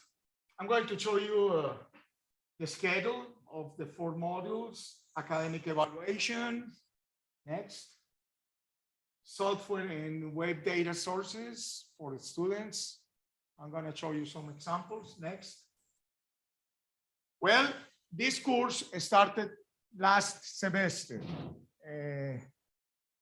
the final semester in 2021. We offered the course.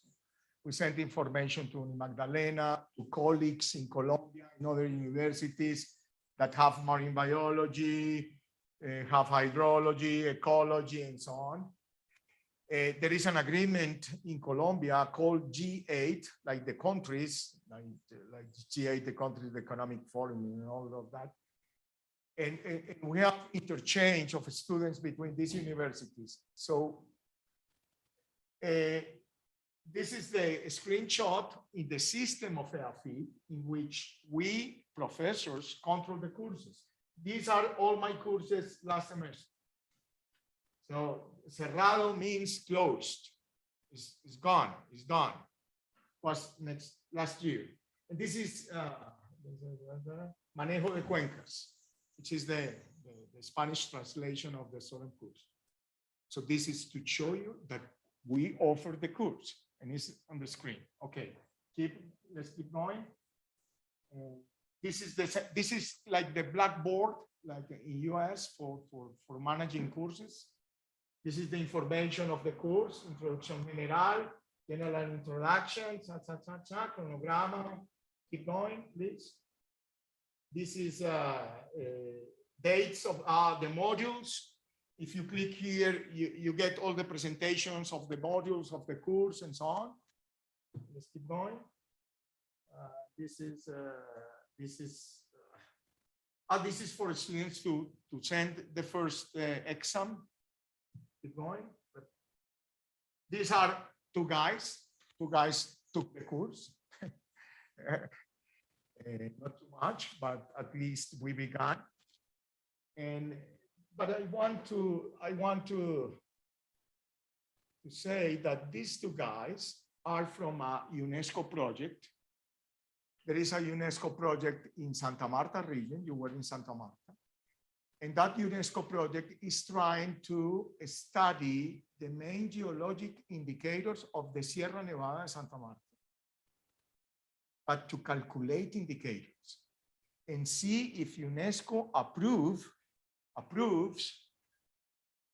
the Sierra Nevada de Santa Marta as a geological park in the UNESCO geoparks in the world.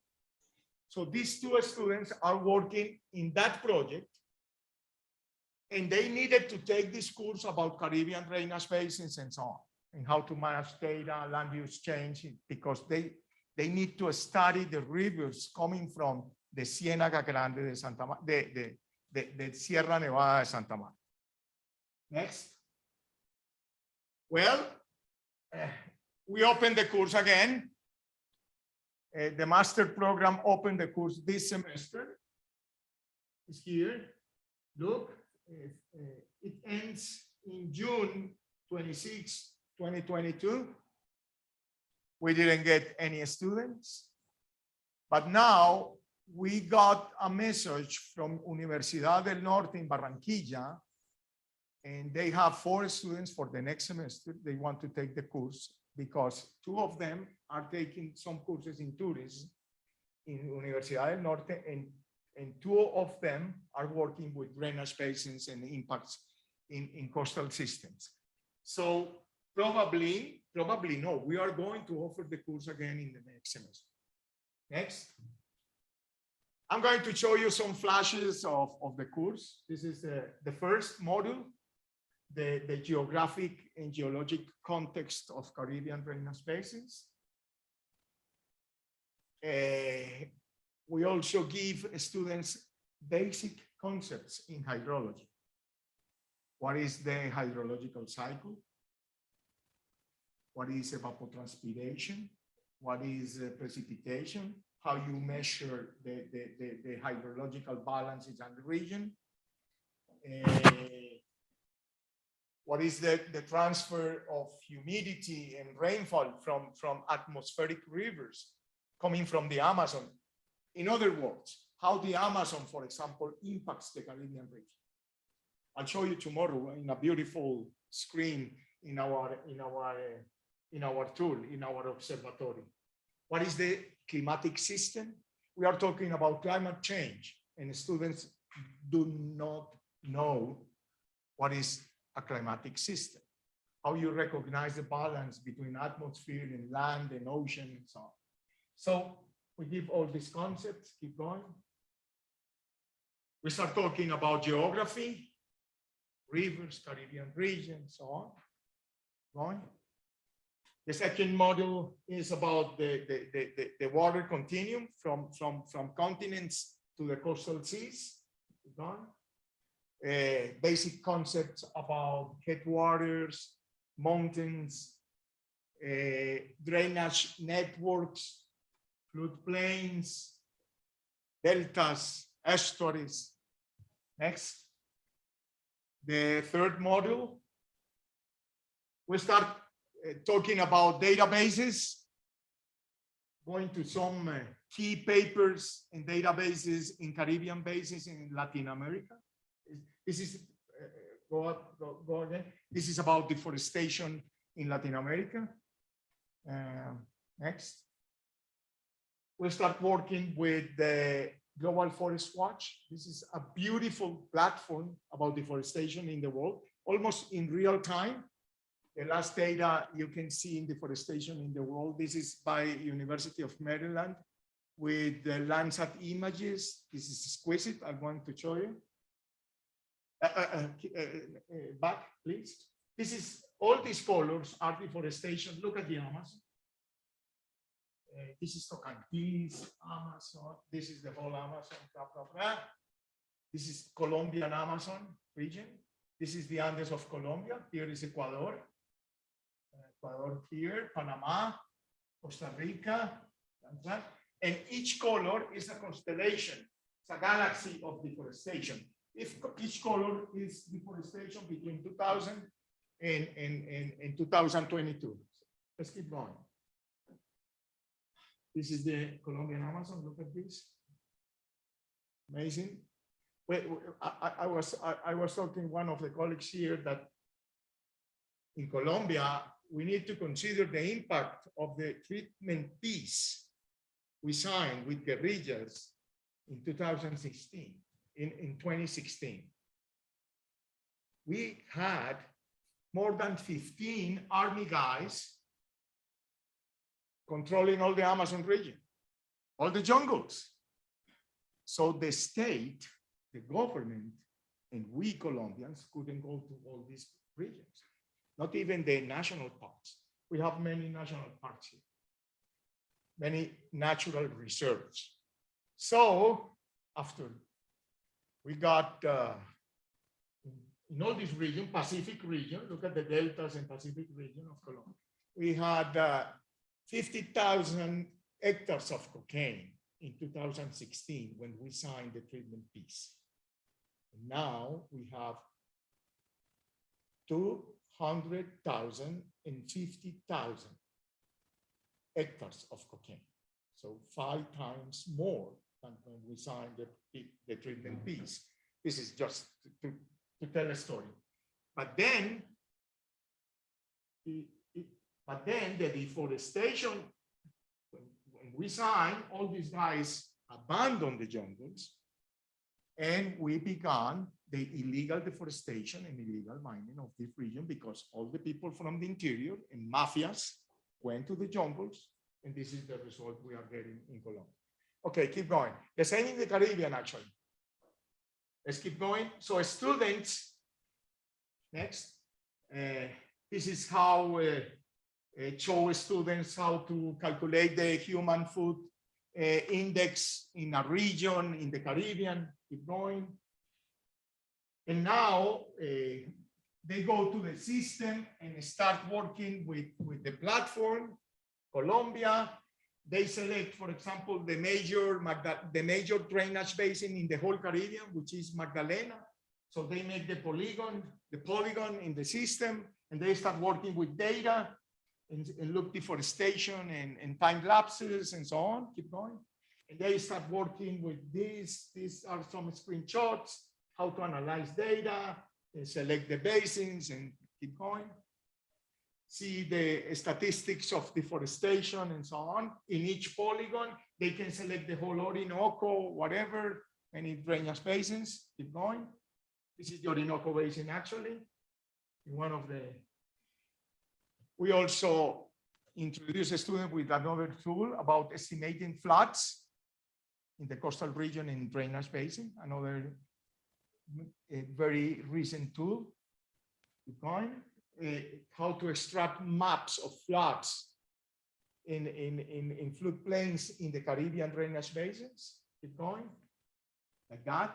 Keep going. Like that, making maps with satellite images and so on of floods in Caribbean coastal regions. Also, we force them to go and read all these papers about the Caribbean as a whole, the Caribbean as a system. The Caribbean is a kind of the Caribbean is a small basket connected to the Atlantic. But the idea here is to force them to understand the main physical and human-induced features of the whole Caribbean. Keep going. Now, data analysis. Keep going.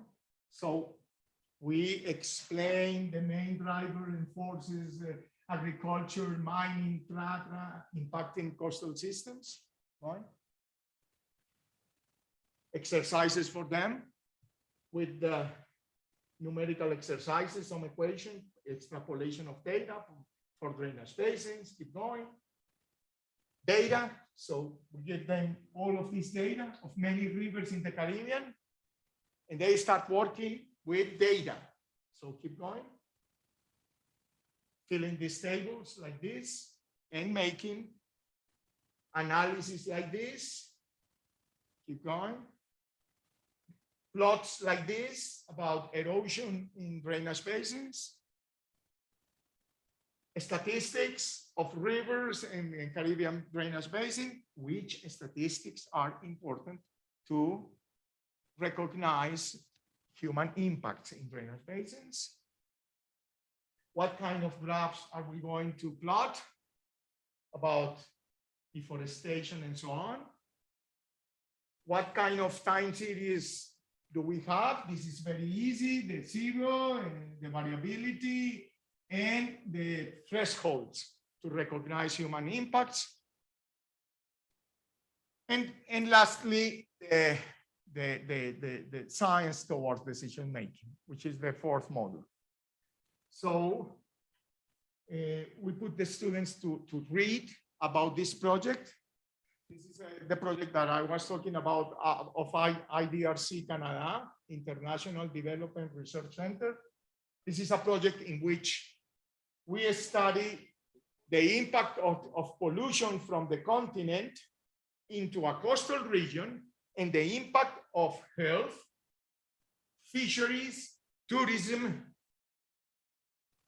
in the region. How pollution from the interior through the rivers are impacting the coastal region. Ignoring how we measure pollution in an estuary and the coastal region. What kind of products do we have and do we get in what kind of maps to recognize pollution? Next. This is heavy metals in one of the bay. The levels of heavy metal, how we graph the heavy metals, variability and station and so on. How we recognize the circulation. Tomorrow I'm going to show this observatory, but in real time. Like see, tomorrow click and in real time how this bay is working and how the pollution is being transferred and dispersed in the system and so on. It's very nice. I'll show you tomorrow. Let's keep going. This is the platform, how we put the science in a platform for decision making. Next. How we just put all the papers in science in books towards decision makers. This is for environmental authorities. With communities, socializing results and so on. All in the media in Colombia. Next. Our impacts at the political level in Colombia. Students need to recognize that there is a way based on science to make impact in Colombia. So these are many. See, next. This is a nice video. I'll show it tomorrow. It's very short. Next. And then how we increase resilience with people. So these are the components of the project, but how we transfer this to decision makers and to vulnerable communities in the region, in coastal region. Next. What do we measure and how we measure that? Next. And this is a nice one because this is how we make for students to recognize this clockwise loop, which is we got a question, science question here in the center. So we develop knowledge, and then we transfer knowledge to empower communities, but then we impact governance, environmental governance. So it's a kind of clockwise loop. Keep going. And now, this is the observatory, which I'm going to present tomorrow, that combines all of these for beaches, spills, chemical spills, oil spills in the coastal region, or heavy metals from industry. Next, please. Sorry. And then I love this one. Sorry for people who cannot read Spanish, but this is the way I tell students about science and Alan, ¿cómo se dice auditoría en inglés? Consulting. Consulting. The difference between science and consulting. Because in our countries, I don't know how it is in Costa Rica, but in Colombia, we are full of consultants in environmental projects. But consultants come in a region and study an estuary, a river, or a lake in 3 months, in 2 months. They're like this, they put it in a model and they run a model. Oh, beautiful. They know how the system works in 2 months. No way. And you know why? Because there is overhead in the projects, a lot of money and so on. We in science, we stay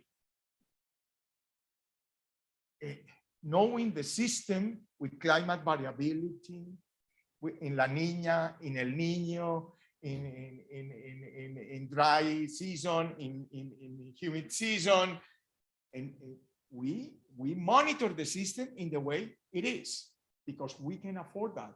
Why? Because we are universities. We can afford that. We are not getting overheads of 40% or 50%. So next,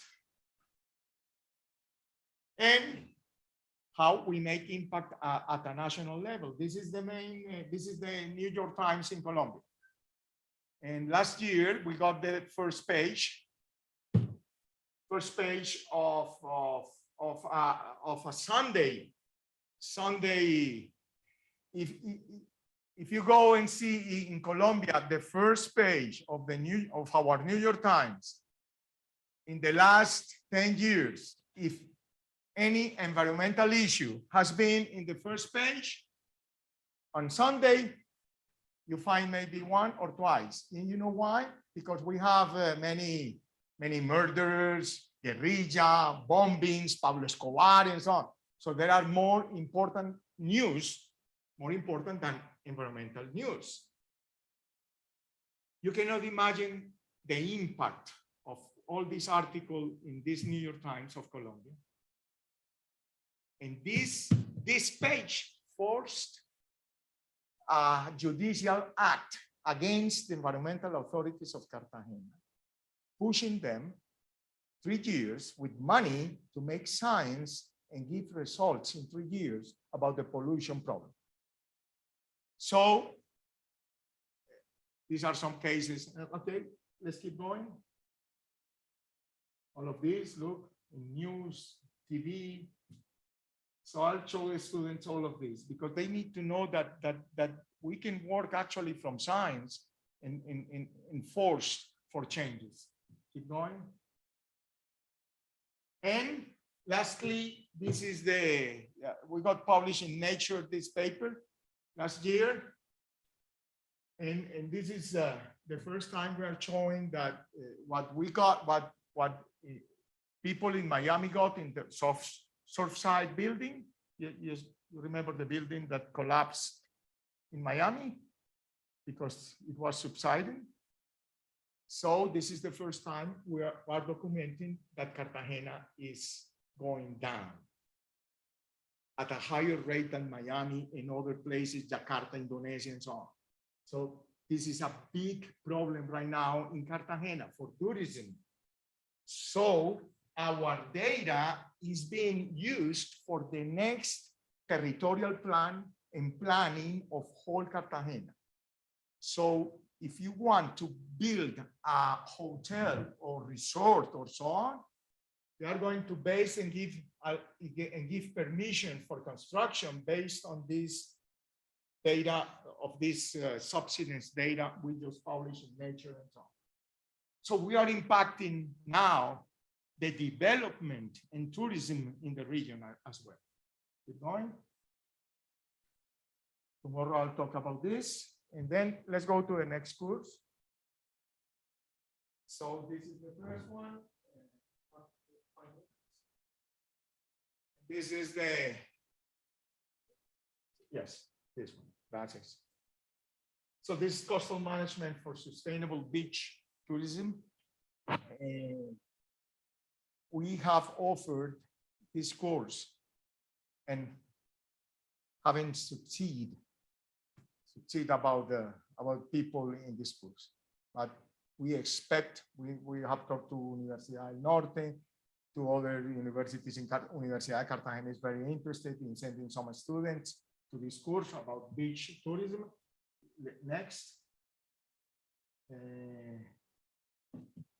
These are the main questions, driving questions for the course. How can we quantify sand on a beach to be maintained, to maintain the system? How can the quality of the swimming water be controlled?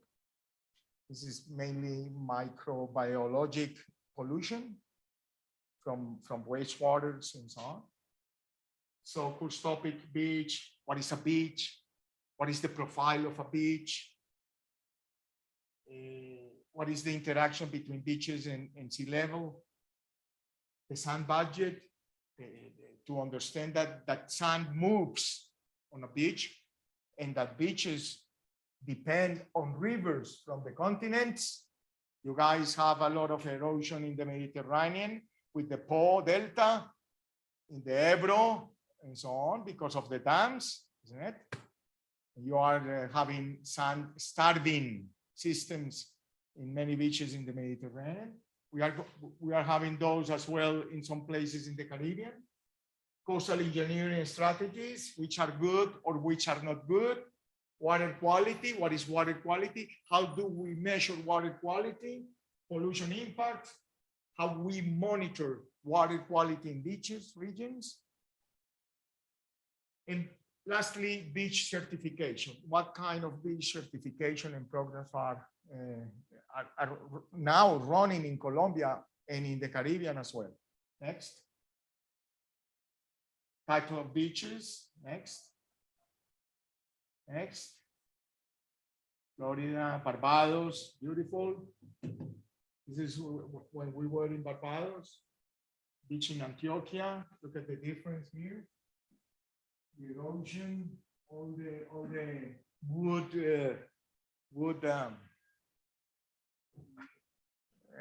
debris, exactly. Next.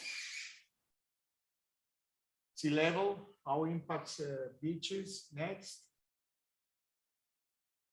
What is a beach? How do we have currents, longshore currents, and move sands to one place to other place? Importance of rivers and so on. Next.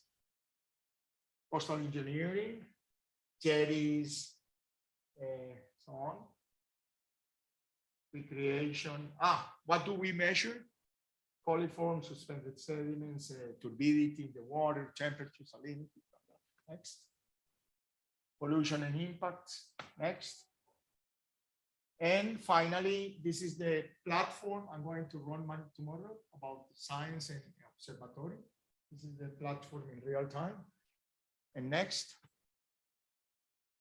Education, water quality, environmental management, what kind of information transfer can we do with communities and beaches and tourists and so on? Keep. Next. And that's all. These are the two courses already developed, designed. The first course has all the modules now. I guess that at some point we are going to check the whole modules, the presentations and the material of the course.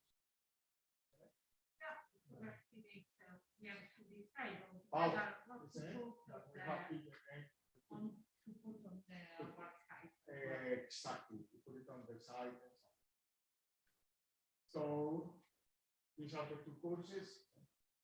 Look, this is interesting because the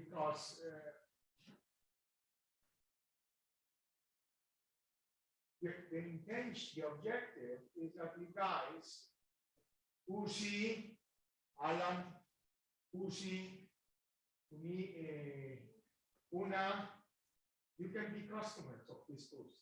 You know? I mean, we are not forced to be, these are accepted in the system of the university, and we can teach these courses online. So now, if the courses are in the Master of Science in API, need to be face-to-face. But we can offer the course online to other programs, and in that case, it doesn't have to be face-to-face.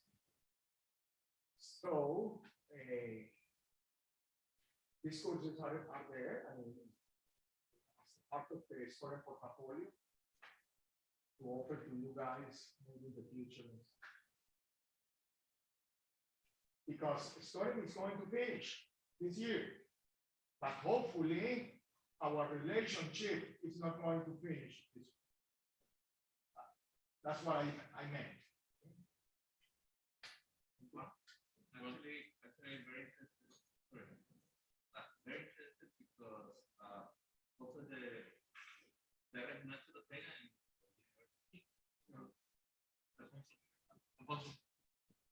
sorry. Yeah. Okay. Well, thank you, Juan Darío, for this presentation. I was thinking as a customer of your courses and also from Barbados, so please take me in count in those courses.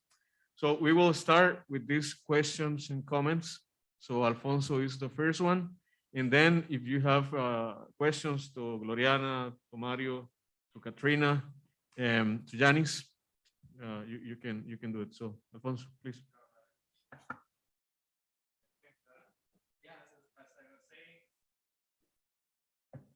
Okay, thanks. As I was saying, yeah, I'm really interested because I am also part of an undergrad program, which is engineering in hydrology. I'm a biologist, but I collaborate with this career. And I think it's a very, both courses are very interested. And it was exactly what I wanted to hear when you say the last part, that the course can be shared to the others. It's just a matter of coordinating and maybe start a collaboration agreement in between the universities and make it possible. But I will be very interested to take with me all these the details of the courses and present it to my coordinator of the career. That would be fantastic because it's something that it's part of the program, but maybe it's the focus that you give is very important for us because since we are part of a peninsula, we have a lot of things to do that. And I'm not saying that we're missing part of the research, but we can make a complement with these two courses into this program. Yeah, that would be fantastic. And look, this is what the STOREM does, isn't it? I mean, this interaction and this kind of collaboration in the middle term or in the long term is a big achievement. And this is not about money. Look, it's not about money. Yeah, I mean, put the money out of the game. Because if what is telling me, okay, cooperation between universities, isn't it? It's not about money, it's cooperation, it's an agreement. It's a double way transfer of knowledge, cooperation, but it's not about money. Maybe the only money I see in this picture is the payment of credits. No? The course is certificates, we need to pay. But get the money for free credit. Anyway, it's not about that, all that professionals. It's nice. Well, very, very well. Nice. Let's keep talking about it. More questions, comments? Anna? There are different points that raise to my mind. On this last one, I've got two questions, because from what I understand, since the beginning, the way you presented your master is very strongly linked to research. Any course you do is strongly linked to the research that you do. And so also your course is gonna be, let's say, the courses are fed by your research results, as you show quite clearly all over your presentation, but at the same time, your course is also a way to find students that they're gonna continue with the doctoral program and so on. So are you, the fact, because I'm impressed about the quantity of information, the quantity of high quality research that is behind these two courses, but at the same time, the fact that you don't find students to populate them. Okay, so how you manage these? Are you worried about these? This one doesn't mean that some parts of your research is gonna have a stop, or how you handle this? Because I can understand, I mean, I'm following that you are bringing these courses, socializing them here, and this is very important. And there is a strong invitation from my side as a coordinator that we all have to make a follow-up on which are the declarations here, our proposition. It's quite important because here we are exactly sharing and putting together our knowledge. But what will happen if I have fit that these two courses, they do not get any students? We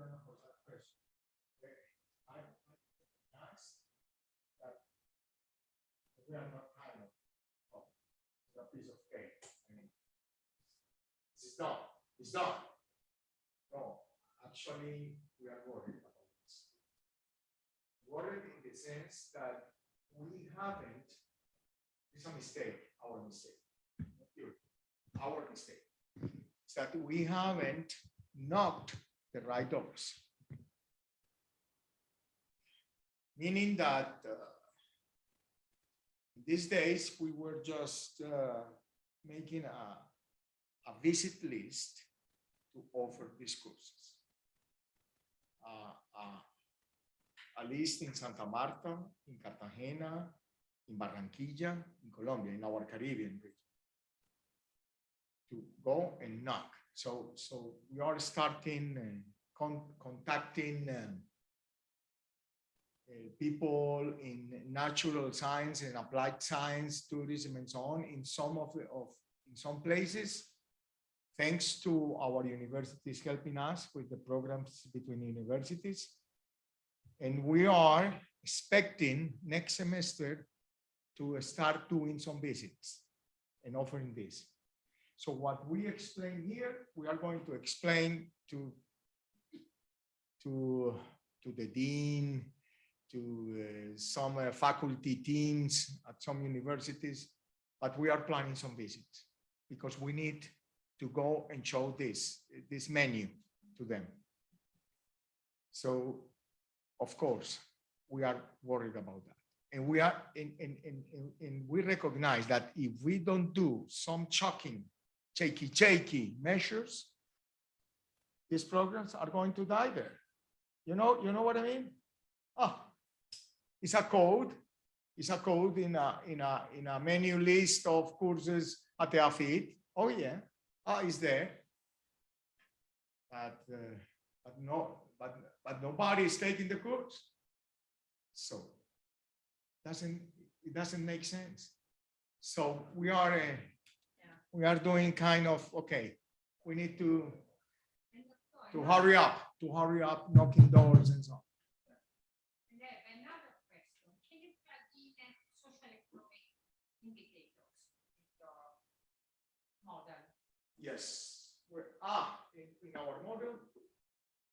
Can you plug in more indicators? Can you take into account all other measures which are from other dimensions? I didn't show that in this presentation, but we have, we have a section of socioeconomic indicators of the region: poverty, GDP, agricultural GDP, regional GDP, energy GDP, all of those stuff. Yeah. And consumption from tourism, let's say the number, how much tourism? Yes, for the flows, Cartagena region, the flows, monthly Yeah. flow of tourism in the region. Yeah.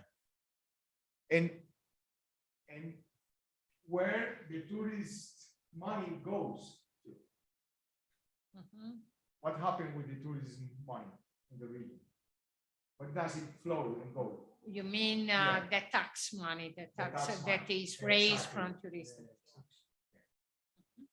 For the Cartagena region is measured and we have it there. Yeah. We are aware. But very welcome suggestions or very well.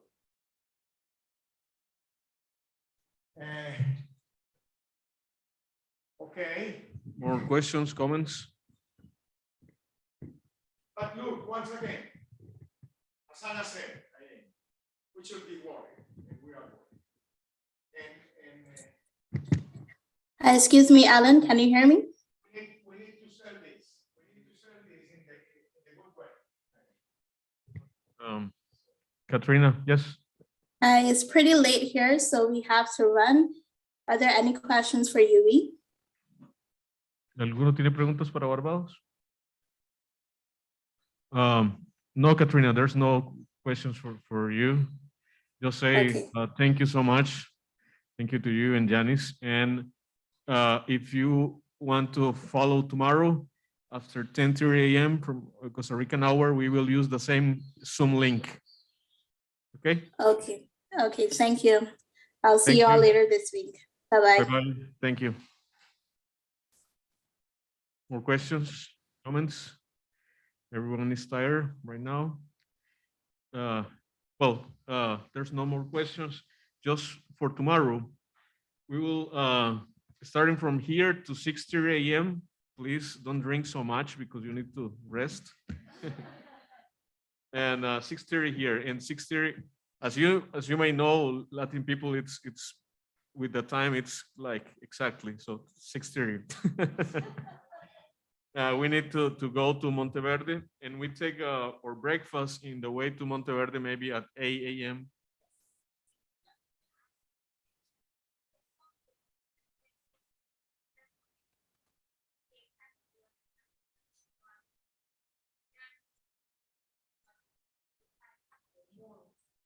Okay. Entonces, sí,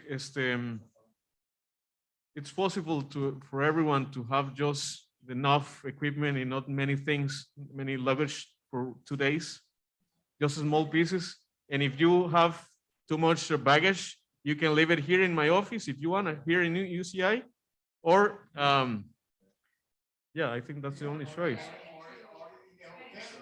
Or the hotel, or here, or if you can come at 6 a.m. trying to put your bag at the end of the bus. Vamos a hacer 19 y no 21, entonces, sí. So next things are, we will take the breakfast at 8 more or less. But if you want, there's more food in that boxes over there, so you can take between 6:30 to 8. You can eat those sandwiches and those things, okay? And hey guys, we are not finished, please. The other thing is, if you have food restrictions, if you can eat fish or you can eat something, please tell us, because we need to program that, okay?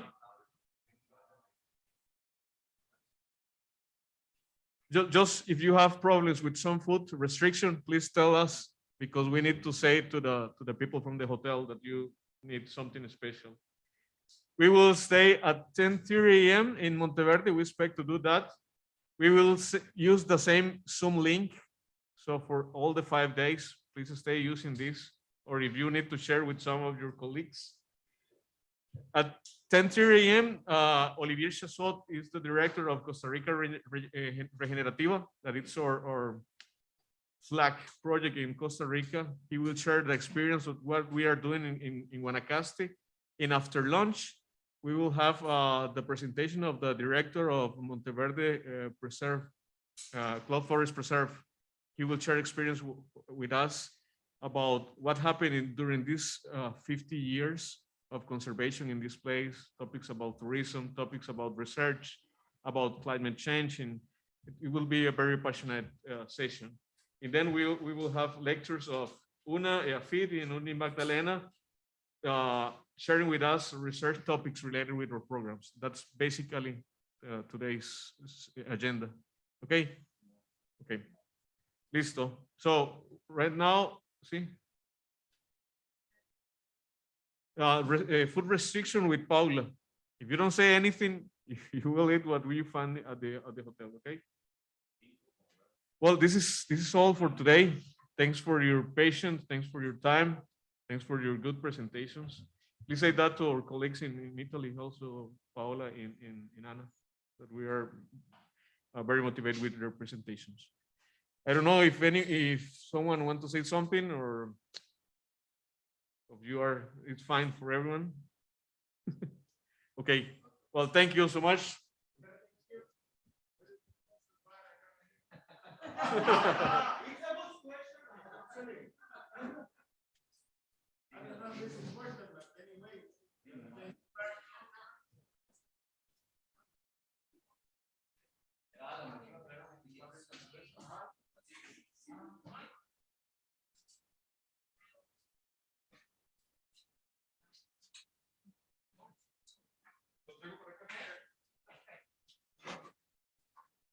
Bueno, si no se mueven, empezamos otra vez.